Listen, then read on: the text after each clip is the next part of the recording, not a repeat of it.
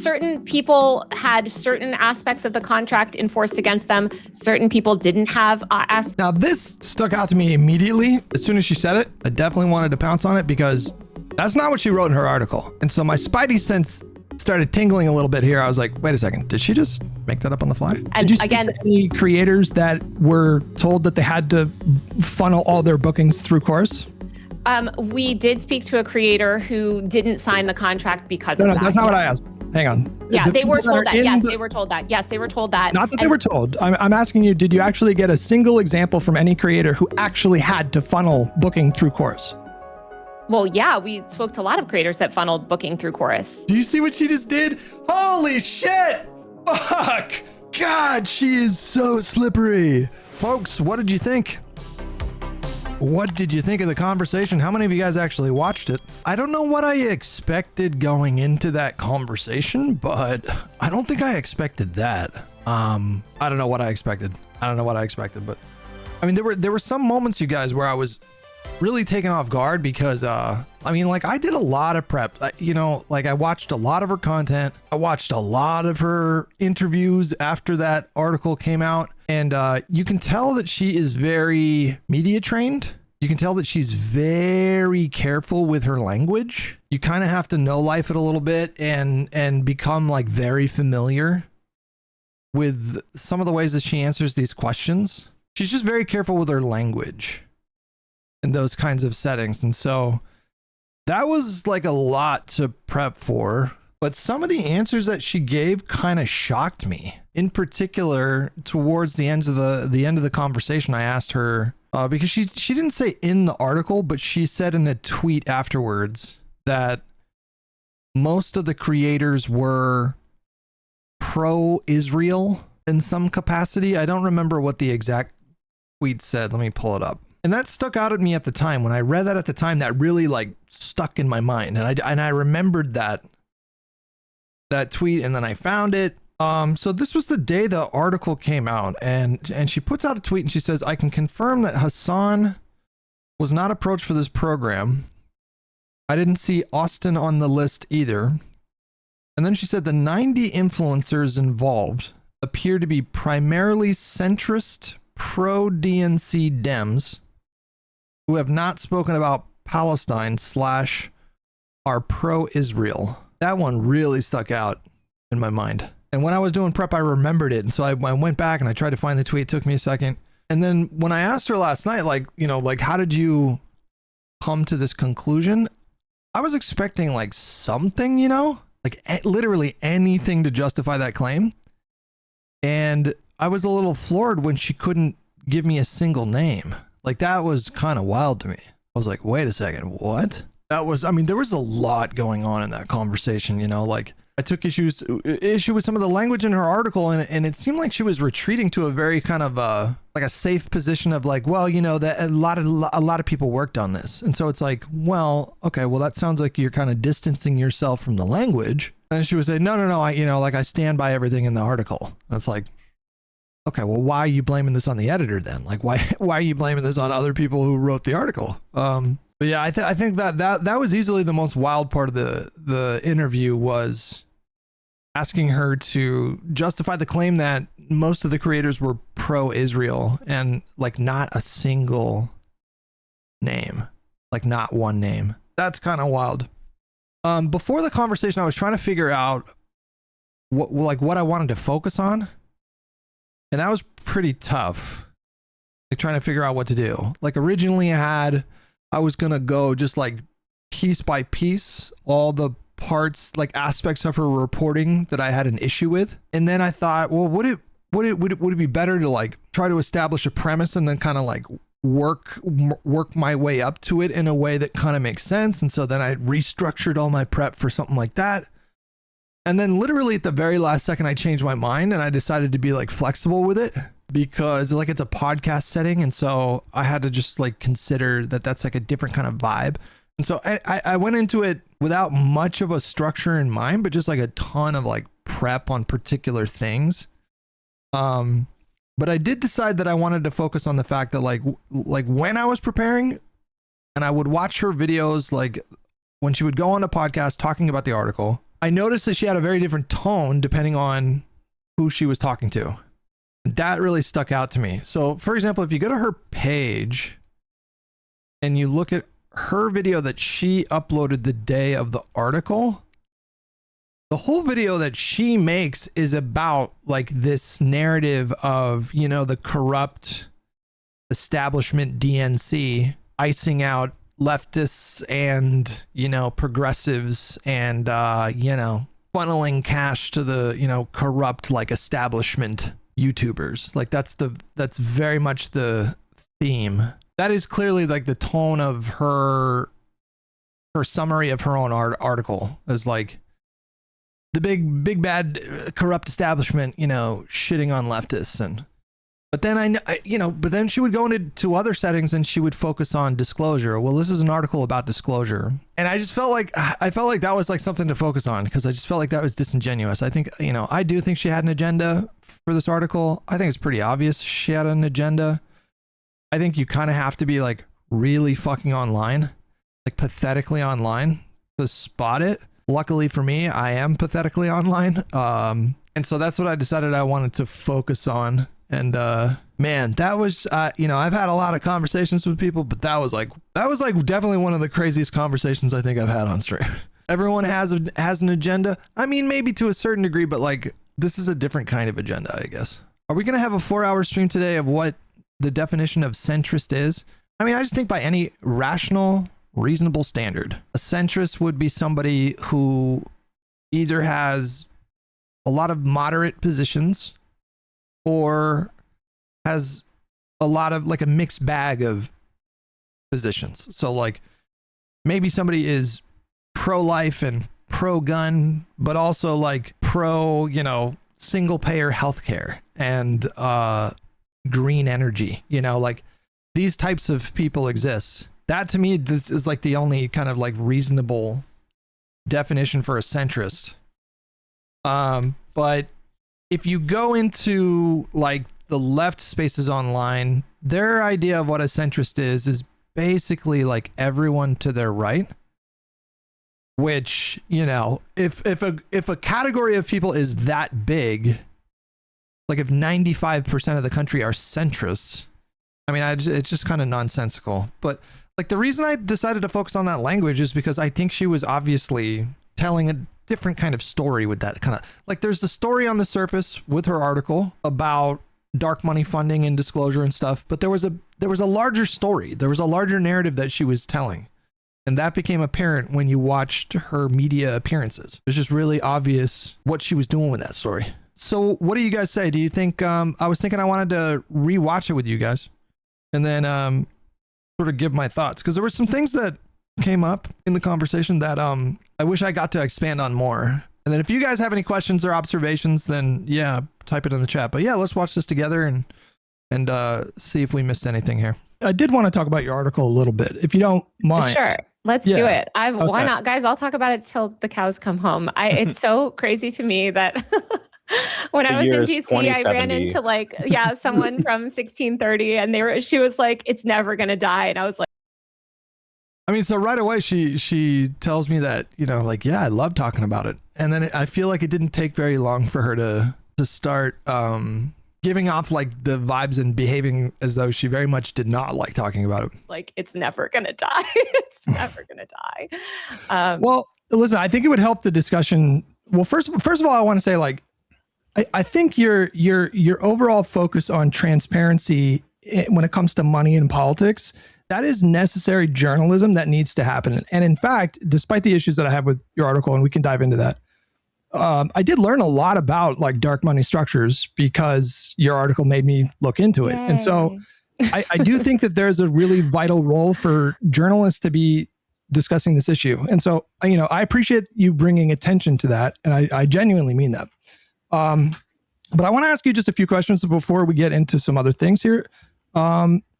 What do you think is the crux of, like, if you had to describe the crux of your reporting in this Wired article, like what would you go with there? How would you describe? So again, the reason why I asked this question first is because, in my opinion, I think the article did have like a larger, much more meta point that she was making that was kind of subtle. And again, you have to be like really online, I think, to pick it up. And I noticed that how she would characterize her article was very much different depending on the platform that she was on. And if she would have acknowledged, I think in this opening question, that it was a story about virtuous leftists that are being iced out by the corrupt establishment and funneling money to DNC shills. Like if she would have been upfront with that, then that would have been fine too. I mean, we would have just kept down that. We would have just I think immediately gone down that track. But I was expecting one of two answers. It was either going to be about disclosure, or she was going to be honest and say it was about the thing. And she said it was about disclosure, so at that point it was like, okay, and then I sort of figured out in my mind, all right, so let's take this step by step. I wanted to establish some things right away to sort of unpack my observation a little bit more.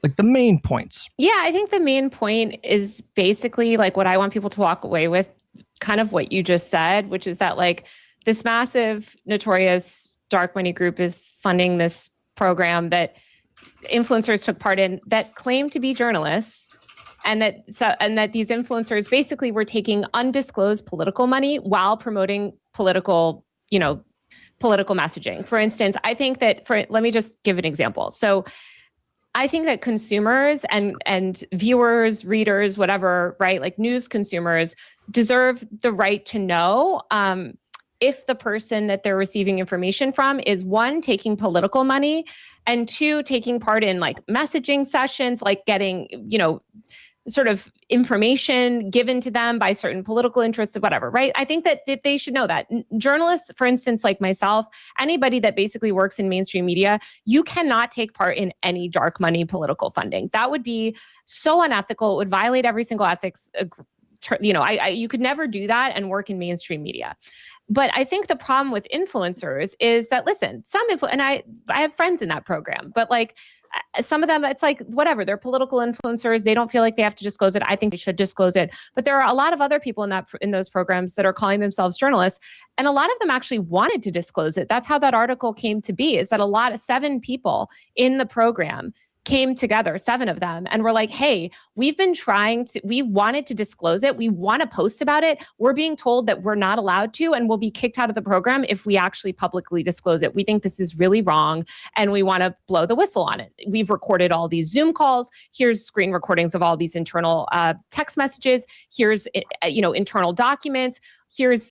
I guess the question that pops into my mind right now that didn't pop into my mind at the time, which was wait a second. So they signed a contract agreeing to confidentiality about this specific program. And then after the fact, they were upset that they couldn't disclose certain things. That's a little confusing to me. Well, if they were uncomfortable with the structure, using dark money, and here's the thing, I don't know how these contracts are usually structured. And I mean specifically contracts regarding dark money stuff. And, she said that this has been going on for a really long time, but I don't think this is a very common thing to have dark money, a dark money structure funding internet creator stuff. An incubator program for this is the first I've ever heard of this kind of a thing was Chorus. And so, dark money structures are set up so that donors feel more comfortable donating to some kind of cause. They don't have to worry about any kind of media scrutiny. They don't have to worry about 1,000 other groups hitting them up for cash. I don't like these kinds of structures, but this is legal in the United States. And,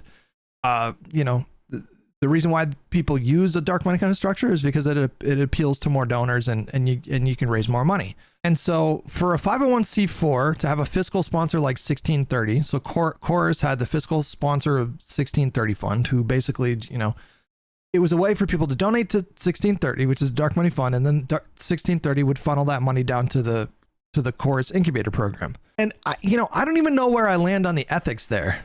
I tend to err on the side of more disclosure. But if you're a company who is doing some novel incubator program, this is, one of the first kinds of programs that I'm aware of in terms like involving creators in a nonprofit, and you want to make sure that you're like protecting the anonymity of your donors, then I can kind of see why that language would be in the contract. And then at that point, I think it becomes like a larger conversation, like a more meta conversation about like the ethics of dark money in this kind of a project. And I don't really know like where I cleanly land on that. You know what I mean? It's kind of difficult for me to call it like an evil thing, because it might be like, you know, it might be like necessary, because if the right are using these kinds of structures to get more money, I don't know if it's like the correct thing for left-leaning people to do, to not use the same kind of tactics, you know, that give Republicans an advantage. So like in a vacuum, it's bad, but in the context of Republicans using these kinds of structures to get a lot of funds, I don't know if it feels like unilateral disarmament to not use the same kind of mechanisms. But at the same time, like, I do understand people wanting more disclosure. I think that that's like generally good to want more disclosure. But then at that point, doesn't it become a conversation about like, shouldn't we all try to like really mount some big effort to get rid of Citizens United? Like, I don't think I want to unilaterally disarm here. I don't know. So like the particular clause in the contract that said that they were not allowed to disclose that they were taking funds, and they definitely were not allowed to divulge the identity of any of the donors.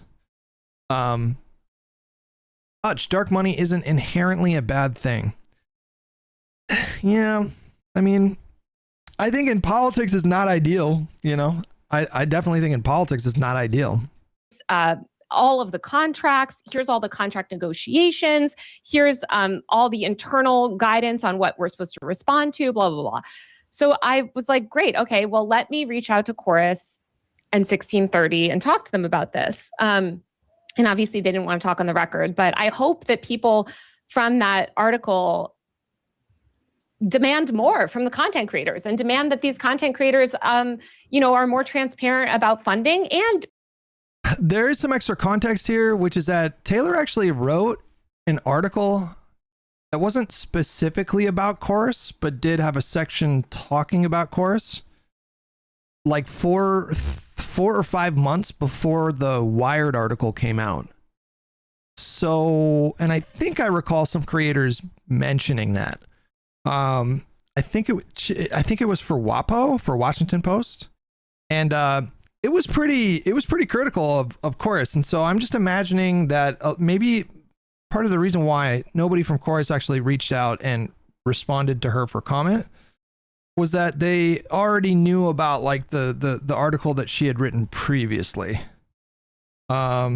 Let me pull up that article and read some of the things that she wrote. So like it was already like an unflattering article that she had written, like, well, more than unflattering. I mean, it was like pretty negative towards Chorus. And so I can imagine her reaching out for this article and them being like, okay, like nobody respond because the last one was kind of a hit job. The name of that article was Gen Z Influencers Who Supported Biden in 2020 Turn Against Him. And in this article, she definitely brings up Chorus because I think there was some kind of an event and Chorus had a presence at the event. It was some kind of a political event, and Chorus actually flew out some of their creators to potentially interview politicians and things like that. And some people in the Chorus program commented on this article, basically complaining or airing a grievance that they felt like Chorus didn't really do enough to support them. So there were creators that showed up at the event and then were just kind of standing around and didn't really get any guidance or direction, and were kind of just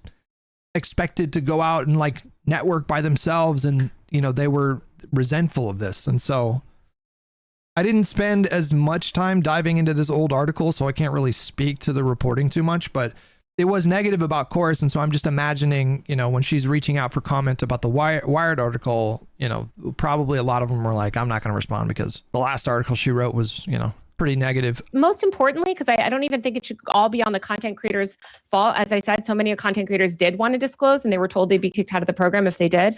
The people that run these programs, Courier Newsroom. I don't know if do you guys know Tara McGowan, Courier? That's no, I heard you talk about them before, but yes, they're like the other big. You guys should that's like your type of. That's like the other big lib thing that funds all the Democrat stuff. Like, oh, you're not a lib, Taylor? Listen. I love the libs. I'm not hating on anybody, but hang on a second. You like free speech? You don't like the libs? I do. No. I do think she very much does not like the libs. Just for the record, we caught it yesterday, but in her conversation on Doomscroll, she did, I think, refer to herself as a leftist. And she did speak about, we all know how they talk about liberals. So when they say liberal, that shit is a pejorative. When they say liberal, they mean milquetoast, centrist, feckless, establishment, status quo, that kind of stuff. This is the problem with Democrats as a whole. They would rather cede control to the far right than allow leftists to have any sort of platform. I mean, listen, that gets said so often that I feel like maybe we're all kind of numb to it, but what she just said is kind of profound. What she just said is a very serious charge. The libs would rather lose to Donald Trump or cede ground to MAGA and the far right than allow the left to flourish. And so the way that she talks about libs and Democrats in this interview is kind of gives the whole game away. And yet, she very much kind of tones it down when she's in a center left setting. And I was kind of watching out for this kind of rhetoric. Actually really like a lot of people in Chorus, and I like a lot of people in all these programs. But and I have black friends, Taylor. What'd you say? I'm not a racist. I have black friends. No, but I'm saying that program is run transparently, right? There's a lot of other funding programs that are run transparency. Even Crooked Media, you could consider sort of a form of this, although it's quite different. It's a media company. But so overall, though, you're putting the emphasis on disclosure. You think the crux of your article was about disclosure. I think it's about disclosure, and also unpacking what sort of, basically, if you sign a contract that says, if I take part in chorus-based events and that puts restrictions on my content, that should be disclosed. We'll get to that. Because the restrictions on the content is just doing so much heavy lifting there. What is this? We're never getting a leftist revolution when people like you side with Nazis on eradicating disabled people with unmitigated disease during an ongoing pandemic. You are not a leftist. Become one and develop solidarity with marginalized people. Then you can weigh in. Woof. Okay. Yeah, she has definitely referred to herself as a leftist in the past. I don't know if that's a new thing. I don't know if she always did. That's worth diving into. But to your point on the disclosure, okay, so the section in your article where you dealt with the specific provision in the contract that barred the creators from disclosing that they were a part of a fund, like a dark money fund. The program. They talked that they were part of the funding program. Right. Yeah.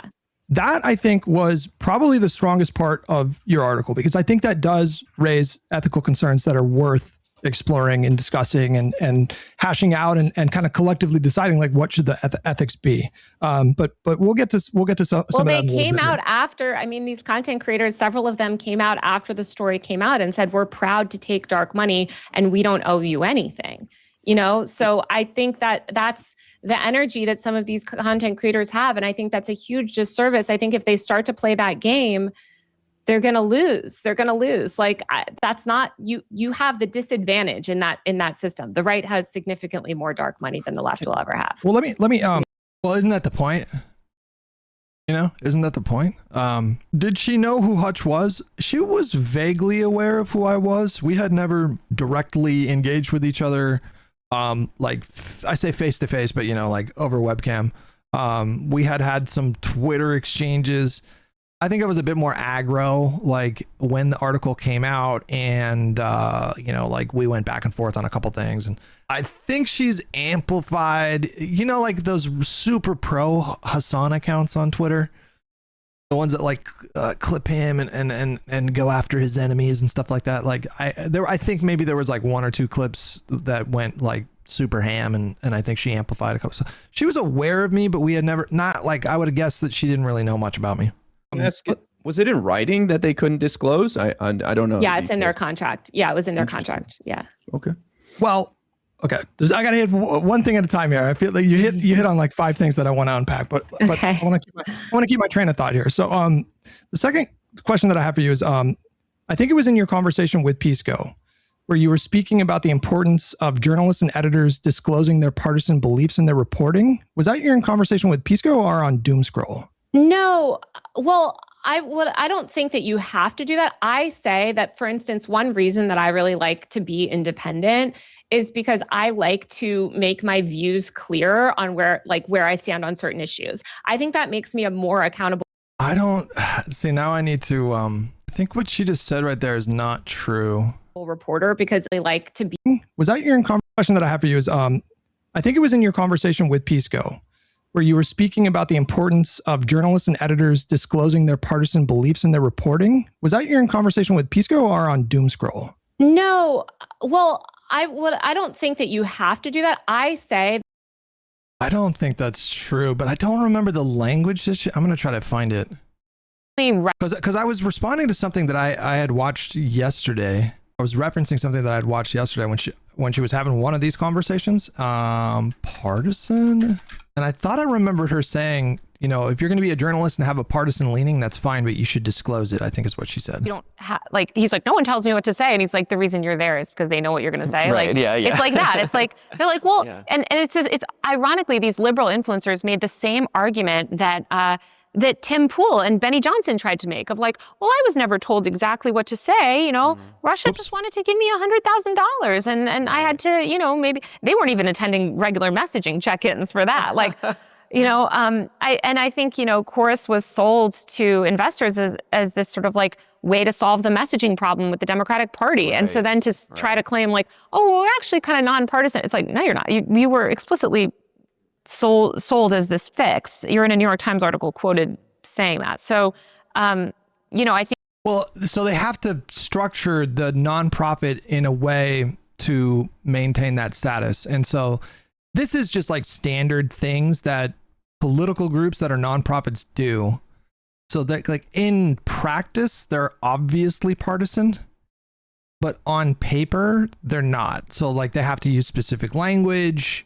You can only use so much of your funds and your resources for any kind of like political work or election work. And, you know, it's a way to comply with like the letter of the law, but you're still like in practice, you're obviously partisan. You know, obviously, if anyone goes to Chorus's website, I mean, it's not really any hint like that they're a Democratic Party aligned group, but you do have to be careful and dot your I's and cross all your T's to make sure that you're not violating the law. And so you lose that status. And so I think that that's a problem. I think that like, again, you're probably watching these content creators' videos and it's also like who gets a platform, who gets funding in my feed. Yeah. And who gets access to these politicians. You know, if Chorus or 1630 Fund or whatever becomes the gatekeeper to these politicians, which a lot of, you know, people say that they're trying to establish themselves as a gatekeeper, like who aren't they letting on? Are they not letting on people with certain views? Are they overwhelmingly the creators in the program of a certain demographic? Are they, you know, we don't know because there's no transparency on these programs. We still don't even have the full roster of all 90 influencers. Right. And so there are people accepting dark money out there who we still don't know. And these influencers, instead of refuting a single thing in the article, which they didn't do, we didn't get to that, but I really wanted to get to that because they did refute some things in the article with receipts. I do think it was during that conversation with Doomscroll. I don't know exactly when it was in the conversation that she did say, like, if you're going to do reporting, then you should reveal that you have like a bias. If you're going to do reporting from like a partisan bend, then you should reveal that. She did say that. And so, yeah. That, for instance, one reason that I really like. And I wanted to focus on that because I felt like in her reporting, obviously, I felt like she had a very explicit, you know, bias that wasn't disclosed in that article. Like to be independent is because I like to make my views clear on where I stand on certain issues. I think that makes me a more accountable reporter because when I'm open and I disclose, hey, I'm coming to this issue with this perspective. Mm-hmm. Am I wrong? Like, I mean, I go to sources with this all the time where I'm like, well, this is my view, you know? Well, Taylor, in the interest of transparency, earlier, I know we're being friendly here, but You do hate Democrats and libs, right? Like, I'm pretty sure you hate Sometimes Democrats they drive and libs. me I'm crazy. pretty sure I've heard you say to this. win. I hate them because they keep losing. I want them to win. I want them to be Republicans. But I mean, obviously, I mean, we've been just fucking annihilating Republicans for the last year and a half. Like, obviously, I mean, I don't want the Republicans to win. They're especially not Donald Trump. He's a fascist. But on this point though, like I think you did. But I do. Like what my point is like, if you are a journalist, especially if you're a public independent journalist, I think it's to your benefit and to the public's benefit for you to be transparent. And I think one reason people don't like mainstream media is that mainstream media will put out content that clearly has a political slant. You know, certain writers at The Atlantic, for instance, right, that like are going to skew a certain way, but they can't come out and say it. And to me, that's a flaw in our media ecosystem. I think that you should be transparent. Would it be up to the journalists to disclose that kind of slant in the reporting itself?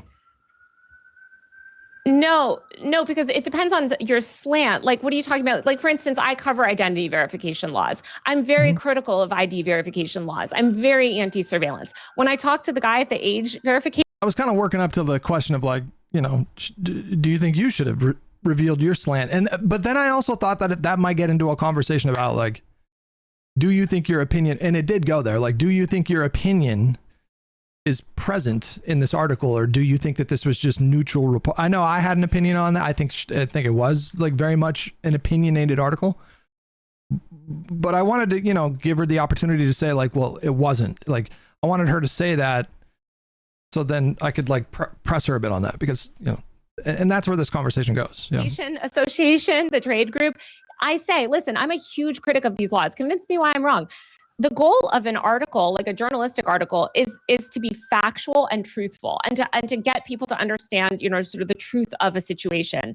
Right. It's not necessarily to share your opinion on something. Some articles do contain more opinion, but most sort of like investigative work, or especially something like this, it doesn't have my opinion in it. Also, because like 15 people worked on this article. And then as soon as she said that, I was like, oh, okay, let's go. My original draft was so like, you know, it goes through like so much sort of editing and review, and so many people work on it, that it's just like the end product is mostly a result of like, what did the legal, you know, how did we need to sort of reword this so that it's legally factual and, you know, and stand up to some like defamation lawsuit, because that's what they kept threatening. Well, my sense of this particular reporting is that I think you do have a slant. I think you do. I think your opinion is my slant is probably, I mean, as you can read from all my Wired reporting, it's against dark money, and it is a transparency. Well, no, slant. That's not the slant that I'm talking about. I think you have an anti-establishment slant. I think you've discussed. The chorus is anti-establishment. Well, hang on, real quick. You've described yourself as on the left, or I think you even hinted that you were identified with the label of leftist. I think in your conversation in certain on and certain when you issues, read the article, it's like really clear. She says on certain issues, but you know, and some of the when she described herself as a leftist, I wish I remembered which video it was from. She was talking about herself in a very kind of holistic way. She wasn't saying on some issues.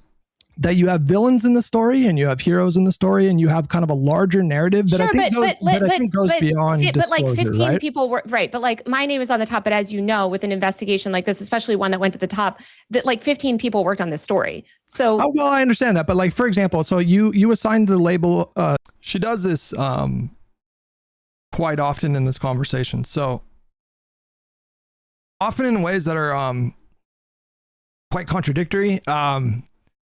There were many times in this conversation where I would press her on a particular part of the story, and she would retreat to, oh, well, I didn't decide that language. That was like the editor. Or like, oh, well, you know, a lot of people worked on this. And then you know, there were a couple times I said, well, okay, are you saying that language was misleading, or are you backing away from that language? And they said, well, no, I'm not saying that. And it's like, you know, well, then why are you trying to distance yourself from it? It's just really kind of astonishing stuff. I don't know what I expected going into it, but I mean, I was fully aware of the fact that she's very tricky, like very slippery with her language, but I mean, it was really quite incoherent, in my opinion.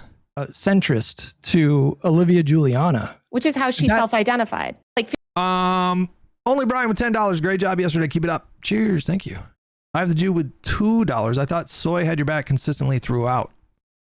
Yeah, he jumped in some, I think, clutch moments and recentered the conversation. 15 people worked on this story. So, oh, well, I understand that. But like, for example, so you assigned the label centrist to Olivia Juliana. Which is how she self-identified. No, she self-identifies as a progressive, right? No, from what I found from my original reporting back from the New York Times, back when I had interviewed her years ago, she was identifying as a centrist Democrat back in Texas. That was her whole thing. In 2024? Maybe it was whenever I spoke to her, which was quite a while ago. But who's got the thing about somebody found a interview with Taylor Lorenz where Lorenz had described Juliana as a progressive in like 2023. Who's got the link for that? I don't know what it was, but it was like 2023, and there was an interview with Taylor Lorenz, and in the interview, she refers to Olivia Juliana as a progressive. Was it you? Did you find it, Vishy? Taylor Lorenz. Oh boy, I would start by engaging with, and when is this article from? When is this? God, I wish I would have known this. God, fuck, did I miss this? Shit, I wish I would have known this in the conversation. Oh my goodness. That would have been brutal. Oh boy, I would start engaging with people, not just approved content creators. I think one thing that specific political parties, especially like liberal politicians, have really shied away from is engaging with more progressive activists because they want to stick to these neutral party lines. And I get that. But I think to perform well on the internet, you've got to engage with everyone. I'd be dealing with Twitch streamers and content creators. I would really go out and use social media to try and engage with people, and especially these progressive influencers on the internet. I wouldn't say we're just not dealing with those people because they're too radical or too progressive. I would try to bring them into the fold and then use them to my advantage. And then Guy Kawasaki says, would this include Olivia Juliana? And Taylor Lorenz says, yeah. I think people like her are exactly who we're talking about. These young Gen Z activists and commentators and people with followings. They just have so much to offer, and that's the future of politics in our country. God, I wish I would have known that she said that. And again, I don't think Olivia Juliana ever referred to herself as a centrist. January 7th, I'm pretty sure he would kick a baby in the face if he thought it would make him the most centrist member of Congress. January 2024. The problem is Nikki Haley needs Mitt Romney 2012 Republican support, and the problem for Nikki Haley is that in a post-Trump world, those people are now centrist Democrats. My father started identifying as a centrist, lifelong Republican. Want to guess what the breaking point was? Ron DeSantis, When this pandemic started, I was a centrist Democrat who was going to college for English. Didn't realize how much could change in 18 months. So literally back in like 2021, or no, I guess that would have had to have been like 2019 or early 2020. She had referred to herself as a centrist, but by September 2021, obviously she was not calling herself that. 3 years or 4 years before the article came out. Just to be clear, she never took issue with that. She never reached out for a correction on that at all. We would have been happy to, like, if she had... No, I mean, nonetheless, that is an opinion, right? Subjective. It's a very subjective way of it was how she... Well, first of all, I think we can correctly identify people's political sort of affiliations. For instance, if she's... correct me if I'm wrong on Olivia Juliana, and Olivia Juliana works for Chorus, but her whole thing was that she was a Democrat in Texas, right? Who had done a lot of work with like reproductive justice. Yeah, right. So she focuses on abortion, LGBTQ plus, climate, voting rights. When I look at these sort of policy priorities, that does not strike me as a when I think of a centrist, I think of Joe Manchin. Okay.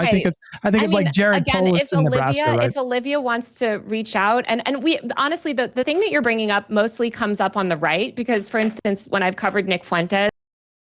Now that's a slippery tactic. I mean, I honestly did not understand the point that she was making. I genuinely didn't understand. Let me see if I can understand it now. I think like Jared Polis in Nebraska, right? If Olivia wants to reach out, and we honestly, the thing that Jared Polis is not in Nebraska. I misspoke there. He's in Colorado. You're bringing up mostly comes up on the right, because for instance, when I've covered Nick Fuentes, he will say, well, I'm not a white nationalist, or Chuck Johnson, who I cover all the time, or not so much anymore. Actually, he's less relevant.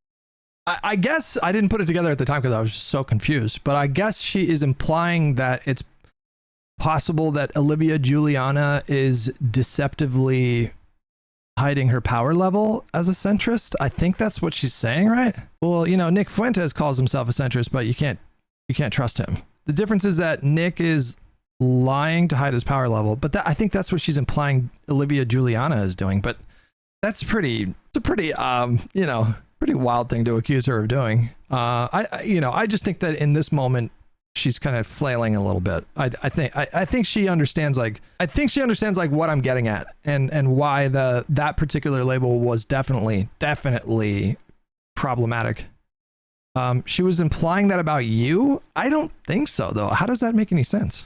You're bringing up that does not strike me as a when I think of a centrist, I think of Joe Manchin. Okay. I think of like Jared Polis in Nebraska, right? If Olivia wants to reach out, and we honestly, the thing that you're bringing up mostly comes up on the right, because for instance, when I've covered Nick Fuentes, he will say, well, I'm not a white nationalist, or Chuck Johnson, who I cover all the time, or not so much anymore, actually he's less relevant, but he would constantly say, well, I'm not a Holocaust denier, right? And so I think at some point you do have to take a look at certain people's, beliefs and what they've expressed and try.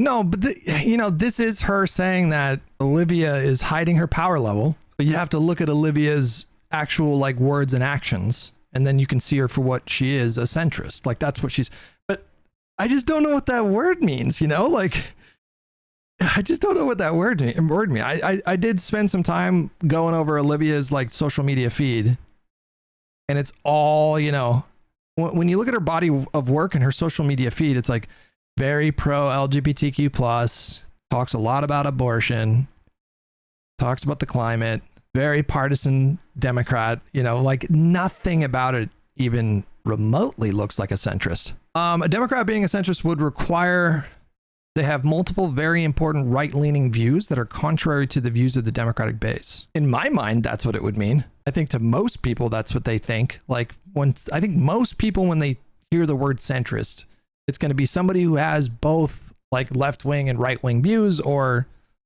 someone who has like extremely moderate views just across the board. How would you define centrist? How would you define centrist? A Democrat that's probably middle of the road, like a middle of the road Democrat, like a Democrat that could opt. How would you define a centrist? A Democrat. I think she's used to and feels more comfortable like in more leftist spaces.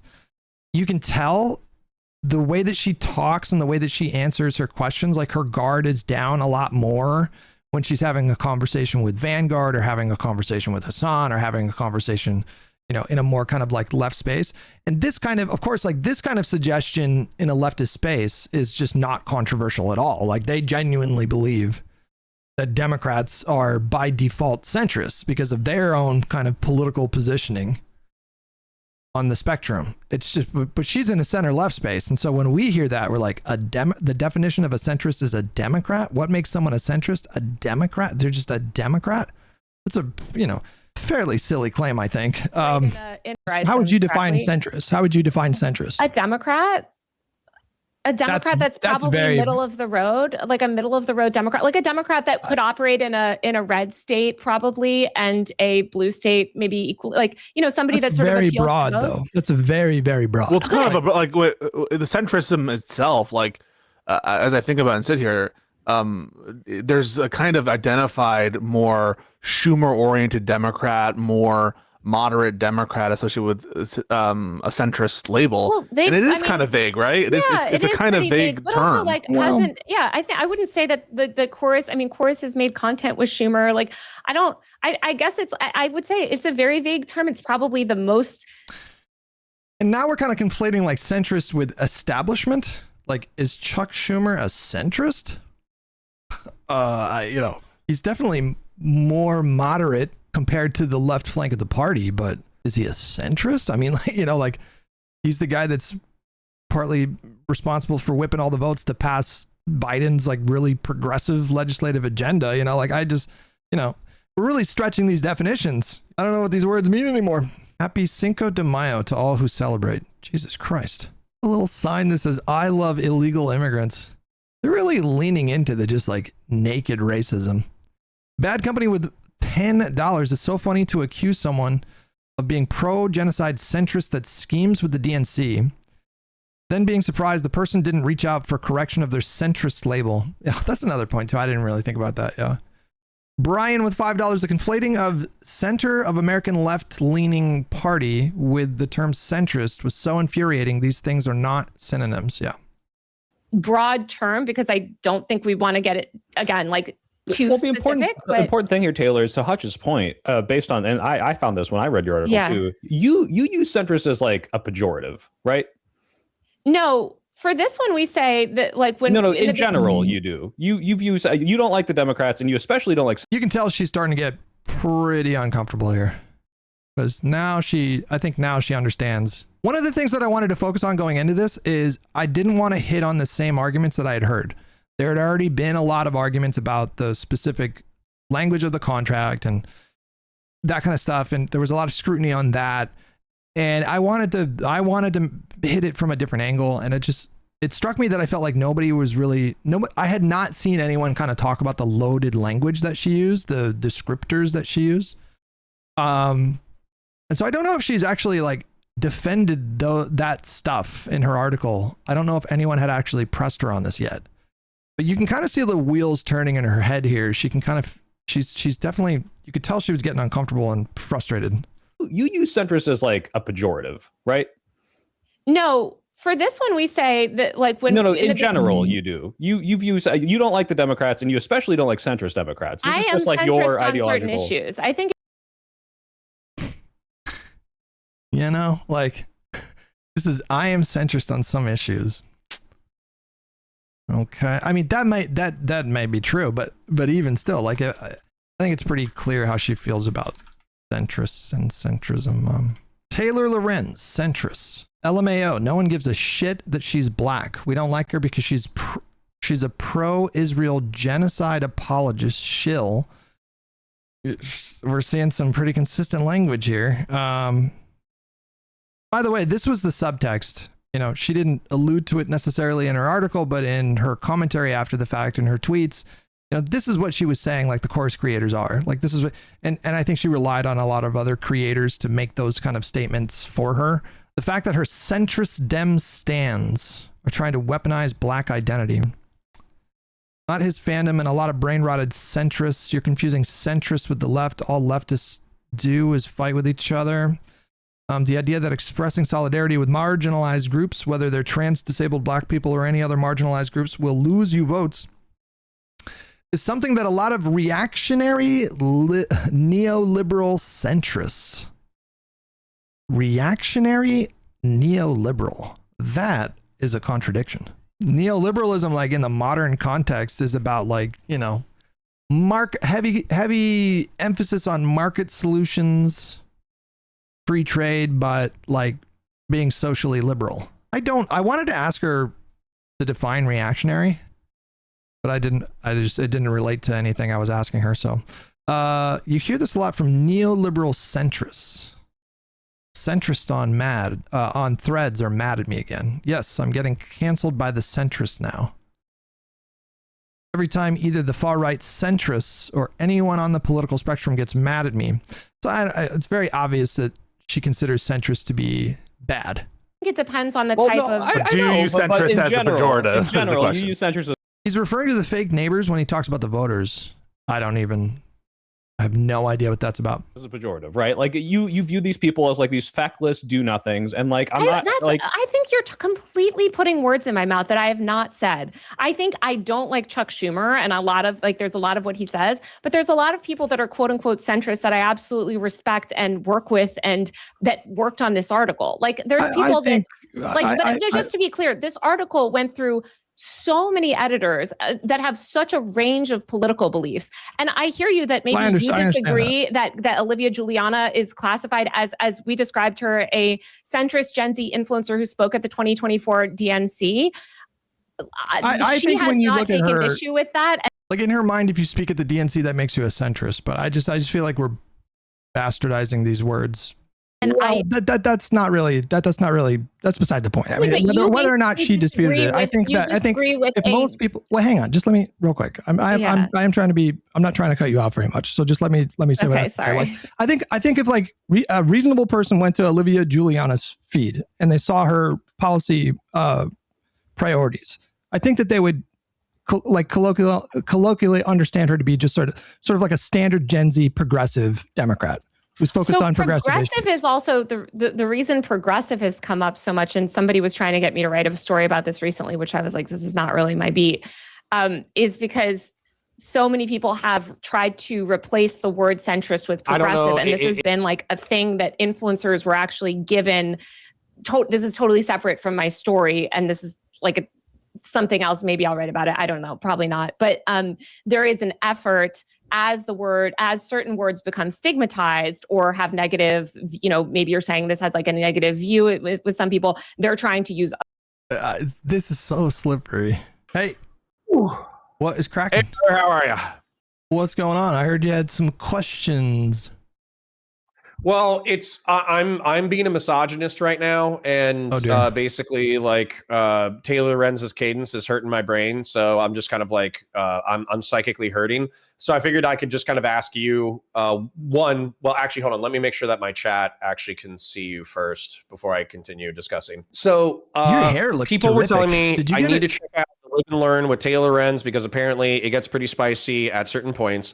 We did start watching it about 20 minutes in. I probably made it to about the 40 or 50 minute mark, but it seems like we're rotating around one topic. And I kind of wanted to pick your brain on that topic, pick your brain on the second topic that it seems like you guys are about to go into, and then ask if there's anything that I'm missing from the conversation. Does that sound okay? Yeah, but first of all, did you get a hair transplant, or is your fucking hairline just naturally that healthy? No, I'm cooking with this fucking hairline. What the fuck? How old and I'm are not you? taking finasteride either. Matter of fact, I've talked about this with chat multiple times. If I start, because my hair did start thinning around the crown a little bit, but it's still pretty good, I think, for somebody who's almost 40. If I start losing my hair, then I'm going to shave it like you, but then I'm going to get the follicle tattoo. So I don't know if you've seen that, but they just put little black dots on your head. So it looks like you still have a decent hairline. So, why would you shave it though if you're going to get the dots? Just if I start losing it. So if this starts going back, if it like thins to the point that I have patches, then I'm just going to pull a Bruce Willis and just keep it short. You're fucking rocking that shit. That's awesome. Anyways, yeah. Thanks, man. It's super poofy today, but like, once again, I'm trying to, we're all going to die one day. So I'm trying to enjoy my poofy hair while I have it. I'm jealous. All right. Yeah. What questions did you have? So it seems like for the past 20 minutes of content or so that you were kind of pointing out that, and correct me if I'm wrong, it seemed like what you were trying to point out was that Taylor Lorenz uses either centrist or moderate or DNC as an insult. That seems like what you were pointing at, but didn't fully articulate. So I just wanted to see, was that what you were getting at? Yeah, that's the more specific observation or claim about her reporting, but it serves a larger claim that I'm making, which is that she claims that the story is about like disclosure and the ethics of that kind of money in politics. But my position is that was basically just a proxy for her larger point, which is something that I call the grand narrative, which is like, there's the big bad establishment, it's corrupt. You have DNC shills like David Pakman and Brian Tyler Cohen that are pro-Israel and pro-DNC and, silent on genocide. And, they're all conspiring corruptly to line their own coffers and suppress leftist voices. Like, I think that was like the larger thing that she was putting out with her reporting without committing to it. So she would just like hint at it throughout her reporting, and you kind of have to be like really online to notice it. And so like that's like where I was coming from. No, that was literally the topic that you guys were broaching as we were flowing into it, I suppose, which is, I guess, and you might have just articulated, so I'll just repeat it back to you, but like effectively her accusation is, if the 1630 fund is dark money funded by a bunch of, shadowy billionaires, some of it whom are European Jews, they in turn are fun because it's like George Soros and it's some other progressive guy. I don't think she went there with it. I don't think she hit it from that angle, but yeah. Well, maybe I'm making too much of an inference, but basically the 1630 fund is dark money. The dark money is going to Chorus, and then Chorus, either through selection bias or whatever, is selecting for either people who are Zionists or people who are neutral, and therefore they're propping up, they're ignoring the Gazan genocide, and this is a disservice to the left as she sees it, because they're not talking about the moral issue of our time. So is that kind of like... Yeah. Was that your inference, and that's kind of what you were accusing her of? Yeah, no, that's obviously what she was doing, but she didn't bring Israel into her article, because that would have been, I think, harder to defend. She added the Israel commentary herself after she posted the article.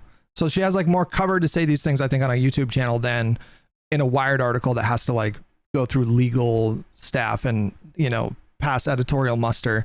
But when she talked about the article in various venues, in particular, she did an interview on a channel called Current Affairs, which is like an explicitly leftist/socialist kind of channel. The whole conversation was about like Noam Chomsky's concept of manufacturing consent, and Chorus had picked these creators because they were silent on Gaza or pro-Israel, but that got blown up like within days of the article being posted, because several creators came forward showing receipts that they had spoken up and about Israel and were heavily critical of the Biden administration, for example. And so like that whole thing just like fell apart. But yeah, that is what she was saying in her commentary about the article after it released.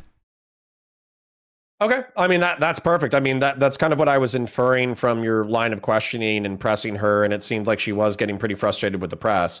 Was there then, sorry if this is a short combo, or if you want to talk about other stuff, we could talk about other stuff. But I guess was there anything else about the Taylor conversation that you remember from Live and Learn where it felt like you were pressing her on using centrist or moderate or DNC as an invective, building the grand narrative as you articulated it, and then effectively accusing people of being either Zionist shills or neutral on the topic of the Gazan genocide because they had been effectively like paid or selected to do so to prop up that manufacturing consent narrative? Was there any other like big hits from that debate that I'm missing? Yeah, keep watching. It gets wild. Do you have a timestamp? What else happened? On the Israel topic, that was like probably the craziest part of the interview. I don't want to spoil it for you. I mean, it gets pretty insane, I think. Like, I don't know if I have an exact. I don't know if you had to estimate out of a 2 hour, if you don't want to spoil it, I was almost begging you to spoil it. We're at an hour 7 out of the 2:16:41 runtime. So when do you think it's going to pop off? I think it really starts to get kind of wild pretty soon at the point that you're watching. So you're actually saying you don't want to spoil it, and on top of that, I should buckle in and just brace for psychic damage and keep going.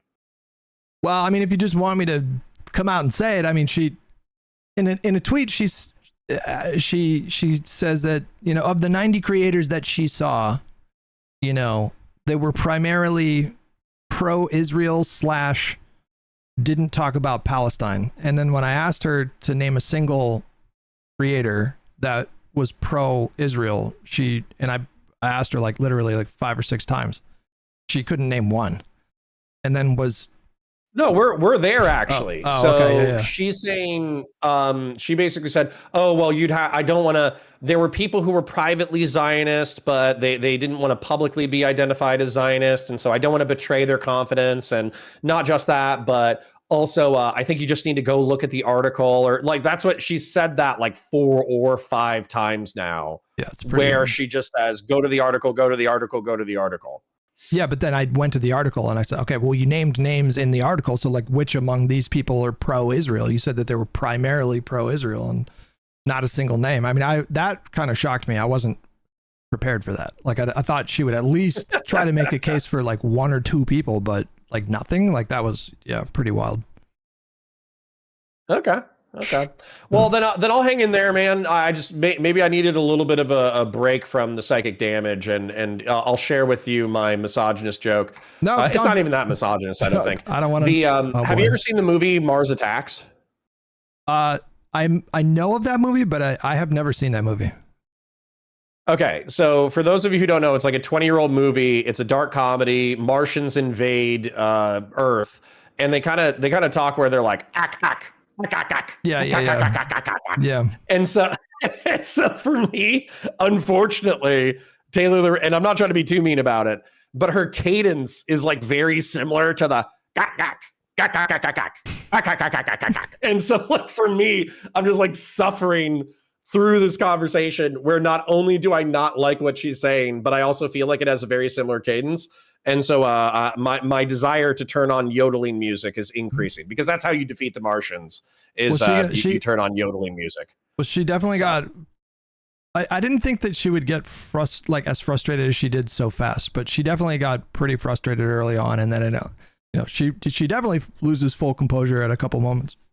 But yeah. Well, let me ask you this question then. How is your crusade going? Because you are my so what I said earlier today, it's like, if Hutch was the Democratic Party and we disagreed on gun control or military interventionism or social safety nets or something like that, then I feel like we could have like a technocratic policy based conversation and try to advocate for the well-being of the American people, and we could probably result in some kind of compromise that resulted in good legislation for the American people. But that would be ideal. It feels increasingly like you are you're representative of a substantial part of the party, but it also seems like you have to consistently fight with further left people, regardless of whether or not they're more progressive or more economically leftist or whatever. And it seems like you're throwing elbows with those people. So how do you view your current crusade / battle against the leftists? I just feel like this has been going on for a really long time. It's getting worse. And when I say this, I mean, like, I mentioned the grand narrative before. Like, they're buying into that more and more and more, and it's repeated so often in those spaces that it's become just accepted as fact. There's actually a word for this. It's called chat. What was it called again? The concept is, it's a psychological concept, I think, and it's just basically, I think it pertains to like cults maybe, but yeah, some claim gets repeated so often, and people see other people with credibility saying it, and so in their minds they don't really like think to fact check, because it's just accept it as true. It's like building consensus. Yeah. Oh God, what is it called? It's something in psychology, but I think that has happened in those spaces for like so many of these claims. And I think it's like the fact that they believe this so wholeheartedly that that they would win more elections if they're pretty much like MAGA. Like, they think that like when their candidates lose, it's because it's a rigged system. But when someone that they consider to be a illusory truth effect is what it's called. Yeah.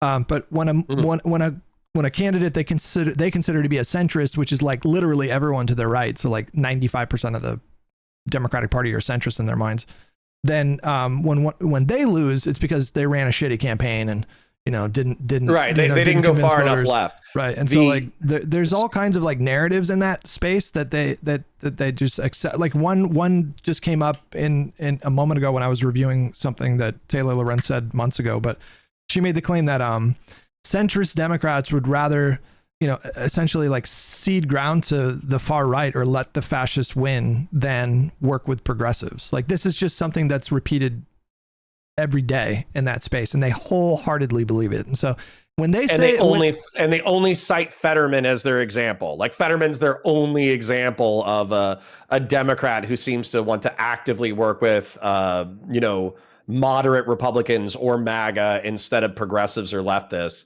They don't have any other examples, so it's like statistically not true. They definitely talk about other Democrats, but he gets most of their ire these days, which is interesting because he was the guy that they like really aggressively pushed. I mean, I was pro Fetterman in 2022, but was it 2022 or 2024 that he won? I think it was 2022. I was pro Fetterman back then, but I mean, I don't really love him these days. I mean, I do think that sure he's basically diet MAGA. I don't expect him to like he, at least from what I see, he's always doing apologia for Israel, and I'm a Israel apologist myself. So, but it does seem like he goes hard in the paint for them sometimes. He's truly brain broken on Israel. Like he uses dehumanizing language. Very anti-leftist, although I think he was categorized when he was running as kind of like a blue-collar Democrat, right? Like a working class union guy. But he does seem to have like a overt hostility towards like academic leftists, which is interesting. But I wanted to bring these two things up. What I think argumentatively kind of blows a hole in the narrative of like centrist Democrats always lose. Number one, Joe Biden fucking won. So fuck you. That's like a stupid talking point. But then also, all these like giga progressives, they keep winning in like deep blue districts. Yeah. And so it's like, if you were running as a leftist, hardcore fucking, socialist or whatever, and you were winning in, I don't know, Dallas, then I would be like, oh shit, there actually is like a hunger for a deeper economic populism that, the American people are not being satisfied with, and the leftists are just descriptively correct. Whereas if you're winning in fucking New York, that doesn't impress, like on a 3-way split ticket, that doesn't impress me. I do think that there is a hunger out there for economic populism and populist rhetoric, but I don't know if it's necessarily ideological. So, someone like Tallarico, are you familiar with him in Texas? Yeah.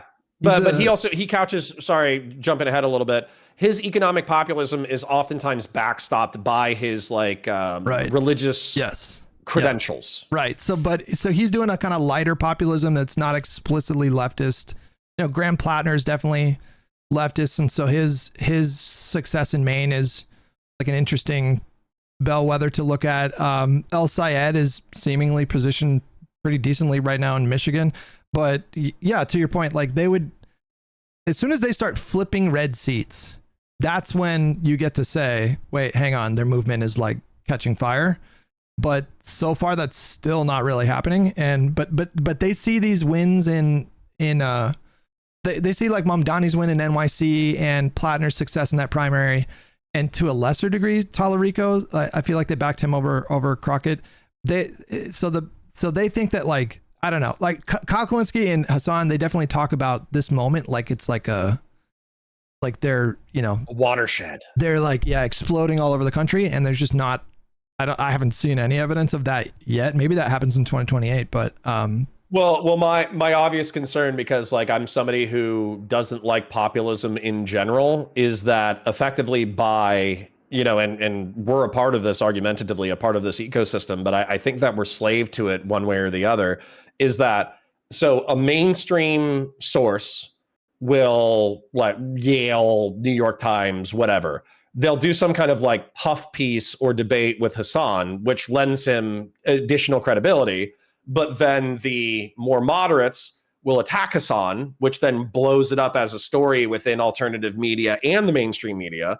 And so there's this like vicious feedback cycle of, here's Hassan doing something, everyone attacks him because they hate him, but then it boosts his profile. So then more people are incentivized to interact with him because they know they're going to get the click through. They know they're going to get, the watch time. They know that they're going to get the articles are going to get read.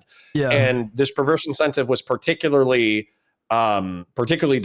I don't always pay attention to Ezra Klein, but I kind of like Ezra Klein as an abundance liberal. But his original title for his Hassan Piker puff piece was Hassan Piker Was Not Your Enemy. Yeah. And then I read the puff piece, and the puff piece wasn't that bad. It was more talking about like, we shouldn't force people out of the Overton window, and we should work with people whenever there's an electoral advantage. And, there was nothing really objectionable about the piece, but he got me to rage click on the fucking article through the fucking title. Yeah. And so I'm a part of this ecosystem.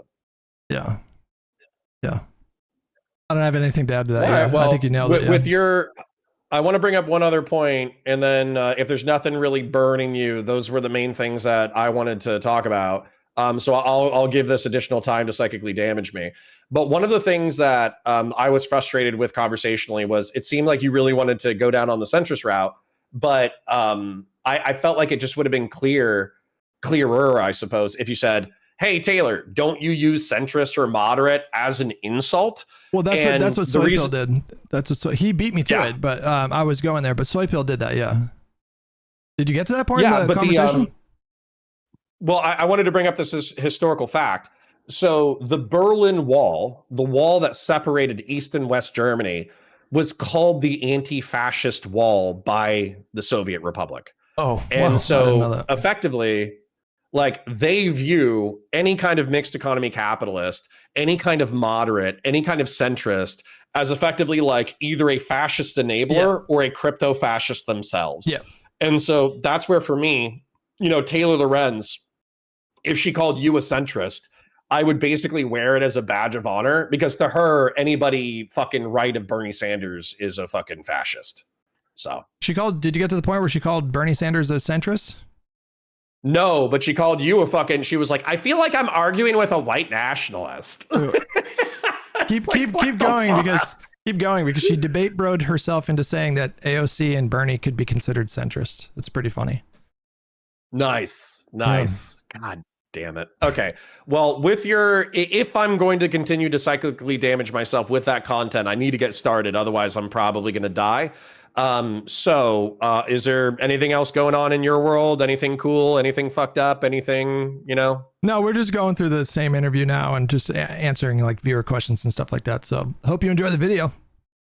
Okay. I'm enjoying it as a piece of content, but it is psychically, you know, rupturing blood vessels in my skull. So, I mean, great content, but you might actually kill me on stream. I understand. Yeah. All right, man. Well, you take it easy. You too. Bye, buddy. I don't even remember what part we are in this.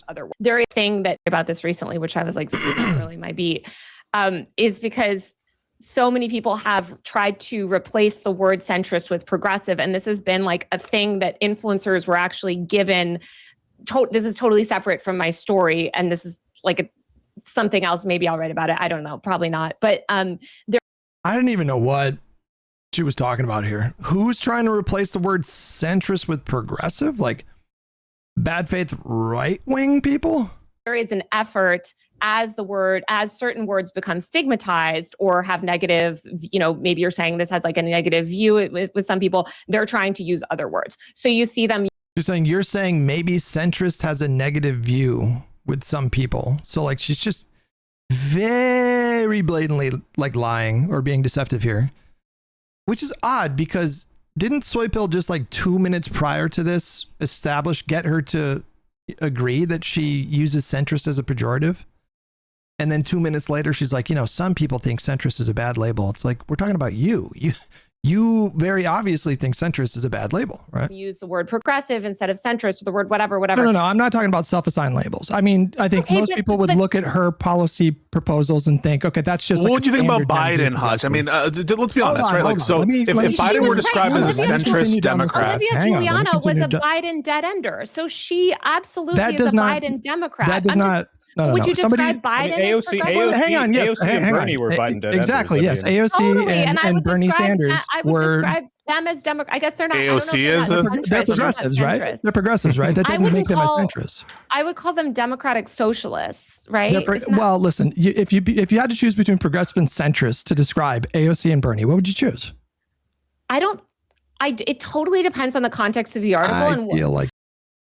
In what context is Bernie Sanders, AOC, fucking centrist? In what context? Because Bernie has been because look at what Bernie's been doing with his AI policy. Like I think nobody would call him a centrist. Nobody I wouldn't call him, but I wouldn't call him progressive either on certain things. I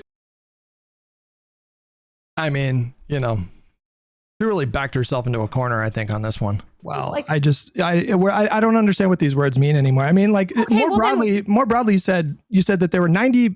Did you see a list of 90 people? Is that how many people you saw? So just to be clear, I understand that you take issue with the way that editors categorize these. You see what she did here? You know, like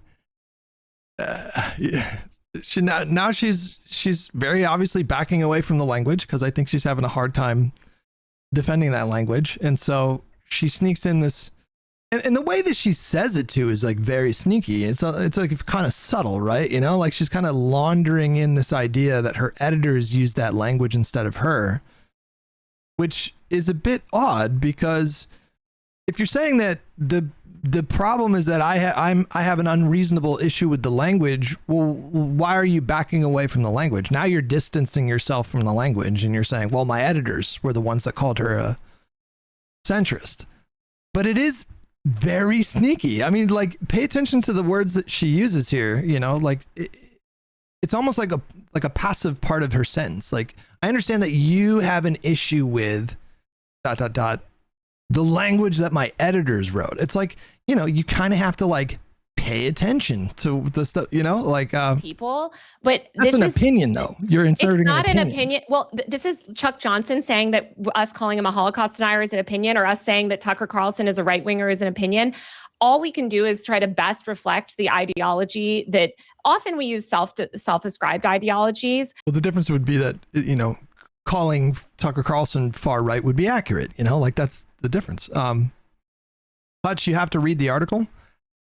I read that article maybe 4, 5, 6 times when I was preparing for this thing. Like I was like really kind of picking apart like each section and figuring out like exactly, because by focusing instead on the language that she was using and the descriptors, the descriptors that she was using, rather than focus on some of the things that people had already focused on, there's a lot of like really loaded language throughout that entire interview. And so there was actually a lot to pick through. But all we can do... I think she self-describes as a progressive at this point. So that's where I'm a little bit, and has since 2021 at the earliest. At this point, maybe, but I would say again, if you ask actual people that are further to the left... At this point, maybe. Well, that's problematic. You know, in your reporting, you describe her as a centrist, but she describes herself as a progressive, and just like very obviously is a progressive when you look. So like, doesn't that speak poorly on your reporting? Like, your reporting is wrong. That descriptor is just very plainly wrong. And her, they will say not. So well, that's the issue. That's the issue. Right, and that's the issue. Left-tankers will call Bernie Sanders a centrist, but it's not accurate. No, but that's the issue, because I think you're framing your article from the position of like the left. But I didn't even write that line. So like well, your name's on the article. Of course, but I want you to understand how journalism works, right? Okay. The way that, and then it's like, I mean, in my opinion, in this moment, she's really flailing. You know, now we're at a point where now she's hitting me with the condescending, like, you just don't know how reporting works, which I prepared for the record. I watched her do this many times with other people. Journalism works. It's not just that Wired is my personal blog and I can go and write whatever I want, right? And I can just go and publish on Wired and nobody's going to look at it, right? No, especially with an investigation like this, the way it happens is like so obviously she was very uncomfortable in the substance of this line of questioning. And so instead she retreats to this position. There's like a 2-pronged thing that she's doing here, which is number one, well, you just don't know how journalism works. But number two, well, you know, actually she's kind of retreating under the protective blanket of, you know, like, well, Wired is really credible. They have, you know, it's Wired. They have a bunch of people worked on this, and you know, like, who are you to question an article with 15 editors or whatever? I find information, right? I get people trying to whistleblow in this case about a program that they're in. And I go to an editor and I say, hey, I have all of this source material, all of this people. Would you be interested in a story? Yes. Okay. I work with that editor to draft the story. It then goes through rounds, in this case, rounds and rounds and rounds and rounds of review from many different editors that not only transform the story, rewrite parts of the story, add things, take things away, but also then it goes through legal review. Then it goes through copy. You know, so it's like, okay, well, are you agreeing with me that centrist was not appropriate language? I mean, that seems like a problem with your reporting, right? Edits and stuff like yeah, it goes through. So, but I just want you to understand, because I think, yes, my name is at the top of the story because this is my reporting. This is my reporting that I brought forward fundamentally. But if you're going to take issue with like random sort of characterizations, and again, I understand. I don't think it's random. I think it was deliberate. I think it was deliberate. Okay, well, I guess. Why don't you get to there? Pisco, who is my boy that I love, that's what I'm doing. That's literally what I'm doing. That is what I'm doing. I mean, at this point, I think in the conversation, I had already said as much 3 or 4 times. Why don't you go there? I'm going to take issue with like random sort of characterizations. And again, I understand. I don't think it's random. I think it was deliberate. I think it was deliberate. Okay, well, I guess. Why don't you get to there? I mean, like, why don't you go there and just ask Taylor? The copy editor. I'm trying to have a conversation with her. I don't know why you're jumping in here. No, because it's kind of a stupid critique to be like, hey, centrist. It's kind of in the eye of the beholder. Like, yeah, so Joe Biden would describe himself as a centrist. I mean, again, Soy Pill had already like pressed her. The whole point was that she uses the language as a pejorative and that the language was intentional. And I feel like at this point in the conversation, it's firmly established. And I don't really understand Pisco jumping in here too. I don't really understand, like you're jumping in here. No, because it's kind of a stupid critique to be like, hey, centrist. It's kind of in the eye of the beholder. Like, yeah, so Joe Biden would describe himself as a centrist Democrat, correct? Yes or no? No, Pisco. The whole point. Wait, can you answer that first? Can you answer that? So the question you should ask, is, Taylor, did you? Let me finish my track. The question that you should ask is, Taylor, were you attempting to imply something nefarious? We already did that though. You know what I mean? Like we already did that. So I really don't understand this. We already did that. When you use centrist there, were you trying to imply that they were aligned with the DNC? That's what I just said. Hang on. Bro, I have a conversation. Characterizations. And again, I understand. I don't think it's random. I think it was deliberate. I think that's me saying that right there. That's literally what I just fucking said. She didn't concede that she uses it only as a pejorative. Well, I mean, whether or not she conceded it, I mean, like I feel like we established that in this conversation. I mean, she can try to deny that, but it's very obvious that she uses that word as a negative thing. It was deliberate. Okay, well, I guess. Why don't you get to there? I mean, like, why don't you go there and just ask Taylor? The copy editor. I'm trying to have a conversation with her. I don't know why you're jumping in here. No, because it's kind of a stupid critique to be like, hey, centrist. It's kind of in the eye of the beholder. Like, yeah, so Joe Biden would describe himself as a centrist Democrat, correct? Yes or no? No, Pisco. The whole point. Wait, can you answer that first? Can you answer that? So the question you should ask, is, Taylor, did you? Let me finish my track. The question that you should ask is, Taylor, were you attempting to imply something nefarious when you use centrist there? Were you trying to imply that they were aligned with the DNC? Well, I didn't ask it in the form of a question. I just directly told her that that's what she's doing. Well, ask the question about her intention.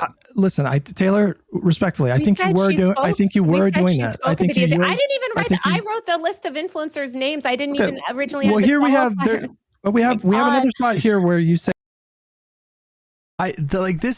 listen, I was very careful. Like, I can be an animated person. I can kind of fly off the handle sometimes. I can be very emotive and it's hard for me to hide contempt sometimes. I'll say it that way. And I was very, very careful in this exchange to not to be respectful. Like, this is a journalist who wrote a story that is now the, canonical like record in the media about Chorus. And, any journalist should be prepared to defend their writing. Like, that is a completely reasonable standard for a journalist.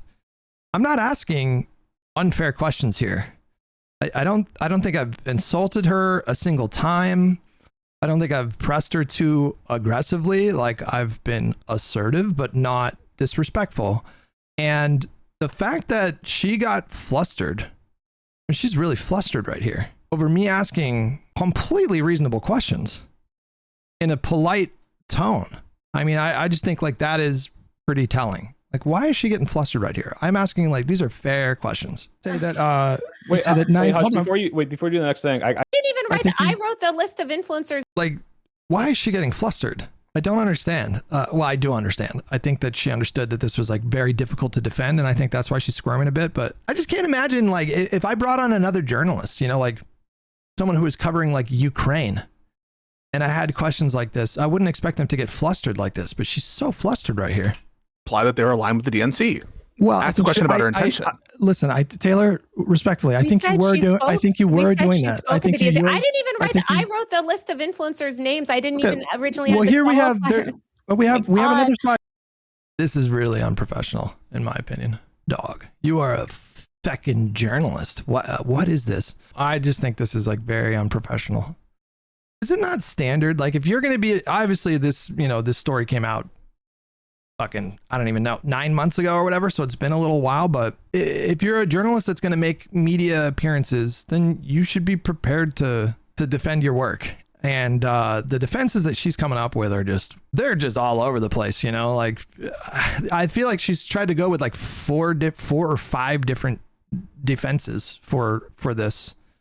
And then, when none of them work, she retreats to I didn't even write it, it's like, well, it's your name on the article, you know what I mean? Like, where you say that, Hutch, before you do the next thing, because I can't. Taylor, you did say that I was putting words in your mouth, but if you search on your Twitter centrist, it's very clear that you use this as a pejorative term, and like that can be your opinion, that's fine, but to claim that that's not like your ideological spin is a little frustrating. Sure, but I would say, in what context is it? Is in what context? Because I think I could not find a single context on her Twitter feed, going back years, of her using centrist in a way that was not a pejorative.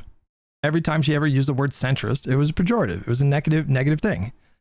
And here she's like, well, it depends on how you say the word. It's like, well, no, this is how you understand the word. That's the point. You understand the word to be a negative label. Sure, certainly. Do I get annoyed at certain centrist people? Sure.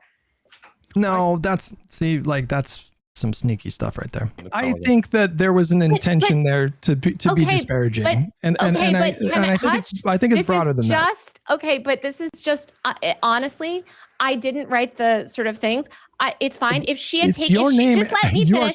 I didn't write it. If she had a problem with it, she would have asked me to take it down. Well, what if she just thought the whole thing was toxic and didn't want to touch it? You know what I mean? Like that's not a really good. Well, she didn't dispute it. Well, like. What if she just her strategy is just to not give it any oxygen? Instead of just let me finish. Well, you have been cutting me off pretty consistently throughout this entire exchange. All right. Well, then this is just not going to be we're not going to be able to have a conversation. And then her, I've seen her do this many times too. Because we're talking about a story that was edited by so many people, and I don't know what to tell you. I didn't write it. She didn't dispute it. 15 people agreed on this. She's throwing all the defenses out there at the same time, and just like none of them are good defenses. Other than okay, so are you distancing yourself from that label? Oh my God, like that. Oh my God. So you're saying you didn't write that label. So like a logical follow-up is like, okay, well, if you're saying you didn't write it, are you acknowledging that the label was not appropriate? Like and then she just screams, oh my God. That was edited by so many people, and I don't know what to tell you other than Okay, so are you distancing yourself from that label? Oh my God! If Olivia Juliana had reached out after that story and said, you grossly mischaracterized my views, I'm not a centrist. Doesn't answer that question.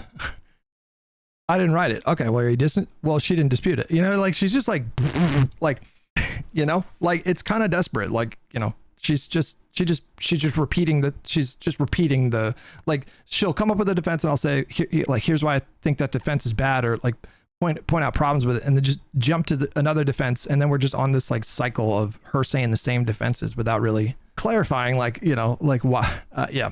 Bad Company with $2. If I lied, why didn't she sue vibes? Well, yeah, I think that's what she's going with here. Old Secular Humanist, did I get you for 10 gifted memberships? Thank you, buddy. Take it out.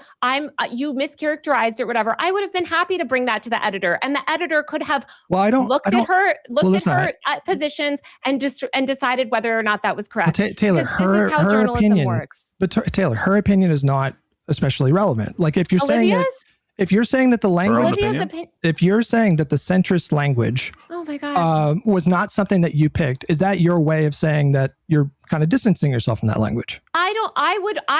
I would have, until this conversation, called Olivia Juliana a centrist because she's a Democrat in a red state, and I would. So what's the point of saying you didn't pick the language? Why would you even say that in the first place? Imagine that most people that are the Democrats in the red states lean to the center. Also. When I had spoken to her years ago, that was my understanding of her. And also, that's, again... Well, we have a quote from her a couple years ago calling Olivia progressive. The Rebecca Rowan with $10. Thank you so much for that. Early on, she claimed Chorus was anti-establishment in response to a claim that she herself is anti-establishment, then later claims Chorus is just there to push the party line. Yeah, you know, I wish that one I didn't really register when she said it, but I really wish I would have explored that a little bit. No, we did not receive any criticism of this. This is the first criticism that I've even heard of this. Well, so I think it's important because I do think that it was. I'm sorry you feel this way. I take pride in that. For the record, I take pride in being the first to talk about the descriptors. Like everyone's talking about the substance of the article, but the descriptors, the loaded language that she's using, give away like a really obvious subtext to the whole thing, you know. But this is just completely you don't need to apologize to me. I'm just I mean, it's just completely unproductive. I feel like you're becoming quite defensive and evasive right now. No, it's frustrating I feel like because I feel like I'm dealing with the white nationalists, because this is all I do all day. Is go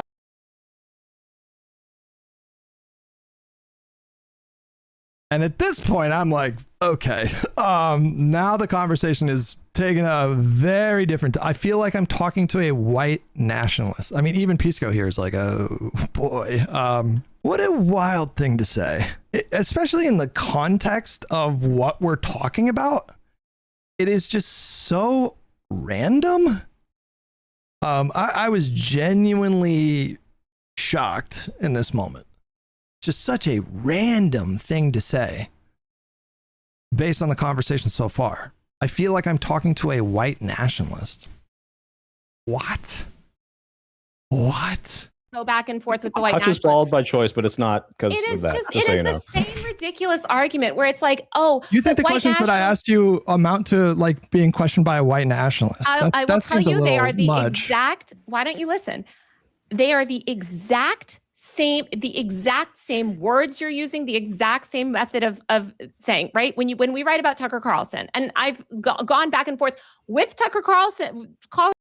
This is a common Hassan strat too, by the way. I mean, like he's got his like 6 or 7 kind of things that he says to try to discredit people, and one of them is, oh, you know who else says that? Asmongold, and I think she's obviously just like copying that tactic here.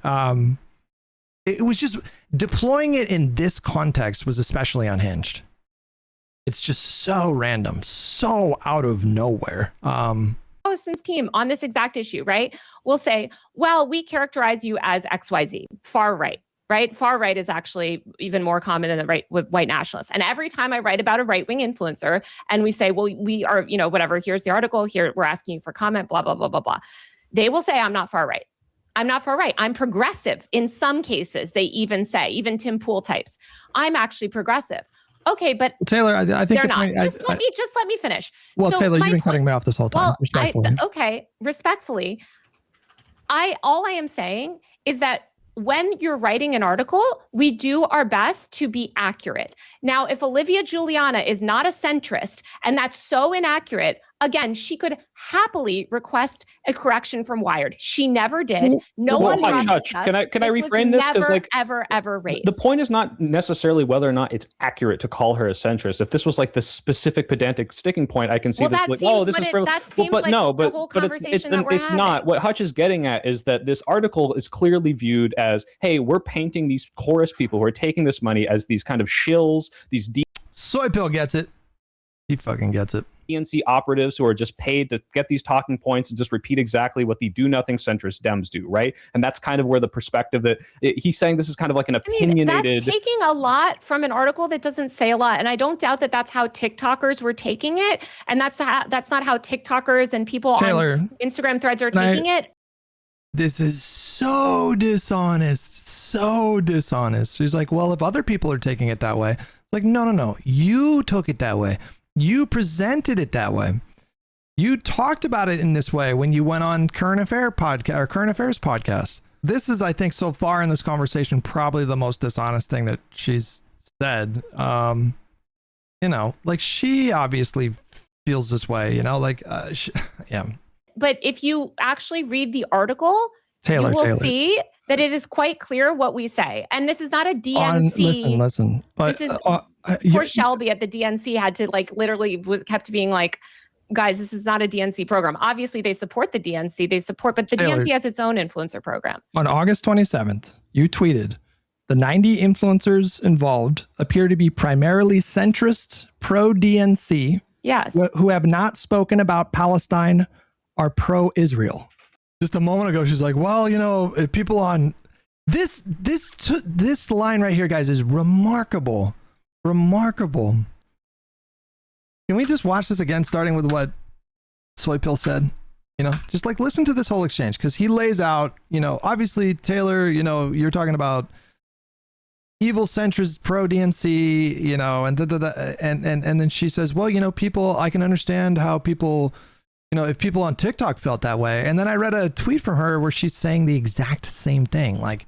It's just Juliana is not a centrist, and that's so inaccurate. Again, she could happily request a correction from Wired. She never did. No one Hutch, can I reframe this? Because ever raised. The point is not necessarily whether or not it's accurate to call her a centrist. If this was the specific pedantic sticking point, I can see this this is for. But it's not. What Hutch is getting at is that this article is clearly viewed as, hey, we're painting these chorus people who are taking this money as these kind of shills, these DNC operatives who are just paid to get these talking points and just repeat exactly what the do-nothing centrist Dems do, right? And that's kind of where the perspective that he's saying this is kind of an opinionated... that's taking a lot from an article that doesn't say a lot. And I don't doubt that that's how TikTokers were taking it. And that's not how TikTokers and people on Instagram threads are taking it. But if you actually read the article, you will see that it is quite clear what we say. And this is not a DNC. Listen. This is poor Shelby at the DNC had to literally kept being like, guys, this is not a DNC program. Obviously, they support the DNC. But the DNC has its own influencer program. On August 27th, you tweeted, the 90 influencers involved appear to be primarily centrist, pro-DNC, yes, who have not spoken about Palestine, are pro-Israel. Those are your words. Yes. But you just said a moment ago, you're kind of distancing yourself from that framing. No, I didn't. What are you talking about? What was the whole point of I people on TikTok felt that way? God, it's so dishonest. Holy moly. I felt it really felt surreal in this moment. It really felt quite surreal. But she was contradicting herself just so massively within seconds, Soy Pill just confronted you with, and you said, well, I can understand why people walked away with that, but those are your words. I'm sorry. They're centric. Again, if a okay, so they, Juliana is not a centrist, and that is factually wrong. And these people are not centrist, and this is factually wrong. That these content creators that are making content with Chuck Schumer, that are making content with Hakeem Jeffries, if they are, so now we're embracing that framing. Now it's just it's head spinning. It's fucking totally head spinning here. Not if I was wrong, if this article is wrong and it's factually wrong, then I highly encourage them to ask for a correction. But no one has asked for a correction. Can we do it step by steps? Saying that they are not centrist. No one. Let's just do it step by step. Hutch, is it your contention that it's inaccurate to call Olivia Juliana a centrist? I do believe that, yes, and I think that she used that word intentionally. Well, I don't know why you're playing here. You understand that when Taylor uses that word, it's a pejorative. Hang on. So separate that intent. So you can make a critique of an article based on its accuracy or based on whether there's some bad motive. I'm trying to get to a large. Well, it's both. It was inaccurate because of this bad motive. Your contention. I know, but let's just do it step by step. Let's do it step by step, right? Is it inaccurate? And so, and if it's inaccurate, why is it inaccurate? It's inaccurate because her policy priorities do not line up with what any reasonable person would assert to be a centrist. When you look at the things that she's advocating for. Okay, that's fine. I mean, you can say, you can just make this argument about anything. But what does it mean to be pro-DNC or pro-Israel? What does that mean? So pro-DNC means pro-Democrat, pro sort of the Democrat establishment, what I would say, which is very much Chorus's goal. And I mean, that's another very vague concept, If somebody says pro-DNC, I think that goes beyond pro-Democratic Party. because you would just say pro-Democratic Party. If you're saying pro-DNC, to me that implies something much more like intimate. To me that implies you're like pro the actions of the DNC, like you're pro like Ken Martin, or you're pro like funding strategy or something, you know what I mean? Like it goes beyond just like the party, right? Pro-Israel means that the majority of people that we found that were public, which is why I think it's so crucial for them to actually release these names publicly, because I think if this is not the majority view held among their creators, they should release these names publicly to make it clear what is the ideological makeup of this part. In my opinion, is the craziest part of this conversation. It gets so crazy right now. Of their chorus class. But a lot of the people that we found were also pro-Israel, meaning they were expressing support for Israel against and how many creators out of like all the creators that you saw would you? She's claiming that she saw creators that were expressing support for Israel, right? That's what she just said, right? And pro-Israel means that the majority of people that we found that were public, which is why I think it's so crucial for them to actually release these names publicly, because I think if this is not the majority view held among their creators, they should release these names publicly to make it clear what is the ideological makeup of their chorus class. But a lot of the people that we found were also pro-Israel, meaning they were... A lot of the people that we found were pro-Israel. Expressing support for Israel. Against and were a lot of the creators they found were pro-Israel and expressing support for Israel. How many creators out of like all the creators that you saw? Wait, what did she just say?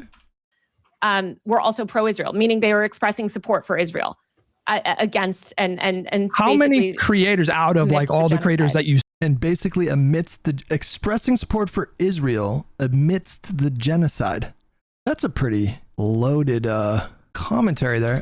People that we found were also pro-Israel, meaning they were expressing support for Israel against and how many creators out of like all the creators that you saw would you say were posting pro-Israel posts? Can you name names there?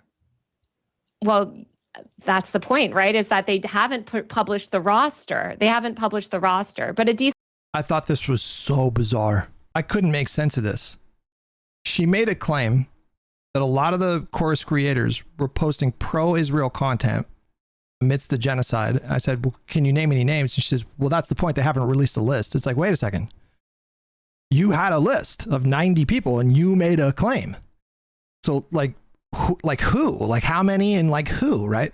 Decent amount of ones that we checked. Did anybody in the people that you mentioned in the article, so like Olivia Packman, Brian Tyler Cohen, did any of them post pro-Israel content? You'll have to go check their specific feeds, but Brian Tyler.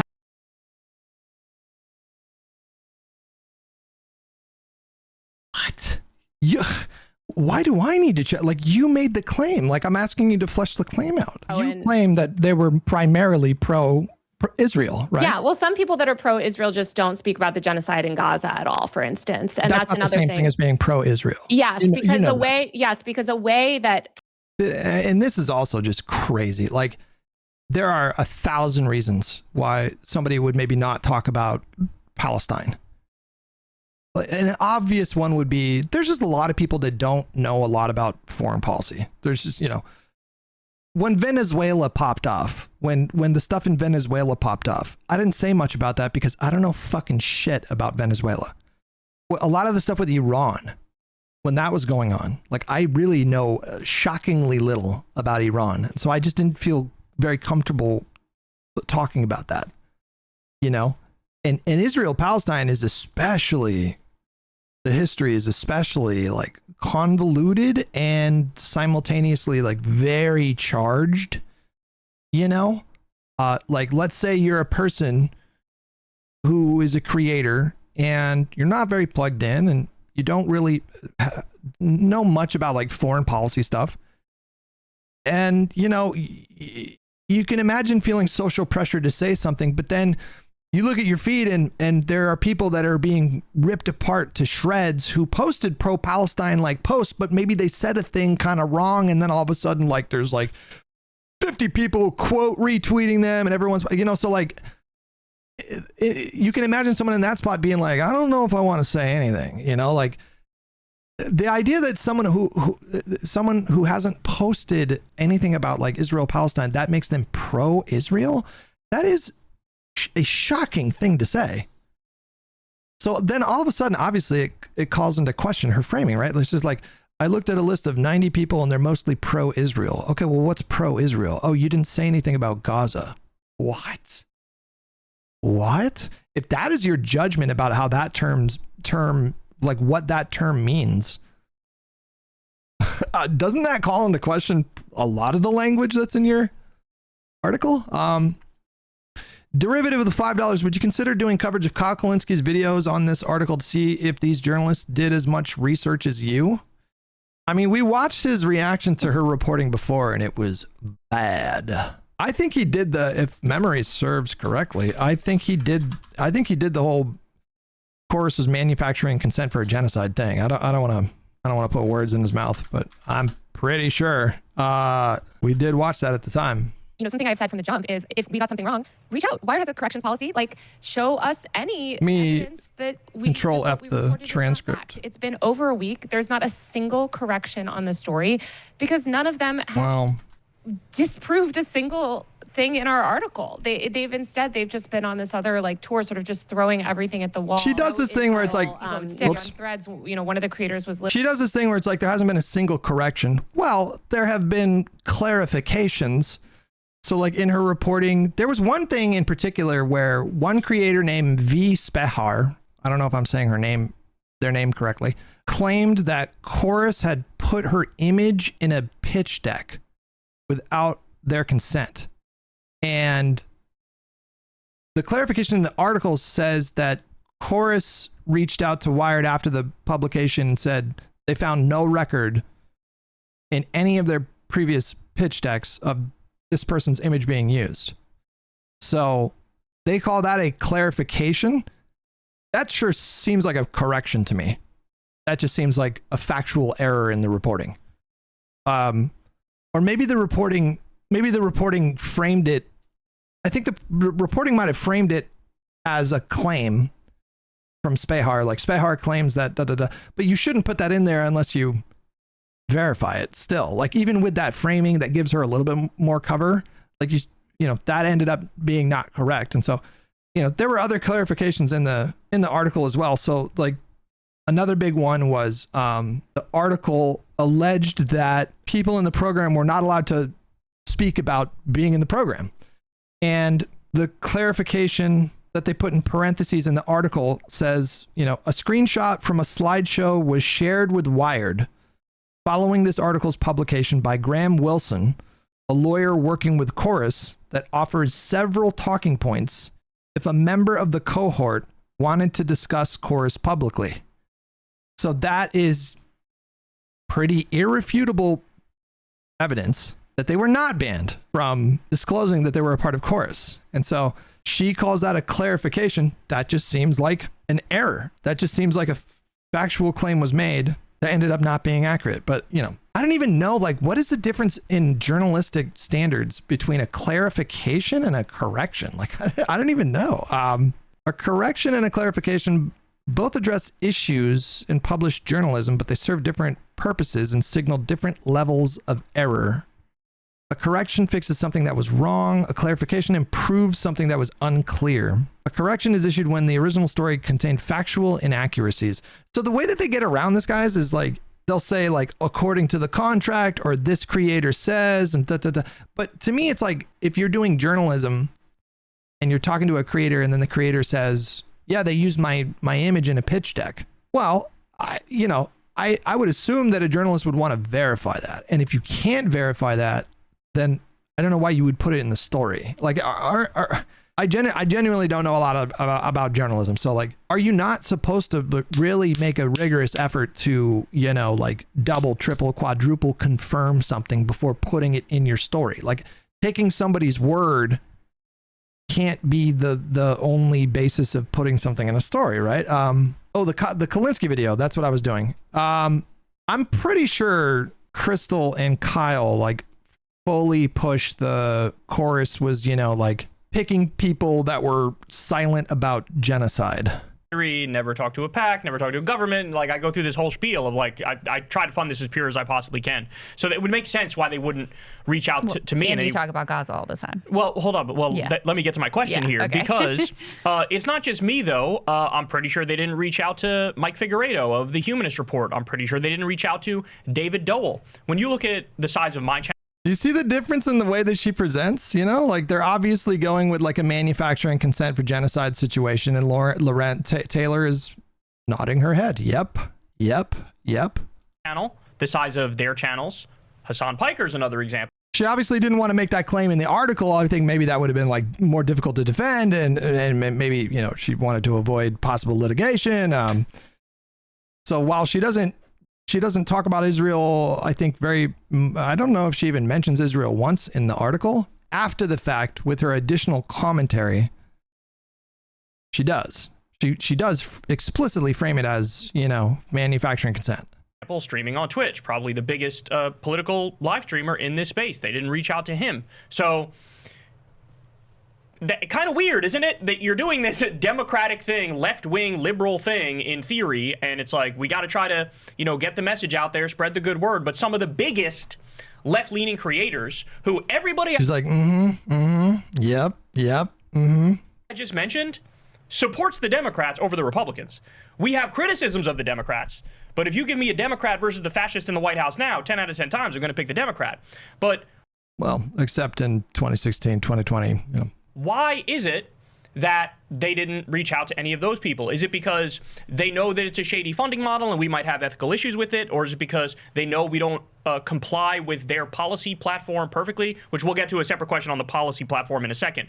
But why do you think it is that people like us never got an email, never got a text message, never got a phone call when we're some of the bigger creators on the left in this space?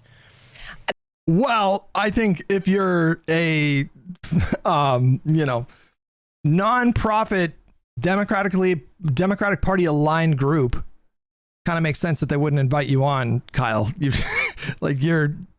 have historically been, you know, maybe you're singing a slightly different tune now, but you've historically been extremely anti-Democratic Party and very hostile towards the Democratic Party. So like, why would they pick you? This is a question that I put to both Chorus and the 1630 Fund. And I asked, like, what is your criteria? You know, or like, can you disclose any information about this program? Because I think this is, again, why we need transparency. We have no idea why they selected the creators that they do. I think all we can do is look at the creators that have been made public and look at sort of commonalities between them and make our best guess, because they have not been transparent since either. They still refuse to release the full roster of content creators. There are content creators out there that are part of this program that have not, you know, that were not named in the article that we couldn't confirm, but that are taking this money, right? And so I think it's just really bad for the space. And I think it's just, it shows, I think, you know, it shows some sort of editorial. She says, you know, all we can do is like look at the creators that we know about and then infer from there what kind of creators they were choosing. And then, you know, I don't know if she uses a colorful language in this exchange, but then when I press her on, you know, like, well, you know, you claim that they're all basically all pro what you say, primarily like pro-Israel, pro-DNC. Like, how did you come to that conclusion? Like,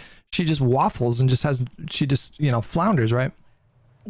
Discretion on who they're partnering with, right? But we just don't have any idea of what qualifications they had. And I think, and also what influence, you know, an organization, like what influence, for instance, did the 1630 Fund, this is something I asked, like, have any influence on what creators were chosen? Like, these are all questions that we would love answered, and we have gotten zero transparency. And Taylor, they allude to a policy platform at a certain point in the contract. And we know that because somebody tried to debunk what you were saying, but they chose on the contract and actually validated what you were saying. And the fact that there's a policy platform, that's something that they have not really engaged with at all, because what that says is there are certain things that we believe in and certain things we don't believe in, and we can make inferences based on who's in the platform and or who's with the group and who's not with the group. And so, for example, Crystal, you brought up Gaza, and it's like, I don't know, when you go through, and some of those creators I genuinely like. I've been on Brian Tyler Cohen's show. I like his show. I think a lot of the time his messaging is genuinely good. I think his Twitter feed is good. But see how they want it both ways? He's doing the same thing that Hassan was doing. They're so snaky. Like, Brian has insane clout. Insane clout. Like, Brian is, number one, he gets fucking insane views. And number two, he's also just like well-connected, well-positioned. He gets high-profile interviews. Like, he has something that they would benefit from. You know what I mean? And but they want it both ways. They're like, well, I like Brian. You know, he's you know, a nice guy, but also, you know, like, he might be manufacturing consent for a genocide. It's like, just commit to it, bro. Just commit to it. If you're gonna accuse someone of manufacturing consent for a genocide, that's a really serious claim. Commit to it. Like, if you're doing this whole, like, you know, I also like, but I like him, he's a nice guy. It's like, bro, You know what I mean? Like, fucking commit, for Christ's sakes. But he's notably absent, largely talking about Gaza. He either doesn't talk about it, or every now and then maybe there's like a token mention of it. But like, that seems like an inference we can make. And until they would need to release that policy platform and show us what's in it in order for us to know, hey. That's not how this works, you know? Like, that's not how this works.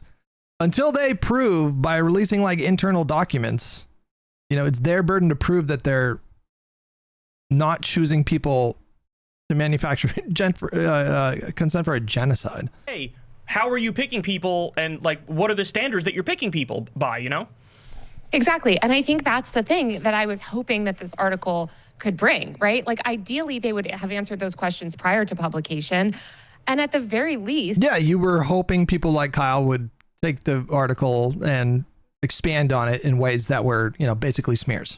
When the story came out, just been like, hey, we want to clear some things up. We've seen a lot of misconceptions. Here's our policy platform. Here's how we chose these creators. You know, here's this process. And by the way, like, that would have been great. Like, that would have been more transparency in the space. Instead, they reacted the opposite way, and they've gaslit and attacked people and made all these personal attacks against me. It's the opposite of transparency. And I think it sets a terrible precedent. They came out with specific refutations. This is just, I don't know if this is gaslight. Would you call this gaslighting, or is this just lying? I think it's just lying. But they came out with specific refutations. So like, oh, you know, it's so weird. She used this language too. I had a whole like thing about that, but like, I think it's so weird that instead of attacking my reporting, they're attacking me. And it's like, well, you're just lying about that. If you watch Pacman's video, if you watch Brian Tyler Cohen's video, if you watch several other creators' videos, they are refuting specific aspects of your reporting. They're saying the aspects of it, you were not painting an accurate picture of the organization. They did have specific refutations. And she's just lying about this. For just broader Democrat behavior in this space. Yeah.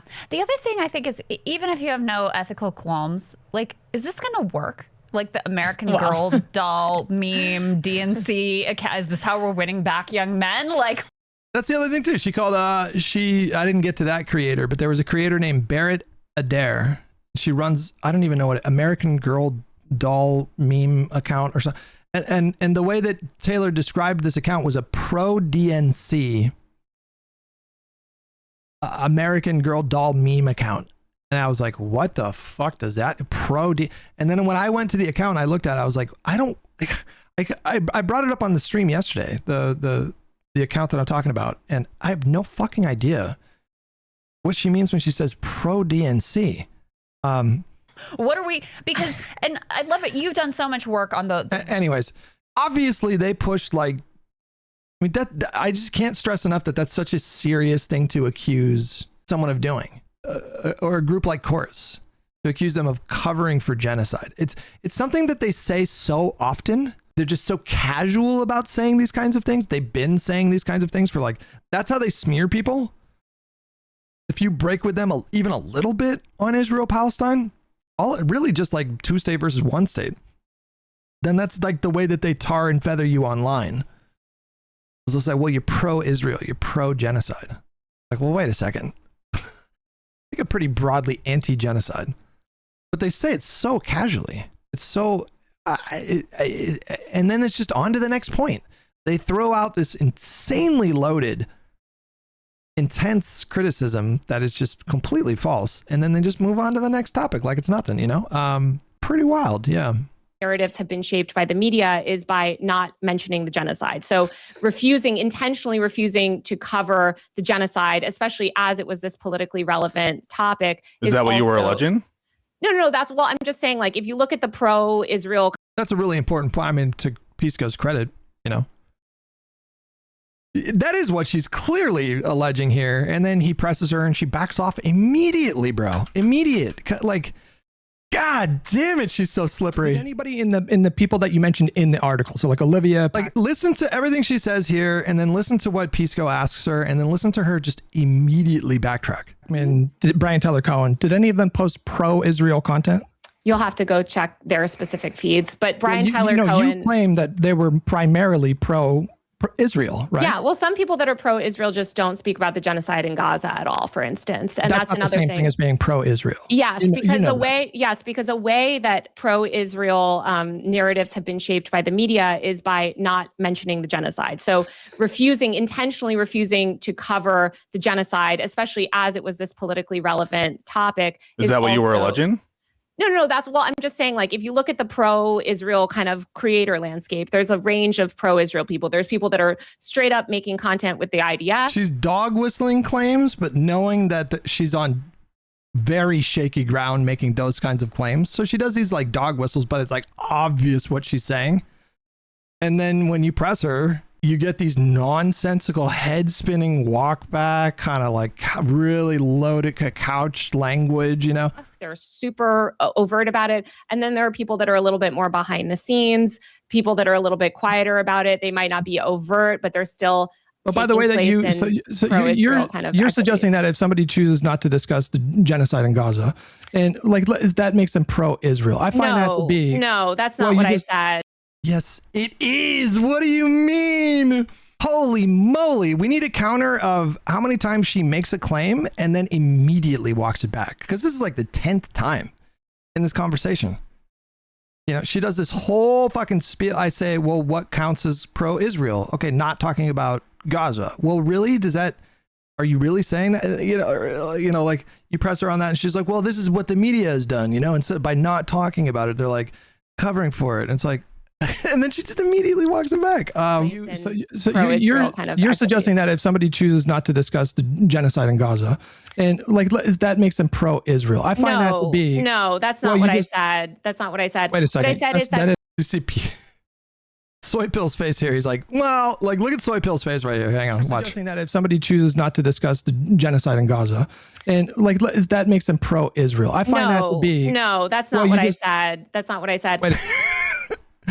He's like, what the fuck? What? What I said is that some people, no, what I said is that some people who are pro-Israel, the way that they sort of, the way that their content manifests is that they are not as overt. So what they'll do is they'll try to tamp down discussion. They'll be sometimes deleting comments, a lot of times just intentionally ignoring the issue, or when they're asked, to interview a politician, especially this was a big issue in the lead up to the 2024 election, you had people saying like sort of minimizing the issue, attempting to minimize it, attempting not to get people on the left to talk about it. Okay, and does that qualify? Does that apply to any creator that was mentioned in your article? Well, you'll have to go through and do an audit of all of their content, but it's certainly isn't that your job though? You made the claim. Yeah, you said that the group was primarily pro-Israel. Isn't it your job to go through their amount of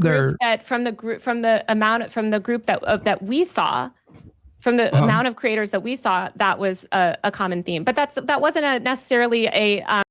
So she is making that claim. So like, oh my god, bro. Like watching it back is almost as bad as. Oh my god, man. Jesus Christ. You didn't say a common theme. You said they were primarily pro-Israel. Yeah, from the group of creators that we saw, that we were evaluating. So I'll ask again, was anybody that you mentioned in your article someone that you would say was pro-Israel? Well, you'll have to go look at the article and figure that out for yourself based on the creators. Wait, not I'm all of the with creators. You. I don't understand. But we're not going to, there's a lot of creators that we spoke to for this article that we know are in chorus that weren't mentioned in the article. I'm just asking you if anyone in your article you consider to be pro-Israel. Well, I don't know. You'll have to, I really don't. I don't remember which creators that we named and didn't name off the top of our head, but I think you can just go and look at them and frankly ask the creators themselves. That's a great thing to do. I just don't know why you would say that 90 influencers were primarily pro-Israel, but you can't name. No. We said 90. We said the creators that we were able to suss out as being part of the program. So one thing that we asked, is for them to publish a roster so that people could take a broader look. Maybe this is just a section, right? Maybe this is just a small section that's. But you made the claim. You made that claim. You should be able to defend a claim that you make. You made a claim. Like you're a journalist posting, like tweeting about your article and making this proclamation on Twitter. You didn't do it in your article because I assume maybe, that probably wouldn't have passed editorial muster. How is this normal? Like Do any of you guys like know about journalistic principles? Like if you're a journalist and you're working on a story and let's say there's like 50 different angles of the story and you include 25 of the angles and there's 25 other angles that you would have liked to have included, but you didn't include because you couldn't maybe verify them as strongly. Is it normal for a journalist to then like when they're doing the rounds and talking about their story to like supplement the story with other claims that they couldn't really verify? Like, is that something that they do? Does that make sense? I've never seen a journalist do that. Like, I've never seen a journalist do that. She didn't feel confident or comfortable enough claiming that they were mostly pro-Israel in her story. She did it on fucking Twitter and then YouTube after the fact. And then when you press her on it, she just fucking crumbles. So it could be an unrepresentative section. Exactly. It could be a totally unrepresentative section. They could have. But what was the methodology to decipher whether they're pro-Israel? Was it mostly whether like their own statements or whether they had shown up in other influencer, like pro sort of Israel influencer efforts broadly? I mean, there are people also that I've talked to in this program. What? Like, what does that mean? What does any of that mean? That identify as Zionists privately and don't want to identify as a Zionist publicly. So I'm not trying to put specific creators on blast. I actually don't think that being pro or anti-Israel was ever something that was necessarily, something that would get you in or out of chorus at all. But it clearly is a. Do you see what she's doing? You know, like, do you see what she's doing? She's going so far beyond her reporting here, and like. You know, like she's doing like a dog whistle to all of her lefty friends in the media that she's chummy with. You know, she's kind of doing like, well, you know, we don't know technically if they're doing that. So she's not committing to saying it because that would be like really problematic. But then she's also like giving a little wiggle room, you know, like, well, we don't know, you know. Being pro or anti-Israel, talk to in this program that identify as Zionists privately and don't want to identify as a Zionist publicly. So I'm not trying to put specific creators on blast. I actually don't think that being pro or anti-Israel was ever something that was necessarily. I don't think that being pro-Israel was something that was necessarily, you know, like, you see what I'm saying? Just throwing out the red meat, but giving yourself just enough wiggle room to be like, well, I didn't say that they did, you know? Something that would get you in or out of chorus at all, but it clearly is a. That's useful to clear up. So yeah, as and you sit here, there's. I said that after the story went up too. Yeah. Go ahead, Hutch. But in your conversation on Current Affair, you did absolutely buy into the manufacturing logic that those hosts were presenting, which they were saying. Like they were heavily suggesting that the creators that were invited into chorus were chosen because they were not speaking up about Gaza. So you're talking about a guy that I should have said also in the conversation with Breaking Points. Used to work for Brian Tyler Cohen, who was working. No, I understand that, but you agreed with that framing. For David Pakman. Well, listen, I'm not going to disagree with whatever he wants to say was his experience working for David Pakman. And now she's packing the buck. Well, passing the buck. Look, well, I didn't say it. It was actually David Pakman's assistant that said it. Well, I mean, you agreed with it, right? Leaders of chorus. This is. Well, I'm not going to disagree with him. I said, like, she's like so fucking snaky. Oh my goodness. His former producer. He was commenting on your reporting. He was going beyond his experience, and he was suggesting that chorus was choosing creators because they were not speaking up about Israel. He said that he was told when he worked for David Pakman that they were not supposed to be overt about the Israel. By the way, this is completely besides the point. They're referring to a supposed dinner that took place in DC around the time of the election, where there were a bunch of Democratic Party aligned influencers that had a dinner.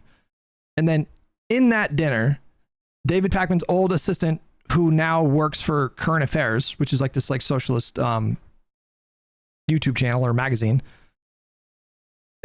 During that conversation, the assistant said that David Pakman said that he is choosing to not talk about Israel-Palestine much throughout that election cycle because there was just like basically because the issue was toxic. Like there were no good. Basically, like nothing good can come from the conversation. Like it's like no one's gonna be happy. Like it's just gonna piss off like one group or another, no matter what you say. Which, by the way, is like, I don't know. To me, is like kind of common sense. But that was like a private dinner, had nothing to do with chorus. Stuff. No, and you can go back and listen to that and take issue with that. But he worked for David Pakman. I'm not going to argue with him working for David Pakman. Taylor, he was speaking about your reporting. And she really repeats herself a lot. They were in the context of his job, he worked for David Pakman. He was David Pakman's producer, so he would know better than anyone whether David Pakman, what his boundaries were around issues related to Israel and what sort of content they wanted to put up. He would know. He was literally David Pakman's producer, so he knows a lot better than I do. He has a lot more visibility into David Pakman's content than I do. I think you're being evasive again because I'm not talking about his experience. I'm talking about his characterization of your reporting. Well, his characterization is shaped by his experience, which he has a lot more of than I do. But you bolstered that suggestion of manufacturing consent about this issue in Gaza. I'm gonna again defer you to him. He actually worked for David. Bro, man, she is slippery.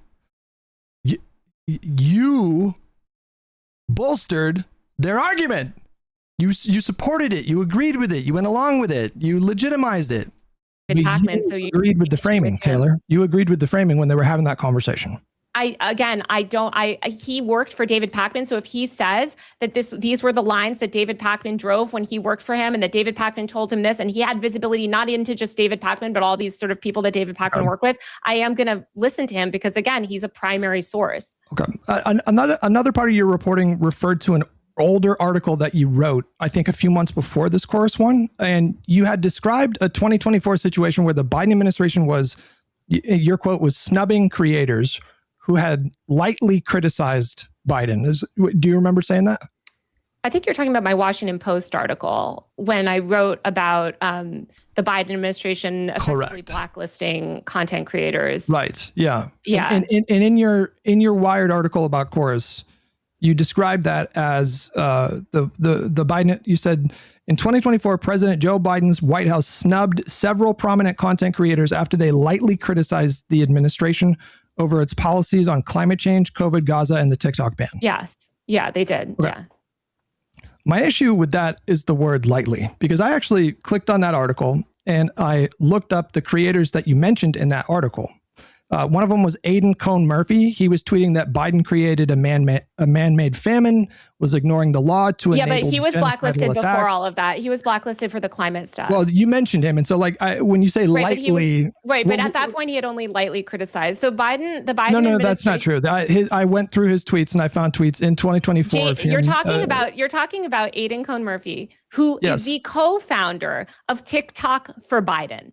Just to be clear. The co-founder of TikTok for Biden. So Aiden ended up being very critical of Joe Biden. But that was a 2020. That was a 2020 effort, right? No, that was well into 2022. That was the TikTok for Biden. Yeah, exactly.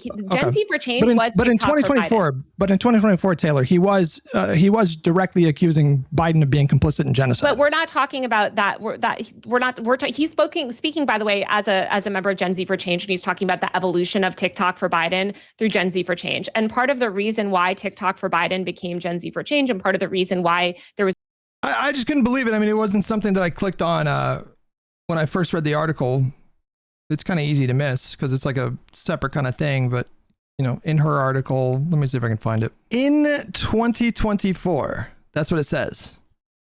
In 2024. I wish I didn't realize this, but yeah, in her article it says, in 2024, President Joe Biden's White House snubbed several prominent content creators after they lightly criticized the administration. And the snubbed several prominent content creators is a hyperlink, and when you click it, it takes to the old Washington Post story.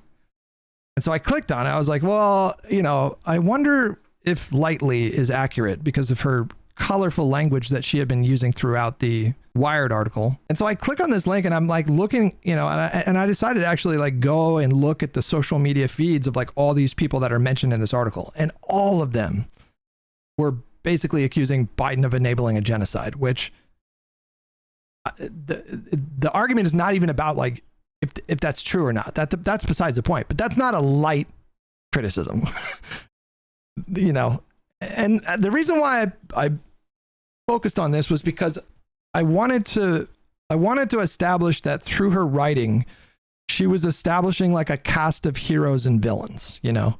And so like Biden is a villain and these brave Gen Z influencers are the heroes. Like, right. Like that was like what she was going with. That's why she used lightly. Biden in 2024 snubbed creators for lightly criticizing him.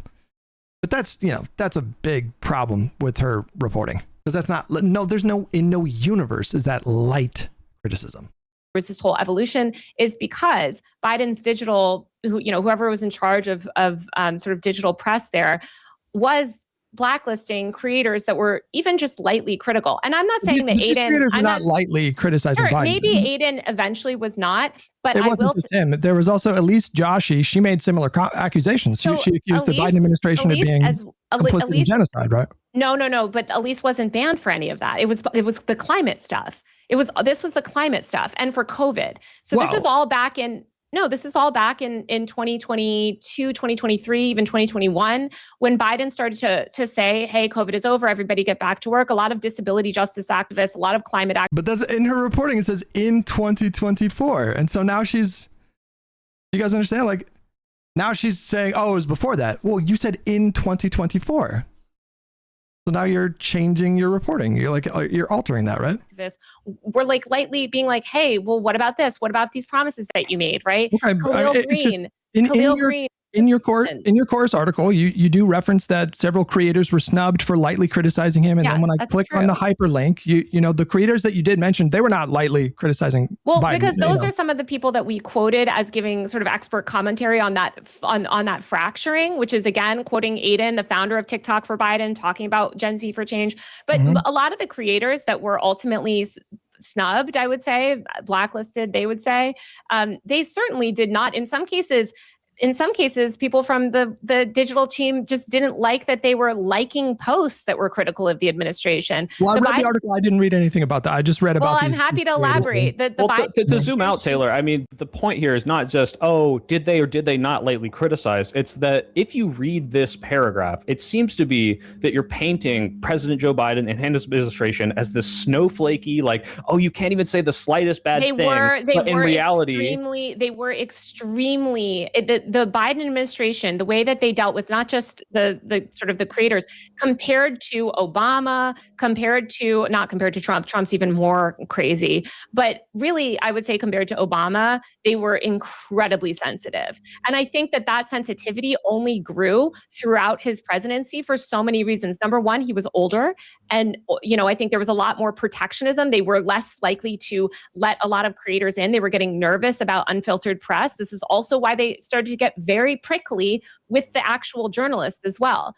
And again, nothing compared to Trump. Like, Trump kicked out all the reporters from the Pentagon and just gave us influencers. However, he was incredibly prickly, and still even compared to his team, compared to most of the other. Well, Taylor, I'm just going off of your reporting, and I did read both of these articles like multiple times. I tried my best to really take what you were saying at face value and approach it in good faith. And just in your reporting, the creators that you did cite, I think, went well beyond lightly. Eventually, but not when they were blacklisted. No, eventually, in 2024. Contemporaneously. Khalil Green is not a radical. Like, I'm sorry. I mean, I didn't even know what she's saying with that. What did she just say? Well beyond lightly. Eventually, but not when they were blacklisted. No, eventually, in 2024. Contemporaneously. I don't. She's so snaky. Like, it's in her writing. She said in 2024. President Joe Biden's White House snubbed several prominent content creators after they lightly criticized the administration over its policies on climate change, COVID, Gaza, and the TikTok ban. And then I bring up the creators that she cited in that article, and she's now retreating to, oh, no, they were banned before that. But that's not what you wrote in your article. I'm sorry, Khalil Green is not a radical. Like, I'm sorry, it's just not true. Like, these are not a lot of these people. I'm not calling them a radical. I'm saying taking issue with your characterization of their criticism. Elise and Aiden eventually began criticizing him a lot more openly. However, neither of those started criticizing him very openly in 2024. No. Okay, but neither of them were doing that when they got blacklisted. And Khalil Green has. They just were. She's just lying about this. They were. I checked their feeds. They were definitely heavily criticizing Biden in 2024. Come out and been some sort of aggressive critic of the Biden administration. What was the timeline for when they got blacklisted? Do you remember when that happened? Between 2020 and 2024. Not what her reporting said. It's sort of throughout that whole time period, because it was COVID, it was climate, it was Gaza eventually. It was student. The examples that you gave, they were not light criticisms COVID, when I read COVID, this. So. Well, COVID, a lot of this was also them trying to do stuff behind the scenes. I mean, these were people that, and not just them, by the way, this was dozens of content creators had this experience, and journalists as well had this experience throughout the Biden administration. You can read about it in. I'm not even necessarily fighting her on this. That's entirely plausible. I'm just talking about her reporting. Alex Thompson's great book.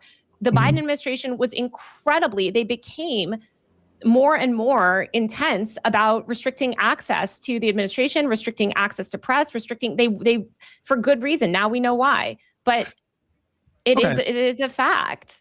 Okay. I want, listen, I don't want to bombard you. Let me make one more kind of like if I was kind of ready to pump the brakes a little bit, because I was wary of the optics of like, she was obviously flustered at this point. I should have had like killer instincts, bro. I should have, I swear to you guys, I am a nice person. I swear to you guys, I am a nice person. You guys don't even know, man. I'm a nice person. Okay. I'm a nice person. I literally felt compassion for her in this moment. I literally was like, okay, she seems like she's having not a great time here. I'm not a killer. I'm not a fucking killer. I'm really not. But then somehow it kept going for like another fucking 30 minutes or. If you don't mind, if you're okay, I'd like to ask you just one more question regarding the piece, and then we can kind of get to the overall point and just finish. How come you never asked me or Pisco or Guy? Okay, let's hear it. So the part of your reporting that I think is the weakest, the most vulnerable to attack, is your characterization of the contract language. Specifically, when you talked about the contract required chorus creators to funnel booking appearances through Chorus, they had to get express authorization before they what was it, put up content, or this section is pretty fucking wild too. Set up interviews, this kind of a thing. No, they had to funnel, they had to leverage. That's why no one will remember your name, Hutch. True. Very I like that reference. Like, Troy is technically like not a great film, but I still fucking love it. I don't know. You know what I mean? Like, Troy has some problems. It's not great, but I fucking love it. I just think fucking Brad Pitt was so iconic in that movie. You know what I mean? All right. Press authorization before they what was it, put up content or set up interviews, this kind of a thing? No, they had to leverage the Chorus newsroom when they were making when they were booking appearances. In the contract, that's what it said. Yeah. Well, we'll get to that in a minute. Yeah, and look, like, certain people had certain aspects of the contract enforced against them. Certain people didn't have aspects. Now, this stuck out to me immediately as soon as she said it, and I definitely wanted to pounce on it because that's not what she wrote in her article. And so my spidey sense started tingling a little bit here. I was like, wait a second, did she just make that up on the fly? Aspects of the contract enforced against them. And did you speak to any creators that were told that they had to funnel all their bookings through Chorus? We did speak to a creator who didn't sign the contract because of that. No, that's not what I asked. Hang on. Yeah, they were told that. Yes, they were told that. Yes, they were told that. Not that they were told. I'm asking you, did you actually get a single example from any creator who actually had to funnel booking through Chorus? Well, yeah, we spoke to a lot of creators that funneled booking through Chorus. Now, do you see what she just did? Holy shit! Fuck! God, she is so slippery. Holy moly! Do you see what she's doing? She's avoiding answering that question. You know, the whole framing of her article. I mean, just straight from the title to the subhead to the first paragraph. Well, maybe not the first paragraph. The title: a dark money group is secretly funding high-profile Democratic influencers. An initiative aimed at boosting Democrats online offers influencers up to $8,000 to push the party line. All they had to do is keep it a secret and agree to restrictions on their content. You know, like, technically, we didn't spend nearly enough time on this subhead because there's so many problems with, like, the framing. She's collapsing a few things all together at once in very deceptive ways, I would say. I'm asking her basically, I know what the contract said. I know what you are saying that the contract said. I'm asking you if this was ever enforced, because wouldn't that color your whole article? Wouldn't that paint your article in a completely different light? In the article, you're saying, per the contract, but the contract sent to them from Chorus, a nonprofit arm of the liberal influencer marketing platform, came with some strings. Among other issues, it mandated extensive secrecy about disclosing their payments. That appears to be true, and had restrictions on what sort of political content the creators could produce. That does not appear to be true. In fact, that was pretty much thoroughly debunked like the next day. She's a part of I think she's a part of a fellowship or a cohort that is funded by the Omidyar network, and so I assume she had to sign some kind of a contract there. If I were to see her contract, would I find clauses in that contract that were, technically restrictions on, if there's a non-disparagement clause in her contract with the Omidyar network, that's technically a restriction on content, right? If you can imagine somebody writing an article about her journalism fellowship or whatever, they could make that claim, right? If there's they can claim that she agreed to restrictions on her content. But let me get to the point in the article where she actually mentions the restrictions. But following the initial outreach, many creators expressed concern about some stipulations. According to copies, that's another specifically she's using that language for a reason. According to copies of the contract viewed by Wired, creators in the program must funnel all bookings with lawmakers and political leaders through Chorus. Creators also have to loop Chorus in on any independently organized engagements with government officials or political leaders. So I don't know what the contract says. Maybe it 'has some form of that. I don't know. But what we discovered shortly after publication of her article is that there were many many creators coming forward that were in that program showing clear receipts that this was not something that was being enforced. So if you're a journalist and you're covering a story like this, I don't think it's enough to just look at the contract and be like, okay, that's what they're doing.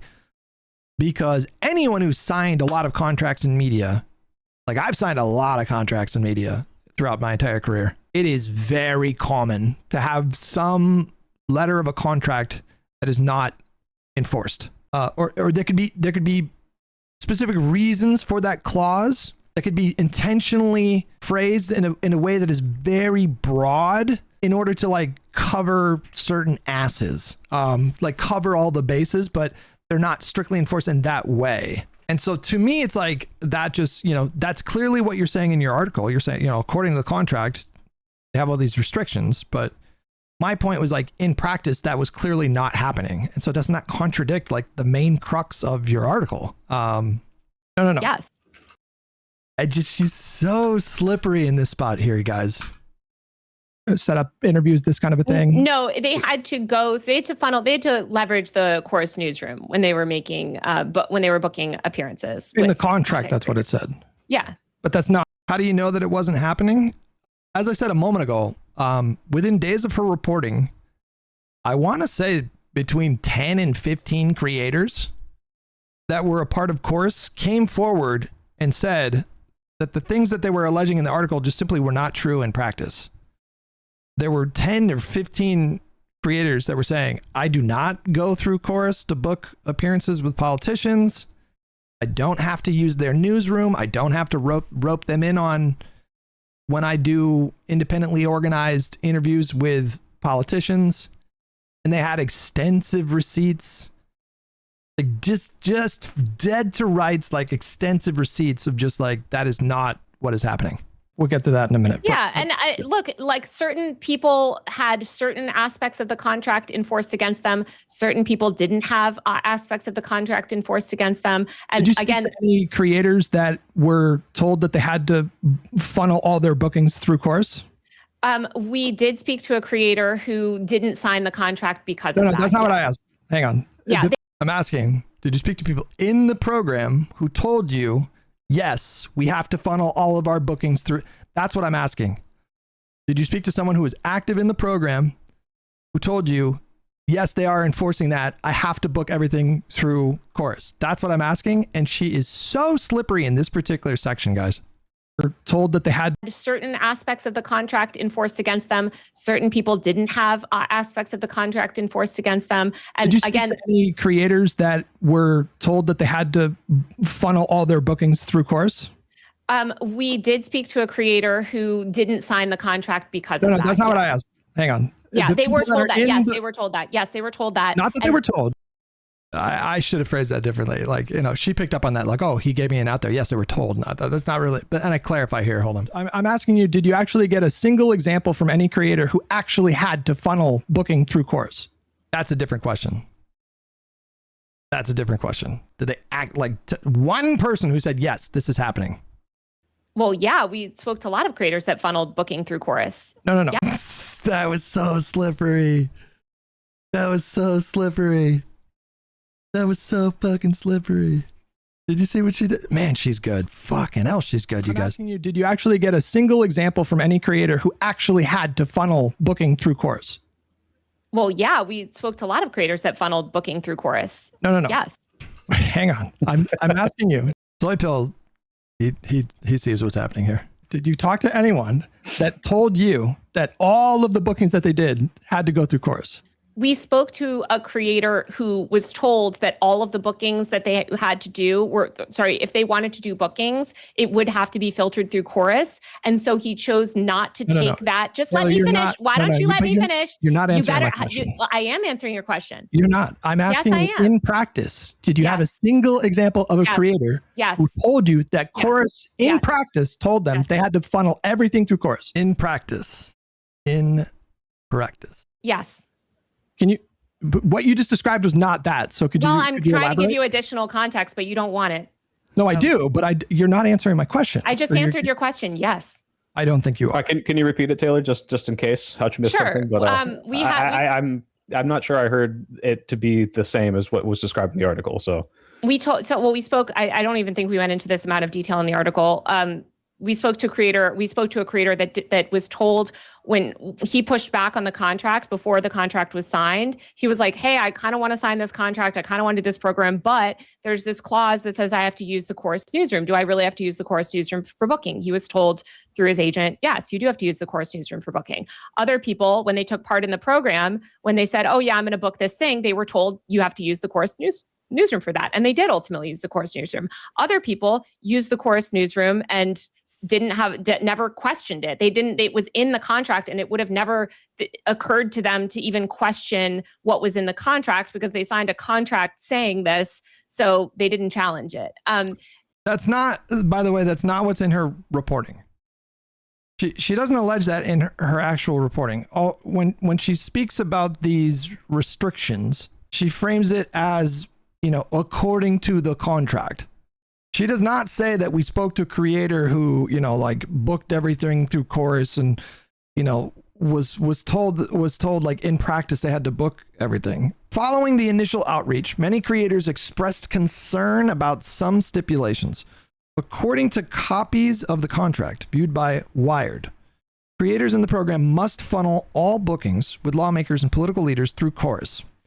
Creators also have to loop Chorus in on any independently organized engagements with government officials or political leaders.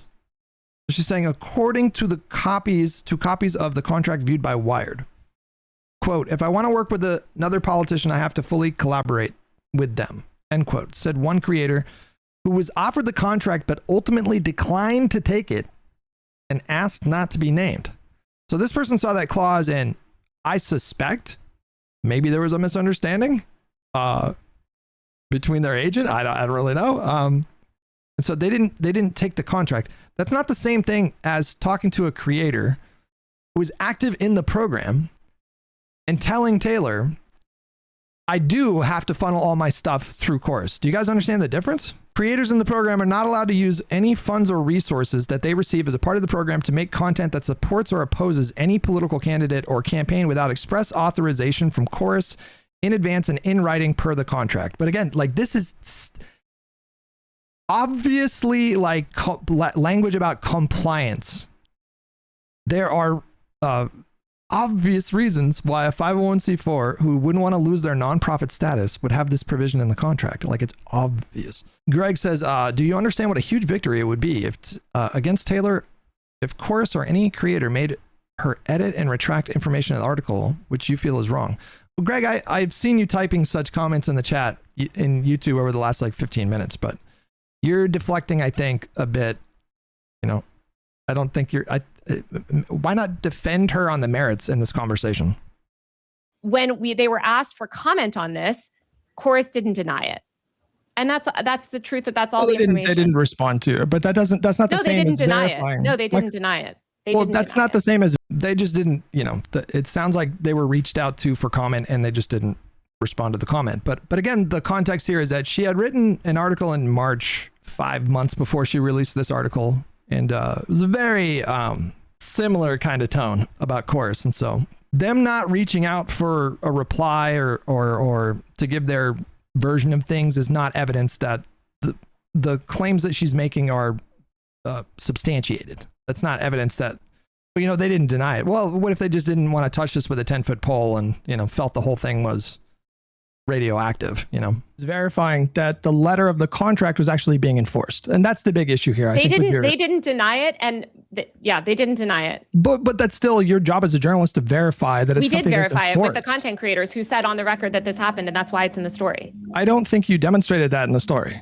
We have a quote from a creator saying that he chose not to sign the contract over this. That's not the same thing, though. I feel like you're being quite... Yeah, so to be clear, like Taylor, there's a difference between a creator understood this contract to be, I can't do any... Hutch, it's the first thing you do if a publication wrote wrong information about you. Well, Greg, they did have to add clarifications, 4 or 5 clarifications in the article after the article was published. I feel like you're just ignoring that.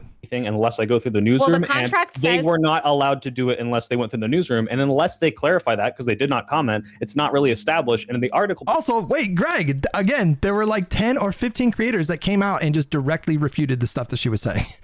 So I feel like you're ignoring that too. But phrase it as that is exactly how it was. The contract, right? That is how all evidence that we have shows that that's how it was. But did some people that maybe not have the contract enforced against them? Sure, I'm sure, because clearly they were only enforcing certain parts of the contract for certain people. Yes. So clearly. Well, no, I mean, what is your evidence for that? By the way, this was a brand new claim. You're saying some people were forced to use the Chorus booking and, have to loop Chorus in. Others like this was a completely new claim that she made here. The way speaking to the content creators, but nothing about that was in your article that gave me the sense that they were giving preferential treatment and not enforcing it here. I think it there. That was not in your article. Well, literally, I mean, you can see in the article certain people. Why do you think this article exists? Because the content creators were frustrated. They wanted to speak out about. Well, the people that she referenced in the article were people that had turned the program down. I don't know if there was any reference or quote from people in this, even anonymously, from someone that was in the program talking about how they didn't like these policies that were being enforced. I've read this story like 6 times. Pretty fucking sure that none of that was in the article. About things. They felt like they weren't able to speak out. That's part of why they spoke. Well, the other thing was like the takedown clause. Like that sounds very restrictive, right? The way that your article describes that language is that, Chorus reserved the right to like strike down any content. I mean, we quote directly from the contract. Yeah. I understand. The problem here, Taylor, is with all 3 of these things, the funneling, express authorization, takedown clauses, would this not be standard language in a contract for a 501c4? I've seen a lot of these contracts. I just wrote another story for Wired on another dark money. Let's ask Claude. I'll let this play a little bit here. Influencer program, and none of this language has been in the other contracts that I've seen that are for similar programs. Okay, but you understand that, like, obviously, like a 501c4, they have to be in compliance with like the law, and to protect their status, they can't have a certain threshold of their operational kind of structure and funds and stuff going towards things like campaigns and elections and things like that. So in that context, I'm telling you, I write about dark money. Wait, hang on, real quick. Could you not read this language as a company that is trying to protect itself the status and the creators themselves from violating the law? Well, the creators themselves often didn't agree with what was in the contract and were frustrated that they couldn't speak out, for instance, and disclose that they were in the program. There's nothing to do with the law. Well, that's in the contract, and that's exactly what we're talking about here, right? No, it's not, though. I'm talking about the funneling, express authorization, takedown clauses. All of these can be explained by a 501c4 trying to be compliant with the law. No, because I just wrote about another 501c4 that literally just ran another dark money campaign, in some cases approached some of the same exact chorus influencers, and none of this was in that contract. So but their lack of potentially standard 501c things is not, or is not evidence that this is. But I'm saying it's not standard. You guys are saying it's standard. I'm saying I have not seen it in other contracts. That doesn't mean that it doesn't exist in some contracts. Hutch, are you claiming it's standard? You're not claiming it's standard, are you? Well, based on what I looked into, this language would be consistent with a 501c4 that is protecting. Is it your claim that it's standard or not? I don't know why he's doing this, man. Why are you the way that you are, Pisco? Hang tight, Pisco. We can talk in a second. So Taylor, conveniently, he doesn't want to answer you. Conveniently, if a creator, for example, uploaded a video to their channel where they were endorsing a particular candidate, and the channel, this video was framed as something that came from Chorus, could that threaten Chorus's nonprofit status? I think you'll have to look into the details of sort of like how that creator was. Yeah, that's wild to me because you're reporting on a 501c4. So like you should know that answer. Like you should know the answer to that question. The answer is yes. Do you guys understand that it would be completely untenable for a 501c4 that contracts a bunch of creators? And as I mentioned before earlier in the stream, creators are fucking dumb. I shouldn't say that. That's mean. But they are. They're kind of dumb. They fuck contract stuff up constantly. It happens all the time. It is a big problem. It happens a lot with bigger creators because they're not fucking looking at any of those contracts. Like their whole team does that behind the scenes, and so like you'll have a creator that signed a contract to do a fucking 2-hour stream of a video game, and then they're supposed to like hit certain talking points, and then like everything gets fucked up. Like the client will ask them to, like link to a certain thing with a bit.ly link, and they forget to do that, or maybe you're supposed to spend like 30 minutes talking about a particular thing, and then they just don't do that. Like creators fuck these contracts up constantly, you guys. And if the creator is presenting themselves as being as being a part of Chorus for a particular piece of content that they do, and then they're out there talking to political candidates, they're making endorsements, they're maybe doing defamation, maybe they're saying things about a candidate that's not true. Imagine if something like that happened, right? Like I spoke a little bit with Destiny last night and I gave this example, but imagine there's a creator that has a contract with Chorus and they film an interview with Mamdani, and they start the interview with like, "What's up, guys? I'm here with fucking Chorus, hanging out with Mamdani," and then he endorses that candidate Mamdani in the video or something. Well, that has serious implications for Chorus. You can, if Chorus was audited and had their 501c4 status challenged, they would look at all the body of content that was created under the umbrella of Chorus, and then they would have to establish a ratio. And if they go above 49% of their operation being dedicated to certain things, then they can lose that they can lose that nonprofit status. According to Claude, takedown/removal rights are standard in these kinds of contracts. Restrictions on express electoral advocacy. So for example, like quote, like vote for or against any, like telling your audience you should vote for or against, like endorsing or not, specifically not endorsing a candidate, in content produced under the program or caps on it. No coordination clauses prohibiting the creator from coordinating program funded activity with candidates, campaigns, or super PACs. Indemnification running from the creator to the org for losses arising from the creator's content or conduct. I mean, there's all kinds of shit here. Like, it would be insane if Chorus didn't have a clause like this, because if you imagine a creator did that, like going back to what I just said, like a creator does that, right? Like they endorse a candidate and in a video and they say they're a part of Chorus or whatever. Like imagine if Chorus saw that and said, oh fuck, this like threatens our nonprofit, we got to take that down. And then they reach out to the creator and they're like, hey, you got to take that down. Like you're fucking with you could mess things up. We could lose our status. And let's say the creator was like, well, wait, that video has 2 million views. I'm not going to take it down.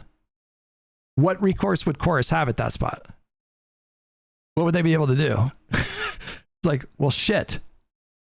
So like if your Chorus coming up with the language of these contracts, of course you would include language that would give you the right to take action in that spot to make sure that that doesn't happen. Like it's just so obvious, Answer is yes. For example, uploaded a video to their channel where they were endorsing a particular candidate and the channel, hold on. Well, based on what I looked into, this language would be consistent with a 501c4 that is protected. Is it your claim that it's standard or not? Hang tight, Pisco. We can talk in a second. So Taylor, conveniently, he doesn't want to answer you. Conveniently, if a creator, for example, uploaded a video to their channel where they were endorsing a particular candidate, and the channel, this video was framed as something that came from Chorus, could that threaten Chorus's nonprofit status? I think you'll have to look into. Yes, she knows the answer is yes here.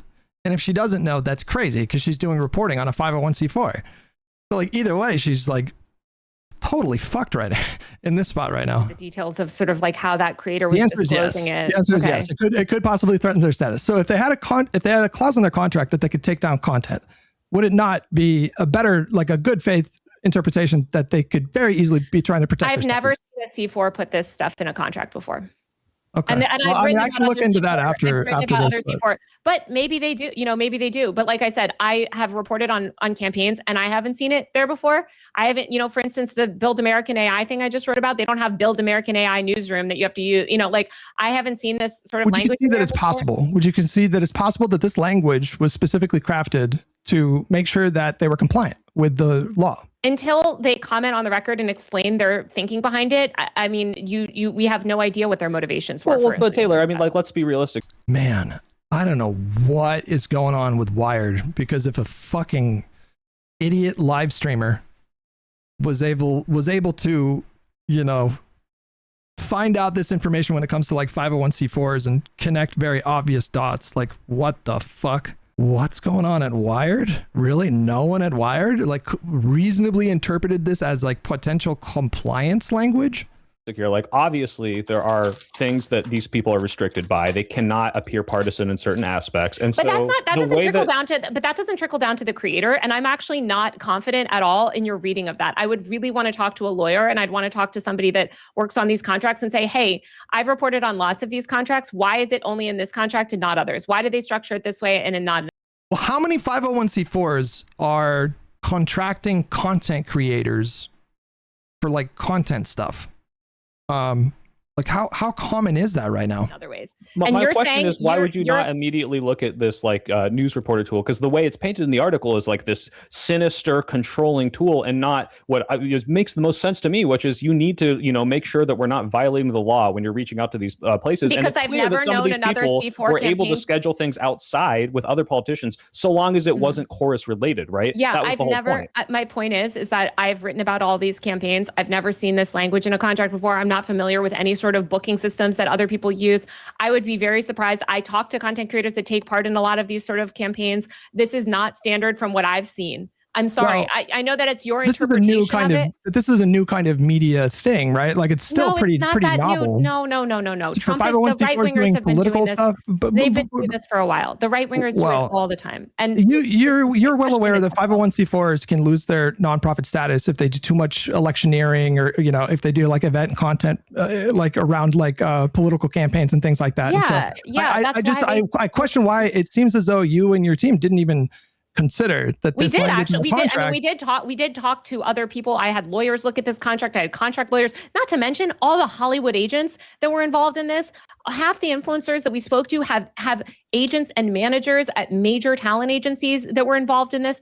None of them raised this issue. So I'm not saying that. Were you made aware of any actual instance where Chorus requested to take down content from any creator? No, we didn't find any enforcement action on that. We just glossed over that, but I feel like that's kind of notable. You know, that's kind of a big deal, right? She just said a minute ago, like, well, they were selectively enforcing the restrictive clauses, you know, kind of like vaguely alluded to that. That was a big part of her reporting, right? Like that sounded very nefarious and restrictive. Oh, they can just take down your content. Where's that specific part? They also forbid creators from disclosing the identity of any funder. That I think is definitely standard language for a dark money group. And give Chorus the ability to force creators to remove or correct content based solely on the organization's discretion if that content was made at a Chorus organized event. I just don't understand. How could you possibly have read that as like some nefarious thing? That is so mind-blowing to me. So they have that in their article, right? Like, oh, they reserve the right to like take your content down. It's like, well, did you find a single example of them doing this? No. Were you made aware of any creator that actual have agents and managers at major talent agencies that were involved in this? None of them raised this issue. So I'm not saying that. Were you made aware of any actual instance where Chorus requested to take down content from any creator? No, we didn't find any enforcement action on that. Were you made aware of any creator that had to get express authorization before like setting up a interview with a politician? We did talk to creators that were told they had to use the Chorus news. No, but you keep doing this, Taylor. Come on, you're being. I'm just telling you. I'm sorry. I'm not talking about people who are afraid of the contract. But listen, all I can tell you is what my reporting says, and I know you guys want more. All I can tell you is what my reporting says and what I found and who we spoke to. I'm sorry. I'm not going to keep going around in circles. It is so pointless. None of this is relevant. You don't seem to have this issue with any other article that I've written about this stuff. It's crazy.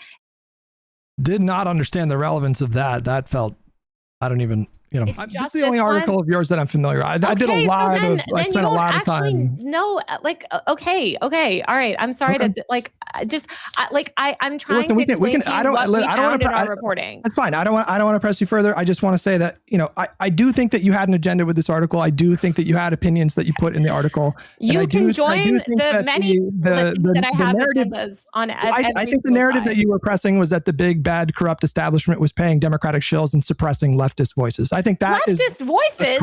Where's the leftist voices in that? Where does it say leftist? Where are you even getting? From your commentary on Crystal and Kyle, on Doomscroll, on Vanguard, you know, she's so dishonest. The opinions that seem to be censored, like, you know, like, oh, it's Gaza or too pro climate change, like these are more progressive, more leftist ideas that are. No, she came out and explicitly said, like, you know, suppressing leftists in one of those podcast appearances. Based on what the article is saying, you guys sound like TikTokers. But that's what it says in the article. You guys sound like TikTokers. What do you mean? I mean, I just honestly, can I tell you, this is, I'm sorry to trigger you with the word centrist. This is a mainstream centrist Democrat program. Okay. It's for mainstream centrist Democrats, right? Look at the people that are in it. Overwhelmingly. Brian Tyler Cohen, I would say they're not trying to get radical anarchists for this program. Do you think they are? I think most reasonable, there's a binary spectrum of like anarchists and centrists, I guess. People, when they look at Brian Tyler Cohen, I don't think they would call him a centrist. I think they would call him a partisan Democrat. A Democrat. This is a program by a notorious pro-Democrat group running a program to increase the Democrats. What does that mean? Notorious?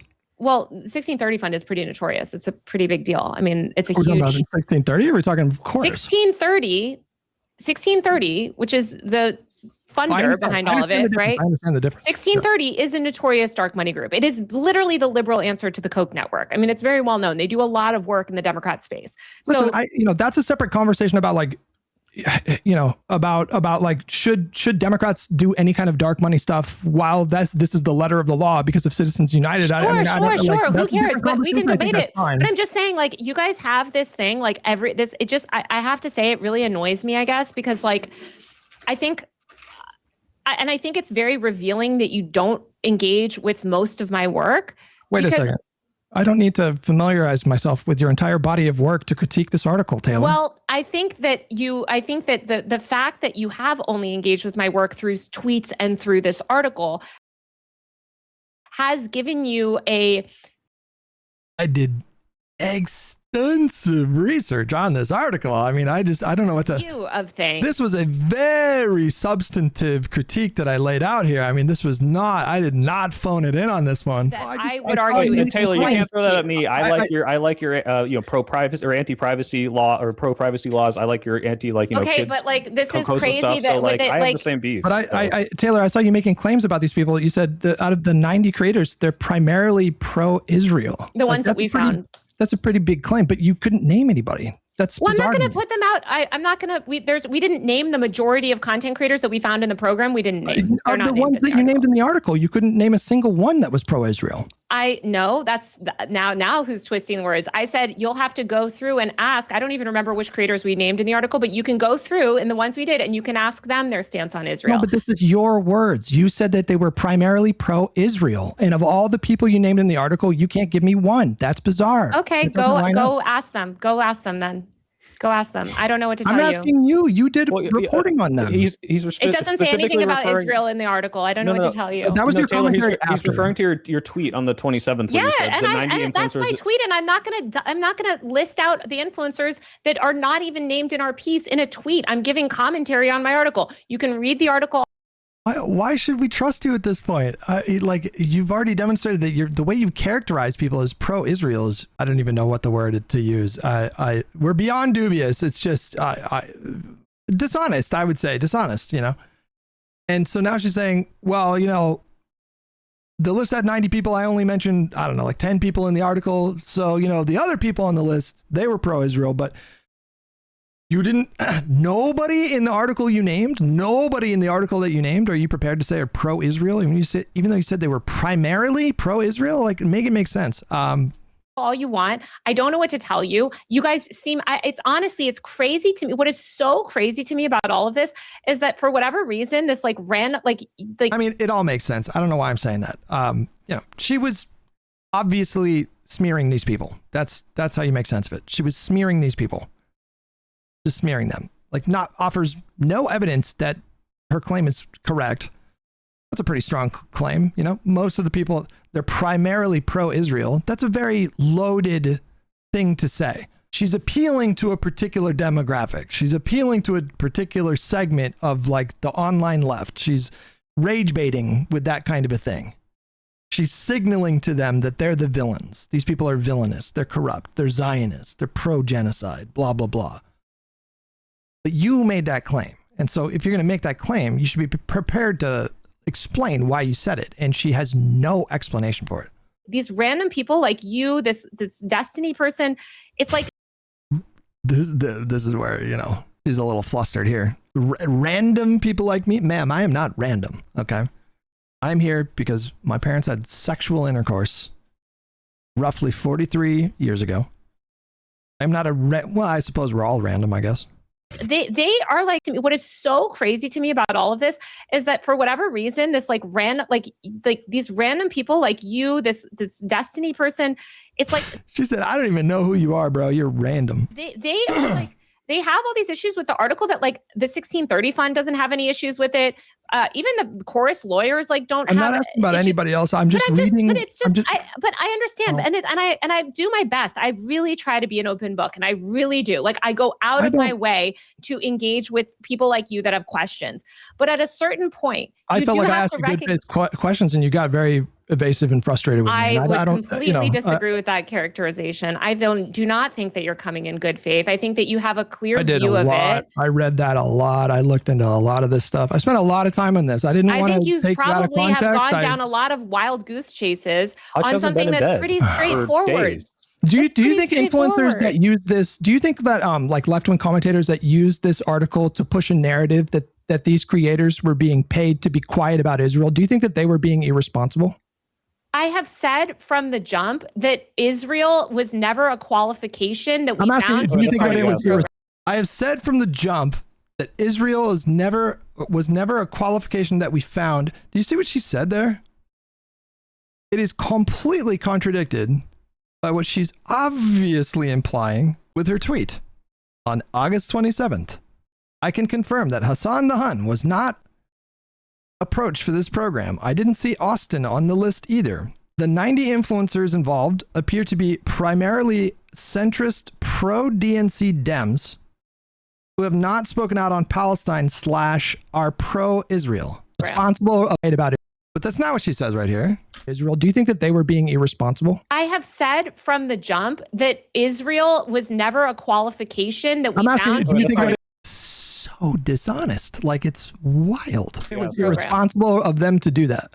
Well, as I just said, I'm answering you, and I'm sorry. I know you keep wanting me to say a specific string of words, and I'm just answering you as best as I can. I think that's a fair question, because a lot of people that you're friendly with did push that narrative that they were being paid to be quiet about genocide, which I think is a really disgusting accusation. What I would say is that is that we don't know the ideological makeup, and I said this publicly since the article went up. We don't know the true ideological makeup of the entire cohort because. Why'd you say they're primarily centrist? Those are the people that we found. And as I have said, it's 90 people. It's 90 people. And you said, I just, there's 90 people. My God. Again, if the ideological makeup of this part got a little tense, I forgot, I guess. Those are the people that we found. And as I have said from there's the beginning, 90 people. My God.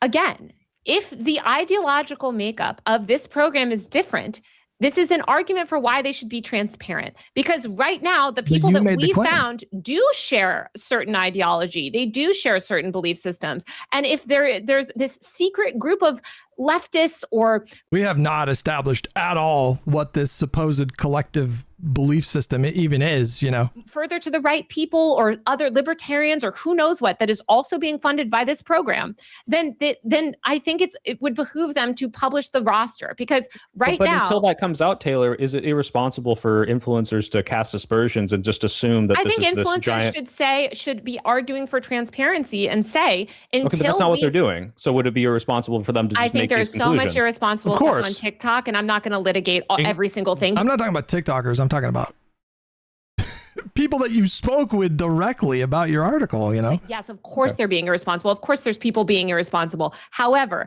that doesn't mean that I think... I don't know how you square that with what we just watched from Kyle Kulinski.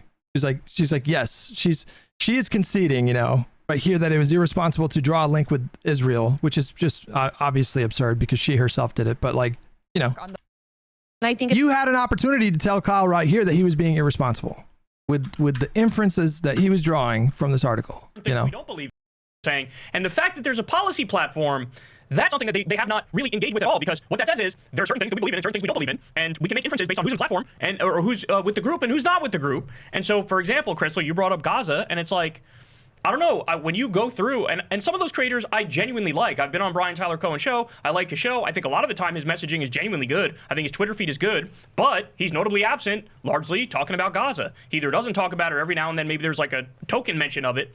But that seems like an inference we can make, and until they would... He's directly telling her, we can infer that they pick people who are silent on genocide. And need to release that policy platform and show us what's in it in order. So she's saying here, yes, that's irresponsible, but here for us to know, hey, nods her head and goes along with it. It's just so dishonest, dude. That they're making baseless conclusions on TikTok, and I'm not going to litigate every single thing, but yes, of course they're being irresponsible. Of course there's people being irresponsible. However, that doesn't mean that I think that they're making baseless conclusions based on the very small amount of view that... I didn't notice that, I think, when we had wow, that... Okay, so now she's saying it's not irresponsible. Now she's saying it's not baseless. That is such a 180 in the middle of a sentence that is so jarring. Responsible. Of course, there's people being irresponsible. However, that doesn't mean that I think that they're making baseless conclusions based on the very small amount of view that they have into it. I'm sympathetic to the people that run the program. If they say, well, this is not representative, I would say this is an argument for transparency. Right? If you have this whole other class of content creators, they're part of your program that have radically different beliefs than the content creators that were made public, then why can they still not come forward? Why can they still not publish their contract? Why can they still not speak out? Why are you still not publishing your roster? You would have to ask them, but the merits of your reporting are your own, and you're accountable for the things that you say. And when you say, you look at a list of 90 people and they're primarily centrist, and then 2 seconds ago you say, sorry, we don't really know I would say the ideological leanings. We do. No, first of all, the section of creators that we saw, they're pro-Democrat. They're pro, and I would call that centrist. Oh my God. Jesus Christ. I mean, Hassan Piker he's out there, supporting Democratic Party candidates right now. Does that mean he's a centrist? Like, what? Now centrist just means pro-Democrat? Now there are also really just meanings. First of all, the section of creators that we saw, they're pro-Democrat. They're pro, and I would call that centrist. Now there are also really just pro-Democrat. Really? Well, establishment. They're pro-establishment Democrat. We're not talking about radicals. We're not. You're talking about the radical. What does that mean? What I mean is that like the leftist anarchist people on TikTok don't seem to be part of this program. Why would they be if they're anarchists? Like, why would an anarchist be a part of a pro-Democratic Party aligned nonprofit? They're fucking anarchists. Like what would be the point of that? Like, why would they? X-Wing Alliance with $2. I hate soy pill. That is all. Whoa. Chorizo with $5. It was funny how at the start of the conversation, she said she could talk about the topic till the cows come home, and then got so obviously flustered. And that only took like fucking 10 minutes, really. All elite memes with $5. They didn't request a correction, so it must be true is bullshit. Burden of proof is on her. Then calling you white supremacist coded was pure smear. I haven't seen any of those people a part of this program. I haven't seen those people connected to this program. But not being radically left is not the same thing as being centrist, Taylor. Right. I understand that, but You're conflating them. Okay, what label to make you happy so I don't trigger you with the wrong word? What something reasonable? No. Okay. Wait. This is the stupidest fucking point of all time. That like the Democratic Party is a center left party, and we embrace that, right? This show's called Live and Learn. Do you think Brian Tyler Cohen is a wait, Hutch, you Democratic Party? Hutch, real quick. Give me the name that you want. I don't care. The Democratic Party is a center left party. Is that correct? Is Brian Tyler Cohen a centrist? Wait, Hutch, can you answer one question? No. Answer one question. You answer mine. Answer one question. Is the Democratic Party center left? Answer mine. Is Brian Tyler Cohen a centrist? Wait, all right. Hutch, I'm center left. You're center left. We're centrist. I don't think I don't know. I've only ever voted straight ticket Democrat my entire life. My policy preferences are definitely well to the left of the median voter. I want a fucking Nordic state social democracy, welfare state utopia as my ideal form of government. I'm for free public college education. I'm open to things like single payer, I want to expand the court at this point. I don't really know what other choice we have. These are just center left. I don't know. I don't know. Is Pisco center left? Would he really call himself center left? I don't know. Hutch, what is the right word? Hutch, wait. Answer the question. Hutch, is the Democratic Party? Hutch, you were using centrist as a pejorative, and that's what you were doing. That's different. Hutch, is the Democratic Party a center left party? Yes, broadly, yes. Okay, so if what is meant, what does that have to do? The party broadly being center left doesn't. It has no. I don't think it has any relevance to these specific creators. When I say the party, I'm thinking about the actual party apparatus, the politicians, meant by centrist, right? It's the stupidest fucking point. If what is all is meant by centrist is you're aligned with the Democratic Party, then this is all analytical, right? By definition, being aligned with the Democratic Party on your own view. When you think of the word centrist, you would have to show in any given case that the use centrist is more specific, and that you're trying to call out something, and maybe that is actually what Taylor is doing when she's using centrist. Stop! Wait! You can't be complaining His point is that center can mean support for status quo politicians. I don't know. I just think we're really fucking bastardizing this language. That's one of the biggest frustrations I have with like the online left is because they use such loaded language and they stretch definitions to mean stuff that like, how many times have we seen them use the word Zionist in ways that are just completely like absurd, completely baseless, totally inappropriate, like Zionist, you know, like they do this a lot with words. They do it with just like the left is like something that they try to claim a monopoly on. And like literally everyone is centrist to them. Almost literally everyone. Like 95% of the country in their minds are centrist. About interruptions and you're interrupting everyone all over the place, all right? So in any given context, I think it's on you to just like to decipher what the intent is behind using the sentence. We've already done this. I don't know why he's doing this. Pisco, who is my boy that I love. We've already done this. We've done it like 3 times throughout the whole conversation. We have identified why she's using this specific word. We've done this. It's established. We already went down this track. Interest label. But the Democratic Party is a center-left party. She was using the word centrist because the people that she was trying to appeal to with that article, and I think it's obvious who she was trying to appeal to, use that word in a disparaging way, similarly to how they use the word liberal in a disparaging way. You know that Taylor uses Would you guys not describe liberal? Do you guys not describe liberal? Do you not describe yourself? No, liberal is appropriate. That's an appropriate label. Okay, so liberals are center-left, correct? So let's call them liberals. No, okay. Well, you got progressive liberals too, right? I mean, I like when I look at Brian Tyler Cohen's like his like overall priorities and his liberal. Is he liberal? You know who was honestly the worst about the manufacturing consent stuff was Majority Report. Like they took her reporting. Emma went so like leaned in so much to the manufacturing consent for genocide thing. This was like so beyond the pale. I remember this video, man. They really leaned into it. Yeah, I mean, like these guys were at the White House, right? Remember posing with Joe Biden and Olivia Giuliana too, and this was in the midst of him committing a genocide. Was that because it was a lot of the same people? Was that the direct connection? It seems like it. It seems that was the direct connection, and you see them posing the photos with them, and Umish Voter, I think is the name of the account, a great follow for like election type stuff, a progressive account, made this point that it feels like all of these influencers were there to convince old people that that Biden had young support versus trying to get young people on board with Biden. I thought that was such a great point. The old people are more likely to get their wallets out for Joe Biden and Kamala Harris. Oh, look at all these young, nice influencers that are saying, actually, people don't care about Gaza. People don't like Bernie Sanders that much or AOC. They want Alyssa Slotkin. And we got a clip of Hassan that someone sent to us just like some really wild generalizations here. To it. I am proud to say that the majority report, I don't think we were approached, right?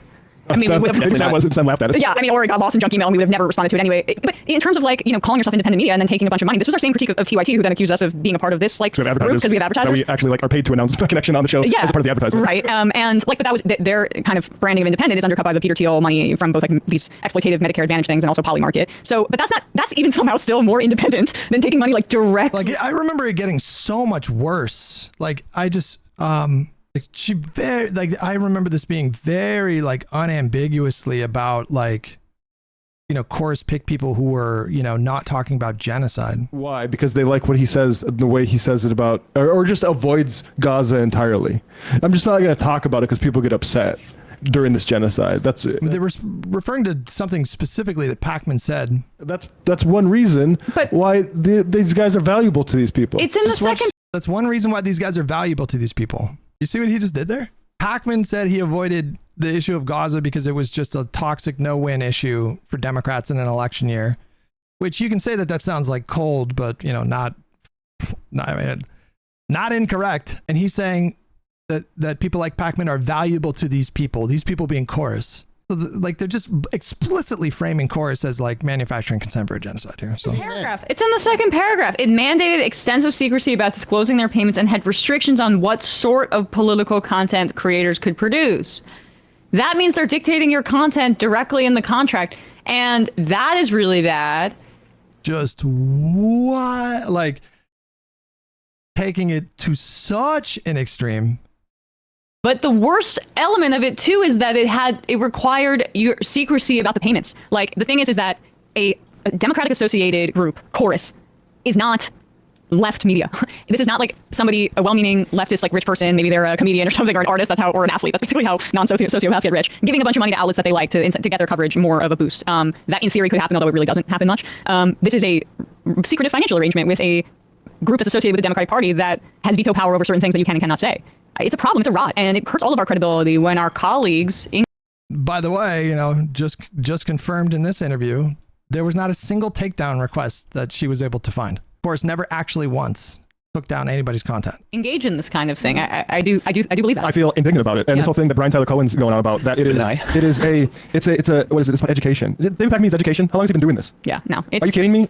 Like, you're recruiting for something else than just like helping the party win, because this dumb shit where Olivia Giuliana is. You're recruiting for something else besides just having the party win. Where's he going with that? Oh, it's even more nefarious. 1 year she has abolish ICE and defund the police on her profile picture, and then the next she's saying, actually, she's at the DNC convention saying, yeah, all these pro-Palestine people need to shut up. Guess what?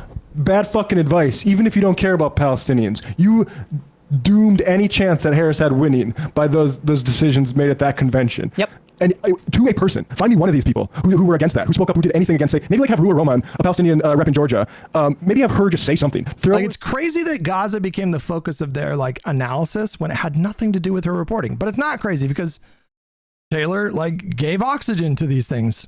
I would call him a progressive liberal. Very confidently. A liberal, great. Liberal. Okay, we will use the word liberal, and that will make you happy. Well, I wish you would have used that in the article instead of saying centrist, because you know that you were using that as a pejorative. Honestly, you have to call up some copy editor and say that to them. But if she had wanted a correction, she could have gotten a correction. But my point is, besides the point, though. It is not beside the point. She could have actually, if that was such a radical mischaracterization of her views, she could have reached out and gotten a correction. I would argue it's not a radical mischaracterization of her views. Is it a false statement? Right? Is it a false statement to call her centrist? I think that's the question. Is it inaccurate, Hutch? Is it an inaccurate statement in the article? Yes, I think it is. Yes. To call Olivia Giuliana centrist. Yeah. It doesn't matter whether or not it's accurate. What matters is it is clear that calling these people why can't accuracy absolutely what is so hard about doing? Please listen to me real quick, because you keep doing this. It's not about the accuracy whether or not this person is a centrist. If everyone in a certain ideological camp calls these people centrist, it is clear that this is coming from a specific ideological perspective and not just obviously. This is objective reporting about I just don't think that the Wired articles, is it relevant? The Wired editors are out to get someone. We're literally just trying to describe issues. I will use the word liberal. I will use the word liberal, and when I write about these people again, I will use the word liberal. I can promise you that. Well, that's fine too, because liberal is a bad word in those spaces too. So it's I think you were establishing. I'd like to respond to Soy Pill. Yeah. It's the potted plant's turn to talk. All right. So real quick on your. On your point, Soy Pill, you say, well, in certain circles, this term can mean something else. I'm totally open to us having that discussion, but I think it's relevant to discuss. I don't even think he disagrees. I think after the conversation, he just fully agreed. So I don't know. Maybe, I don't know. Whether the article is accurate first. That's a relevant thing to consider first. And then we can say, some people might accurately describe her as a centrist, depending on your ideological point of view, and we can use this to frame what kind of ideology. To the extent that it's accurate, to the extent that it's accurate, it's trivial to observe that most content creators are centrist, because if all you mean by centrist is Democratic aligned, then of course. But that's not all she means. That's the point. She means that they're evil. They're evil. They're corrupt. This is going to be and then you can use that to say, well, who is calling all pro-Democrats centrist, and what kind of ideology I think is that? most Democrats are liberals. Are they not? Are they not liberal? Is the Democrat not the liberal party, guys? Liberal. We're not talking about the term liberal. But you said, but we're talking. Okay. Centrist. You use that term. Use that term. It wasn't your editor in your tweet. You use that term. I use the term centrist all the time. I use the term centrist all the time, but I'm saying it's way. Anyone can search your Twitter feed and see when you use the term. You could also say I use the term and you could search my Twitter feed for the term leftist. See what I have to say about the term leftist on my. So Destiny did. I didn't do this yet, but the way that she uses the term leftist is very different than the word centrist, because the case does nothing to affect the business models of these companies, but sets a legal precedent for mass surveillance, something you should be against if you're a leftist. we're never getting a leftist revolution when people like you side with the Nazis. It seems like she's, it just seems like she's a leftist that wants a revolution, right? How dare Taylor Lorenz stand with immigrants, LGBTQ groups, reproductive justice activists, marginalized people, and everyone who will be harmed by the mass surveillance / censorship laws the social media addiction trials usher in. I am a serious leftist. I stand with Heritage Foundation. Yeah, I know. That's why I'm debunking the claim that it's okay to spread disease, because as this leftist claimed, the government gave them the okay to do so. So like, she's gatekeeping, right? Like, so she's saying like, not a real leftist. It's like no true Scotsman, right? Like, Cuba does not have sterilizing vaccines, and vaccines don't make COVID harmless. Vaccines also have nothing to do with the leftists claiming it's okay to spread disease. So like, again, like gatekeeping the term leftist, but she's not like speaking out against leftism, right? Wearing condoms to prevent the spread of HIV is beyond parody. I'm a serious leftist. People earning less than 50K order the most delivery and spend the most on delivery. But I was told by leftist Twitter, so I was like, that's all this is, right? Like, yeah, I'm with you. Though for what it's worth, I think if you talk to a lot of the actual libertarians, they feel similarly to leftists in that a lot of people claim the label, but don't actually espouse the values. Ideally, leftists would just be true to their actual values and fight against this surveillance capitalism. Ignoring the work Hassan already does, billionaire-backed dark money groups and mega wealthy donors are not lining up to fund programs that uplift working class voices and creators who challenge capitalism or establishment power. You can't make $8K a month promoting leftist politics. Leftist politics being uplifting working class voices and challenging capitalism, right? Nowhere does the post say all leftists. It's a reality that tech policy has not been core to the leftist agenda in recent years. Niche communities, that's literally all it is. Like, it's literally like, you're not a real leftist. You know, you should be having these like pure, better values, but you don't. It's not the same thing as like, oh, I fight with leftists all the time. Well, yeah, but I mean, we're talking about big leftist influencers who are not immediately affected by these laws personally. You yourself haven't said shit about the laws, not once, so I'm not interested in letting you run cover for other people who have also refused to speak up about what's happening. The same story. All these tweets, the same story. Twitter feed. And see if I'm being really nice about it. I will after this. I will. I'm curious. Please go do it right away. You'll see why. I think you use that language for a particular reason, Taylor. No, I use language. I am criticizing different political factions constantly, and you'll see. Please search the word leftist and see what I have to say about the leftists. Please search this word. In this story, okay, you're establishing a cast of heroes and villains. That's what you're doing. Oh my God.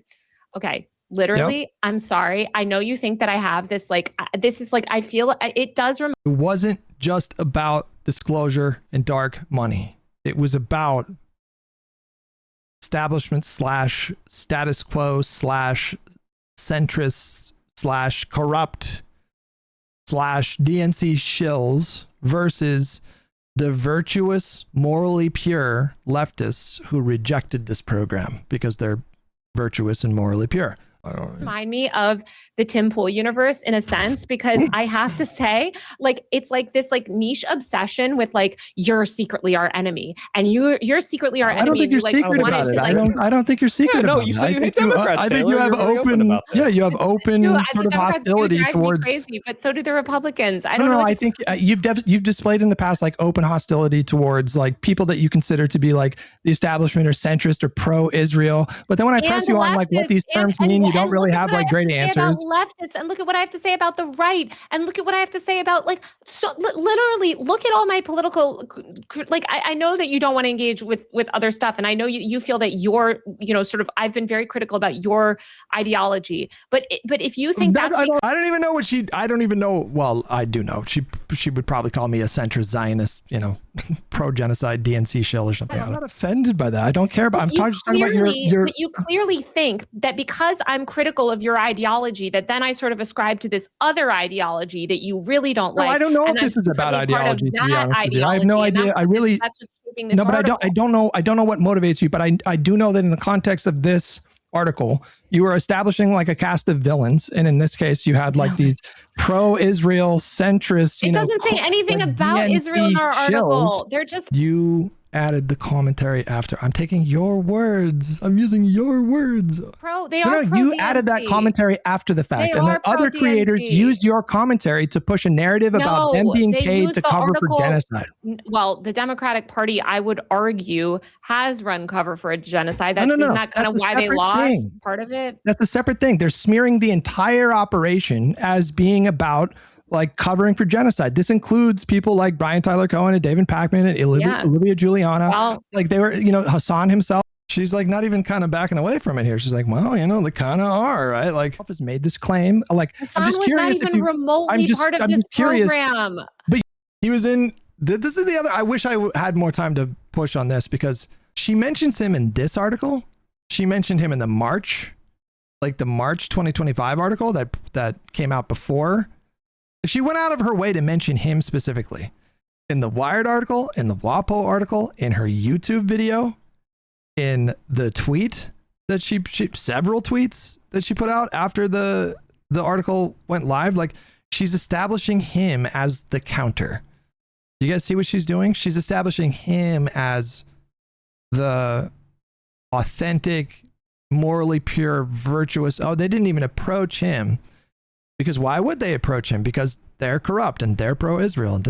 Like, it's obvious what she's doing there. You mentioned him. You mentioned him in this article. You mentioned him in the old article. You mentioned him in this tweet. The fucking Joe Rogan of the left or whatever. No, but you're presenting the virtuous alternative to the corrupt Democratic shills. That's what you're doing in this whole thing. I don't think Hassan is taking dark money. But are you rejecting that's what you're doing? Like, that is what you're doing, right? Like, you're saying you have these like radical leftists and they're pure and they're not corrupt. And then you have the corrupt pro-DNC, pro-Israel shills, right? Please search my Twitter feed and see what I've said about the leftists. I feel like I'm losing my mind. We did. Taylor, and you have been shitting on them quite a bit. Constantly criticize people all over the political ideology. She's criticizing them for not being leftist enough, though. That's the criticism, is like, you're not actually leftist enough, I very intentionally don't identify with one political faction over the other or whatever. And again, I know that pisses everybody off in that political faction. But what I'm saying is that this was Olivia's response. We watched this at the time. Because it's just sort of frustrating. Everyone is willing to just believe lies. The article that Taylor Lorenz wrote about me and a number of other content creators who are part of the Chorus cohort is filled with factual inaccuracies. First and foremost, so like we've seen so many clips of Taylor saying like, oh, they don't attack my reporting, they attack me, and they didn't refute anything that I said. It's like, that is like so unbelievably not true. We're not paid to make content. We are not paid by the Democratic Party. Chorus does not have any creative control over any of the content that I make, over any of the people that I talk to, and they have never and will never tell me what I can or cannot say. The contract that we sign does not pay us for content. It is the same as somebody giving seed money to a small business to build their infrastructure so that that business can go on to be self-sustaining in the future. That is effectively what Chorus is. It offers small creators and content creators technical trainings and operational guidance on how to build their own long-term self-sustainable platforms. If you want to get into the weeds about all of those things, you can go watch the videos that were posted by Elizabeth Booker Houston and Ali O'Brien. By the way, two people who are part of this cohort who have been consistently critical of the Democratic Party since all of this started, which debunks the other claim you have, which is that we have to be nice and uncritical of the Democratic Party. It might be easy to convince people on the outside and to convince other creators that the things that you're saying about 1630 and about Omidyar and about journalism are all true. Unlike a lot of other creators and people on the outside, I have experience in the nonprofit world, the nonprofit compliance world, and in journalism, which is why I am absolutely dumbfounded that your article was even published in the first place. When you submit a piece of content or a piece of writing to someone in an editorial manner, they go through a rigorous fact-checking process. So the fact that your article, which was riddled with factual inaccuracies, was published in the first place is mind-boggling. It is. And you're also trying to convince people that the problem here is accepting dark money and that there is a lack of disclosure. Well, Taylor, once again, you're either a liar, a hypocrite, misinformed, bad at your job, or maybe a combination of all of those. You yourself have received funding from Omidyar through their Reporters in Residence program. But I am in a reporting fellowship that is an LLC that is completely separate from even the organization, the nonprofit organization of the Omidyar Network. 1630 Fund is a fiscal sponsor. It is a larger charity that houses smaller charities for the sake of logistics and operations. The LLC that I'm also for the sake of like being able to use dark money part of has not accepted any money from the 1630 Fund. You, Taylor, receive money for independent journalism infrastructure building from the Omidyar Network. Whether you're accepting it from the nonprofit or from an LLC, you are still accepting money from the same funding pool. It's not political. It's nonpartisan. I think you could probably pick apart that language and, criticize it a little bit. I mean, like, her main benefactor gave 1630 in 2020 $45 million. And so, like, there are things that are different. Pierre Omidyar is uniquely transparent. When he donates to dark money funds, he discloses it. And so, I think that works in her favor a bit. So, because, like, the Omidyar network that's, like, directly funded by Pierre Omidyar, they do this, like, sponsorship program or this fellowship program for journalists, and all of that is disclosed, and okay, that's fine, but, like, still, like, your benefactor did, like, donate to the same dark money fund that is now acting as a fiscal sponsor 5 years later for the Chorus creator program. And so does that create, like, some kind of conflict of interest? I don't know, but, like, I feel like maybe she should have disclosed that in the article. Like, maybe she should have, like, put that out there just so the readers saw. And in her language in the article, in the Wired article, when she talks about 1630, you do notice that she's a little bit more kind of like nice about them. There are a few different references to 1630, and she goes out of her way to say that they've donated to a lot of great causes. They've done a lot of great work on, like, reproductive health and did a lot of left-wing issues and this kind of a thing. Well, I mean, I think the fact that Pierre Omidyar donated $45 million to them in 2020, like, could that impact the way that she's talking about them? I don't know, but that's why I think it would have been appropriate for her to disclose that, because even though her structure is different and she has disclosed that she's a part of this program, it's different in practice. That's still worth, noting in your article, right? Like, leave it up to the actual reader to determine if that's any kind of conflict. DW with IDR 100,000. I don't even know what the fuck that is. After hearing the tidbits you brought up, it's almost like she has friends that are disgruntled minority in Chorus. Articles might literally just be a spiteful way of helping her with their petty beef. Maybe, I don't know. I mean, I don't know anything about that, but, like, that's another aspect of her reporting that I think is a little problematic. Like, she seems to have had a lot of conversations with a lot of creators who didn't like the terms of the contract, didn't sign the contract, and then they had a certain perspective about Chorus. They had a certain impression about Chorus and the way that they were structured and the sort of things that were in the contract. They had a negative view of that. Did she have any conversations with creators in Chorus that had a good experience with Chorus? Like, like, she says she reached out to a lot of people and nobody got back to her, but yeah, there's one perspective about Chorus that is represented in that article. And I'm being paid as part of a reporting fellowship. It has nothing to do with politics. Yeah, Taylor, so are we, because Chorus is a non-partisan non-profit. It's nonpartisan in terms of, like, the letter of the law. She means that in a strictly legal sense. Jose Carlos Padilla, HNL 30, you handled the combo very well. Thank you. Appreciate that. Not an entity of the Democratic Party. You are in the same structured program. Truly, no one's paying. I'm not taking money from any dark money group. I'm just not. And if I ever did, I would tell you. When you go to your Substack, there's no disclosure that you have had any kind of operational or seed funding for your independent journalism pursuits. Which is how I know that you know the difference between being paid for content and being paid to grow your own independent infrastructure. This is valid. This is valid. It cuts against the subhead of the article, which is that they were paid to push the party line, which I think very obviously implies deliverables. They were paid for content. Tenet, they were paid for content. The Tenet thing, the Russian government was using shell companies to hide the funding, but they were paying people like Rubin and Tim Pool and whoever, Lawrence Southern, I think. They were paying them for content. Those were deliverables. That is a very different thing.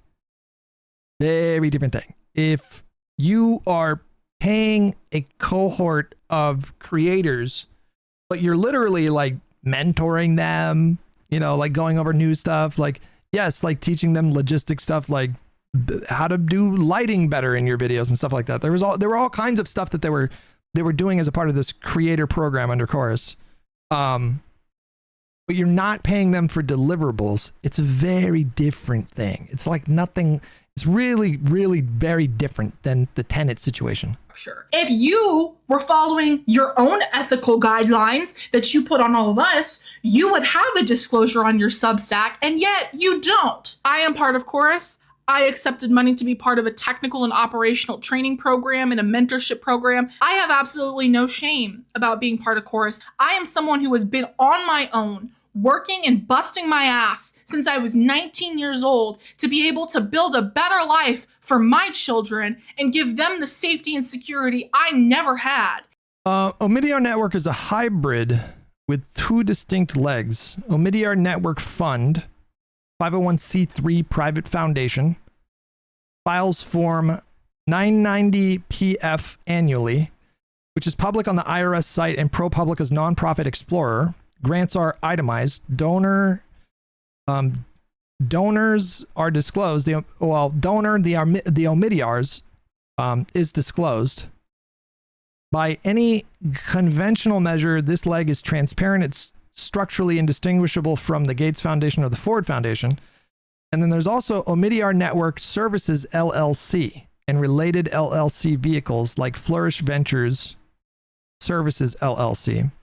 A for-profit LLC, not a tax-exempt entity. LLCs don't file Form 990s and don't have to publicly disclose grantees, investments, or recipients. The LLC side is what makes Omidyar Network a philanthropic LLC, along with peers like Chan Zuckerberg Initiative, Emerson Collective, Pivotal Ventures, and Arnold Ventures. So the structure is opaque on one side and transparent on the other.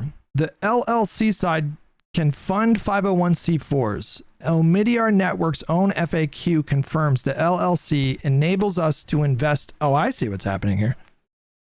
Enables us to invest in innovative for-profit startups and in not-for-profits beyond public charities such as 501c4 social welfare organizations. When a philanthropic LLC funds a C4 that engages in political activity, the funding is traceable on the C4's 990.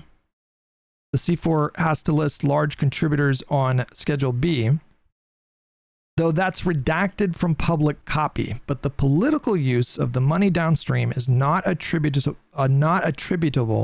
back to Omidyar in any public disclosure. That's the structural feature critics point to. The 1630 Fund's 990 shows it paid Omidyar Network Services LLC roughly $45,000 in 2022 for services, and Omidyar Network Funds filings show the LLC provided in-kind services back to the foundation. This is normal cost sharing among related entities, but because LLC books aren't public, it's not auditable from the outside. The Omidyar Group includes Democracy Fund, a 501c3, and Democracy Fund Voice, its 501c4 sister, which can engage in lobbying and limited electoral activity. Democracy Fund Voice has its own 990 disclosures, but downstream spending by it isn't attributable back to Omidyar in election filings. Omidyar Network is a philanthropic LLC foundation hybrid, not a dark money group in the central sense. The LLC component participates in the broader ecosystem that produces dark money outcomes. And that's why it shows up in those conversations. Whether that warrants the label depends on how strictly you draw it. Restrictive definitions exclude Omidyar network. Expansive definitions included. I see. So it's not dark money on paper, but it has some opaque dark money downstream impacts from the LLC. That makes sense. Okay. Mr. Boxrelli with 19 months. Thank you.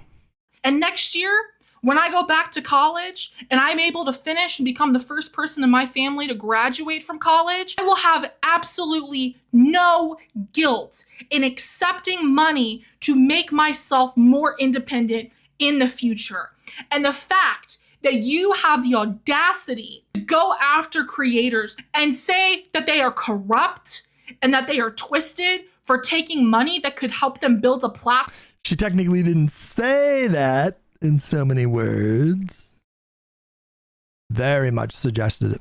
That could sustain them and their families for the rest of their life is disgusting, and you should be embarrassed and ashamed of yourself. Especially because you yourself have taken the same exact money. To everyone out there who's watching this, who you may still not believe me, you may not find me trustworthy, you may think that I'm a paid Democratic shill, that's fine. It's within your right to believe that. If you're still here and you believe the things that I'm saying and you actually want to build a coalition to beat back Donald Trump and beat back fascism, then I'm happy that you're here. Okay.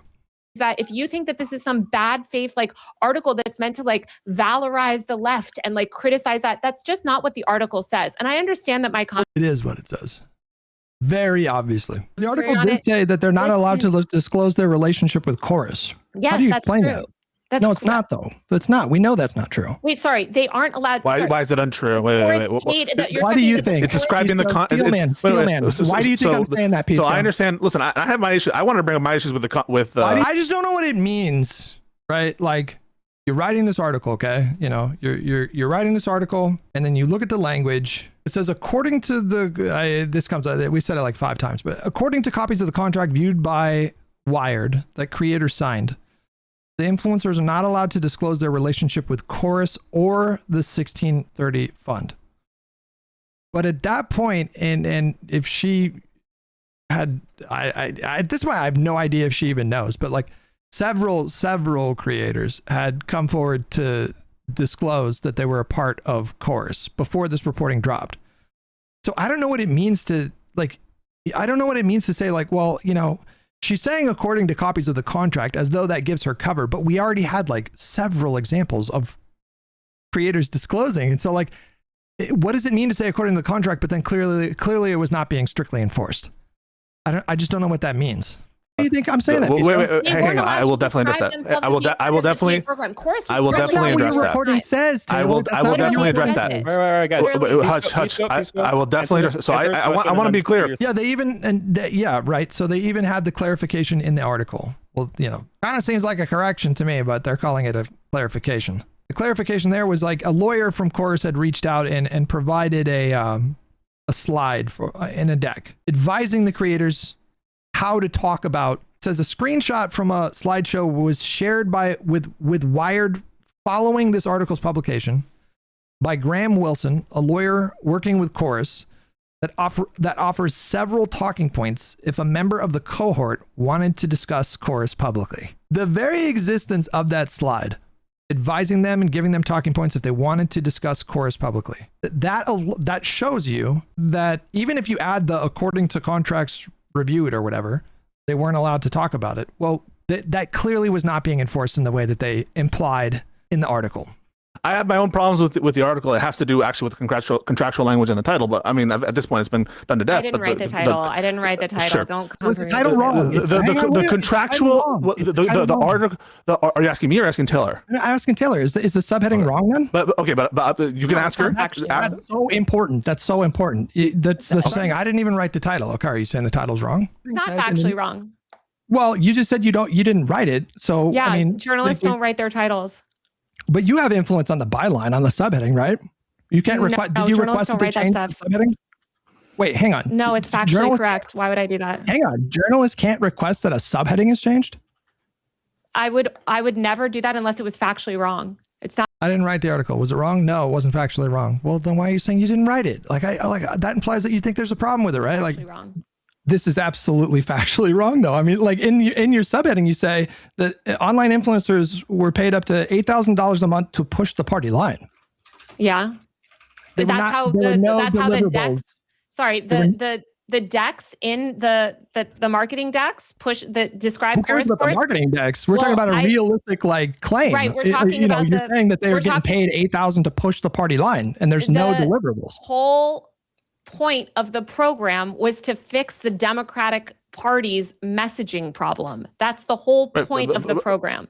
But you're saying paid X to do Y. That's a consideration for some sort of thing in the other end of it. And I did have a criticism about that, but I wanted to address. Oh man, I wish we would have stayed on that point, but we get a little sidetracked here. What was just said about the characterization regarding the disclosure. The article states that the language of the contract forbids disclosure. And I don't have any reason to believe that's untrue. It's very tricky language. It's very, very, very tricky language. Yeah, there were what particular quote are you pointing to here? Do you have the quote in front of you? I don't have it in front of me, but I know it's characterizing the contract viewed by Wired that creators signed. The influencers are not allowed to disclose their relationship with Chorus or the 1630 fund, but that's not true. Like, to me, that framing would have been more accurate if it just simply said the contract. Like, I don't know. It is very tricky. If it would have said like the contract says that they're not allowed to do the thing, but that's not what they said. Like, it's according to the contract, comma, and then she makes this like declarative statement that had already been like debunked. And again, I don't know what that even means. Like, who cares what the contract said if we have examples of creators that were being open about their relationship? And then it's especially dubious given the clarification afterwards where the lawyer established that they were advising creators on how to talk about it. So like the whole thing is just so silly. Are you disputing the accuracy of that? Why do you think it's untrue? Because there's two different things going on here. There's the qualifier, like according to the contract, but then she's making a claim. The influencers are not allowed to disclose their relationship under the contract. Yes, under the contract. Under the contract. That's all under the contract. No, but I think the qualifier is very clearly that's very clearly what it's talking about is what's allowed under the contract. Do you have any basis to believe that's untrue? But why wouldn't you verify that was being enforced? Wait. That's why they came to talk to us. That's why we have the article. But Taylor, so they're probably in breach. Hutch. The answer is they're probably in breach. The answer is they're probably in breach. I don't know why that would be the logical. Like, they weren't. No, the answer is not that they were probably in breach, because they got clarification afterwards that they were advising creators on. So like they just weren't. I don't know. We haven't seen her contract, and so we don't know what the contract language says. We're just relying on her interpretation and Wired's interpretation, okay? I don't know what they think they read or whatever, but clearly, like in practice, they were not enforcing blanket secrecy for these creators' involvement with Chorus. I don't know what is in their contract versus what they enforce. But the question, Hutch, the question stands. Do you have a basis? Hutch, the question stands. Do you have a basis to believe that that's untrue? Yes or no? The framing of this, I find. Do you have a basis to believe the statement is untrue? The framing is dishonest. Do you even disagree with me? Is the statement true or not? No, I think the other part of the contraction. I do, but it's kind of like in poor taste, kind of like lame to just have a pile on. And I have a different problem with the contractual language having to do with funnel through, and that's been done to death. And I can't even get my point heard on that. But I just want to ask you, Hutch. Do you have a basis to believe that statement in the article is true? Yes or no? No, not as it's framed. No. You think that they were allowed? Because we have to take them at their word. We have evidence to the contrary. Like, we have very explicit evidence to the contrary that they were not obligated to keep their relationship with Chorus secret. Definitive evidence to the contrary. And so I guess maybe my issue that I should have gone with here is just like, well, I question your interpretation of the language of the contract, because that's just not what they were doing. You either have a basis to believe it's false or you don't. No. Hang on. The basis to believe that it was false is that it was not, like, this was not happening. It just wasn't happening. You're not saying, like, you're doing the slippery thing, Taylor. There's two different things going on here, right? So like, Were they allowed to disclose their relationship with Chorus or the 1630 fund? The 1630 fund, that is the separate fiscal sponsor. I understand that that's like a separate, like, obviously no, they were related accepting thing. checks from the 1630 fund. Right. So that's where they were the fiscal sponsor. So they did a lot of like administrative stuff. They got like, you have a basis to believe that language in the article is untrue. Jesus, let me fucking speak. So that's one. Do you have a basis to believe that? Jesus Christ, I'm good question. So we do know that in the contract that they were not allowed to disclose that they had like a relationship with 1630 or. So it's a true. So the answer is it's a true statement in the article. I'm getting there. God damn it.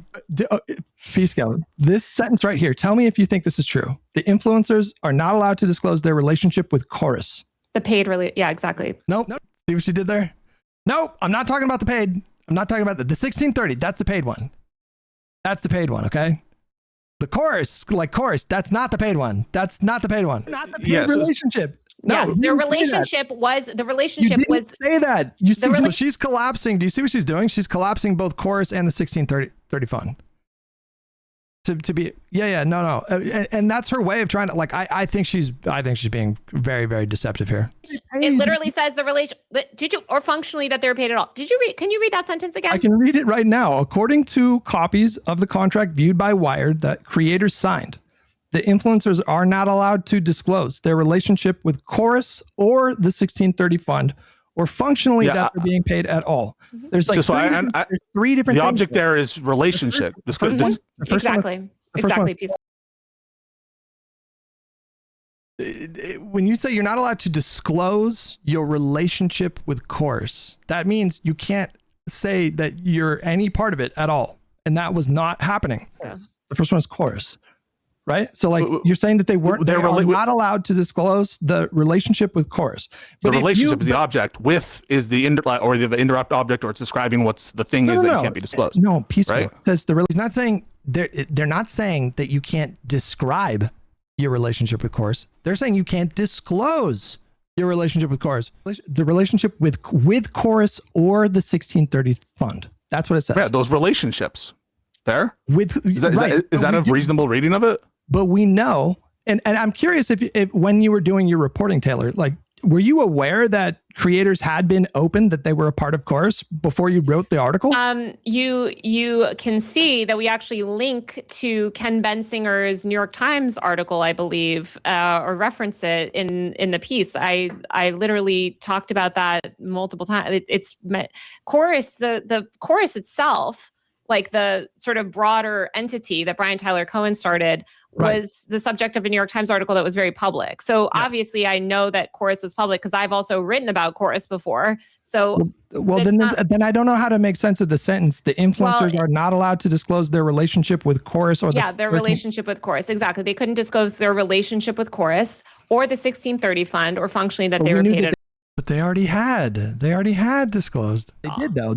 Many had discussed their relationship. That's not what but the article is describing what the contract allows. Guys, let me step in here. We got 10 minutes left, and I got to say two things. And Guy's been incredibly quiet, and I think we can pivot this last thing into something that Guy will really want to talk about. So first thing is, Taylor, I don't think Hutch is like a white nationalist, because I think you would take grievance with me saying Joe Biden is a progressive, right? Because if you describe every most progressive thing that Joe Biden did, it's very clear that where these people align. Can I tell you something? Can I tell you something? I know you guys aren't going to believe me on this.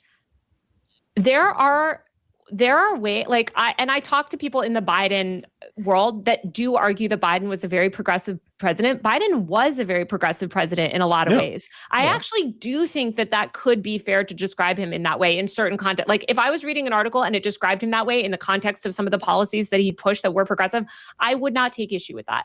And I know, like I said before, but Taylor, in your video, like someone should do it. Like Joe Biden's like the great Satan for like his COVID policies, right? Like you really just like, but he's I would not call him Satan, but I would say that he adopted far-right policies, genocidal policies on disabled people, on certain, and I would say Israel and genocidal.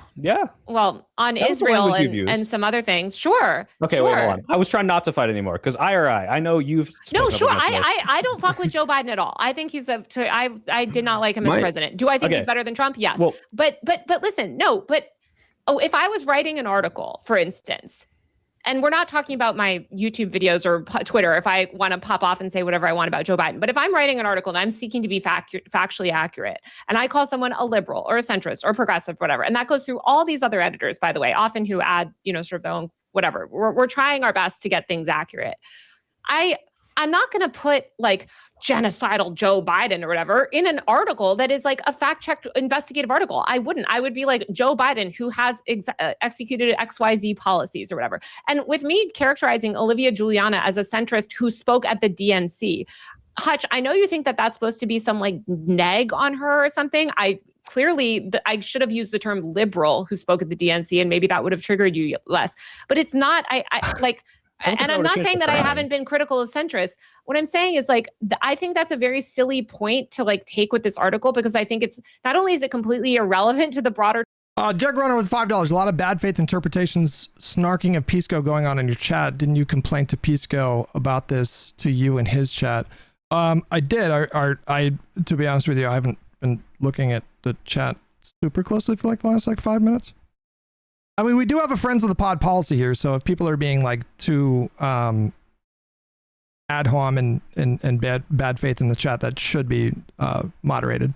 Topic of the article, but it's like, I think that you're ascribing a lot of motivation to what is ultimately like a pretty meaningless descriptor that I don't even think is very. I don't think it was meaningless. I think you were telling a larger narrative. I don't think it was. I don't think it was primarily about disclosure. I think it was about anti-establishment, and then the corrupt like. Well, they are pro-establishment. We're gonna go in circles, Guy. Wow. Didn't she say that they were anti-establishment before? Am I crazy? I feel like earlier on she said that Course is anti-establishment, and now she's saying they're pro-establishment. Wait, what? You've said this before, and Taylor, I think you might have a very strong opinion on this. There is so much dark money coming in from the right, like unfathomably. 1630 was the answer. Read my other Wired article that came out on Friday.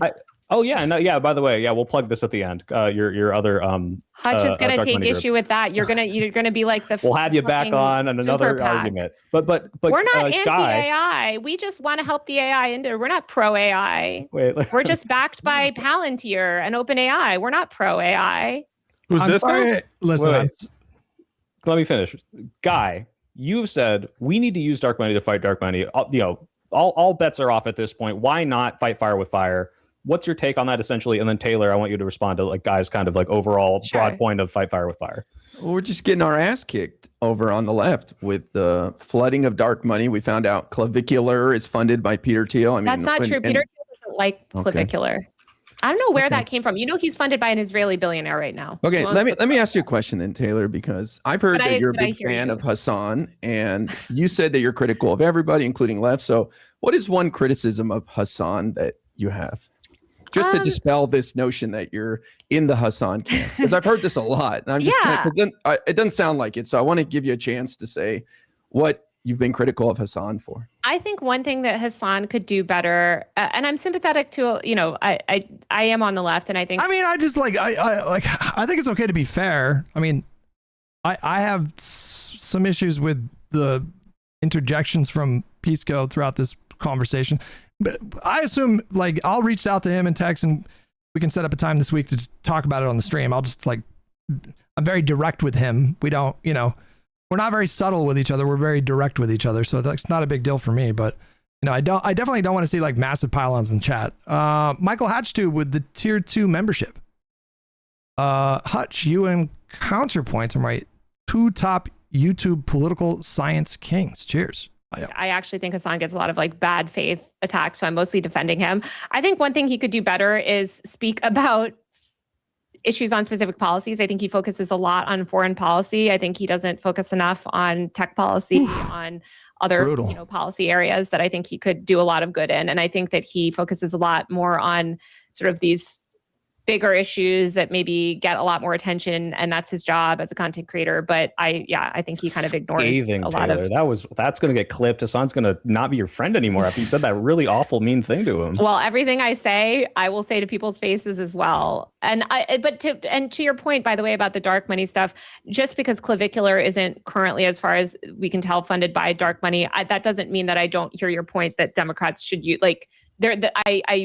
that is a very legitimate argument to have, because Peter Thiel is funding a lot of people on the right. And I have another question too, is what does disclosure look like? For example, I did an event with Unfuck America recently, and I told my channel they paid for my flight. I paid for my hotel, my parking, my food, everything.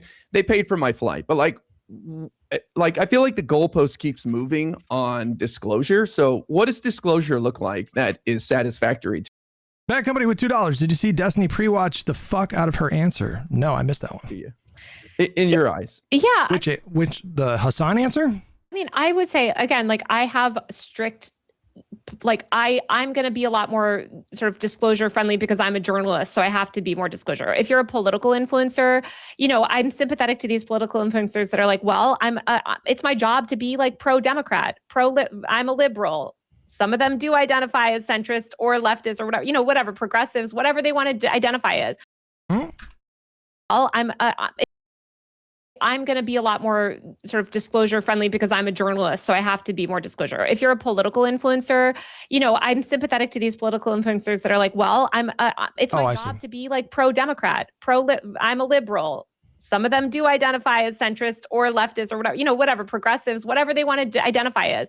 Right-wing influencers as well, right? Whatever you identify across the political spectrum, there's a bunch of people that they exist to promote a specific ideology and they're proud of it. And so a lot of them feel like they shouldn't disclose. What I would say is you should still disclose your affiliations. Just say like, I'm getting... Michael Hatch with $5. Pisco has some strong moments, but Pisco's part of that Taylor convo was awkward and annoying. I also thought Destiny pre-watch party was funny. I do... Like if I had to guess, I would put like $50. I would bet comfortably $50 that he was trying to cut against the potential, in his mind, bad optics of like a pylon. You know, Soy Pill was interjecting and I think it was his instinct in that moment to like even the scales a bit. Funded by XYZ Group. XYZ Group paid me you know, especially if they're paying for specific content. Chorus was not paying for specific content. A lot of them don't pay for specific videos for that reason, because they don't have to disclose as much. You know, it's sort of the norms are not there around disclosure. But I would say just try to be as open as you can with your audience and have some sort of, you know. Would that be satisfactory for me to just go on stream once and say, hey, by the way, they paid for my flight? Well, I think one thing that I've suggested to content creators is like have an ethics, like have a FAQ. Like a lot of these influencers have like FAQs about themselves on their websites or their link tree or whatever. And it'll just say like groups I'm working with, or like, hey, I take political money. Here's the organizations that have funded me. Or, hey, I mean, yeah, if you don't have to beat people over the head with it. If you go on a trip and you're making a video from that trip and they paid for your flight, yeah, I think it's... Hutch, it wasn't just about piling on. Even after she left, Pisco called you stupid for being obsessed with the centrist label. He thought that it was a stupid line of argument, but I mean, listen, Soy Pill picked up on what I was talking about. Completely fine to say like, hey, they paid for my flight. You know, I don't think you have to like say it over and over and over again, although that's great if you want to. But I just think like, I hear you, and I'm not saying that nobody on the left should be using dark money groups. The 1630 Fund does amazing work in a lot of areas. They funded a lot of reproductive justice, like health stuff. Like this is what I mean when I say she has like kind of like a nicer tone for 1630, and like, what are the ethics of disclosing that, you know, the Omidyar benefactor situation? Do stuff that I ideologically support. So I generally am not going to criticize specific like programs that they do unless they're doing that in a sort of a sneaky way. But I think that the system is never going to work out for the left. Like it's great to use it, you know, why I get your point and I take your point, but overwhelmingly, that was pretty much the gist of it, you guys. Man, that was I don't know what else there is to say. I mean, I think that anybody who watched that conversation, I think, and operated in good faith could understand the critiques that I was making. And I was just really floored at many, many, many points in that conversation with Taylor, just how often and how egregiously she would contradict herself. I was actually not prepared for how quickly she would flip the script or go back on something that she said and then recommit to the thing and then go back on it again, all in like a 5-minute frame. I mean, it just happened like several times in that conversation. I also don't even know where to begin. Like, you know, you sound like Tim Pool and Nick Fuentes. Like, as soon as she said that, I was like, oh, okay. Like, I was expecting a level of composure, at least up into a point. Like I've seen her in more adversarial conversations before, so I've kind of seen when she gets a little flustered and loses composure, but I don't think I expected it to happen within like 10 minutes of the conversation. And I really do think that was like a fair interview. I don't think I was mean. Like I definitely don't think I was bad faith. I just read the letter of her article and just unpacked things like one by one. I think my critiques were reasonable. I think they were worth responding to. And I found pretty much all of her responses to be completely insufficient. And I do think at points she behaved like in a way that was like very unprofessional. You know, if you're a journalist, I think like especially in the modern era, like part of your job is if you're going to go on a podcast or a stream or whatever, part of your job is to potentially like defend the work that you do. And I kind of feel bad for her like editorial staff, because boy, oh boy, did she like basically throw them under the bus. Pass the buck at least like 25 times in that conversation. Like, well, you know, I didn't write that. But also I do use that language. It's like, okay, so then why are you passing it off on them? Like, I wonder if people that worked on that story with her are secretly like, what the fuck? I wonder if like, you know, people that have worked on that story with her and then like saw these podcast appearances thought like, what the fuck? You know, like I do wonder. We'll never know. We will never know. That was memorable though. That was memorable. Dare I say that was fun. I did actually have fun with that. I hope you guys enjoyed that content. Appreciate you guys tuning in with me today. I'm going to go take a walk and play some fucking Death Stranding 2 and relax for a little bit.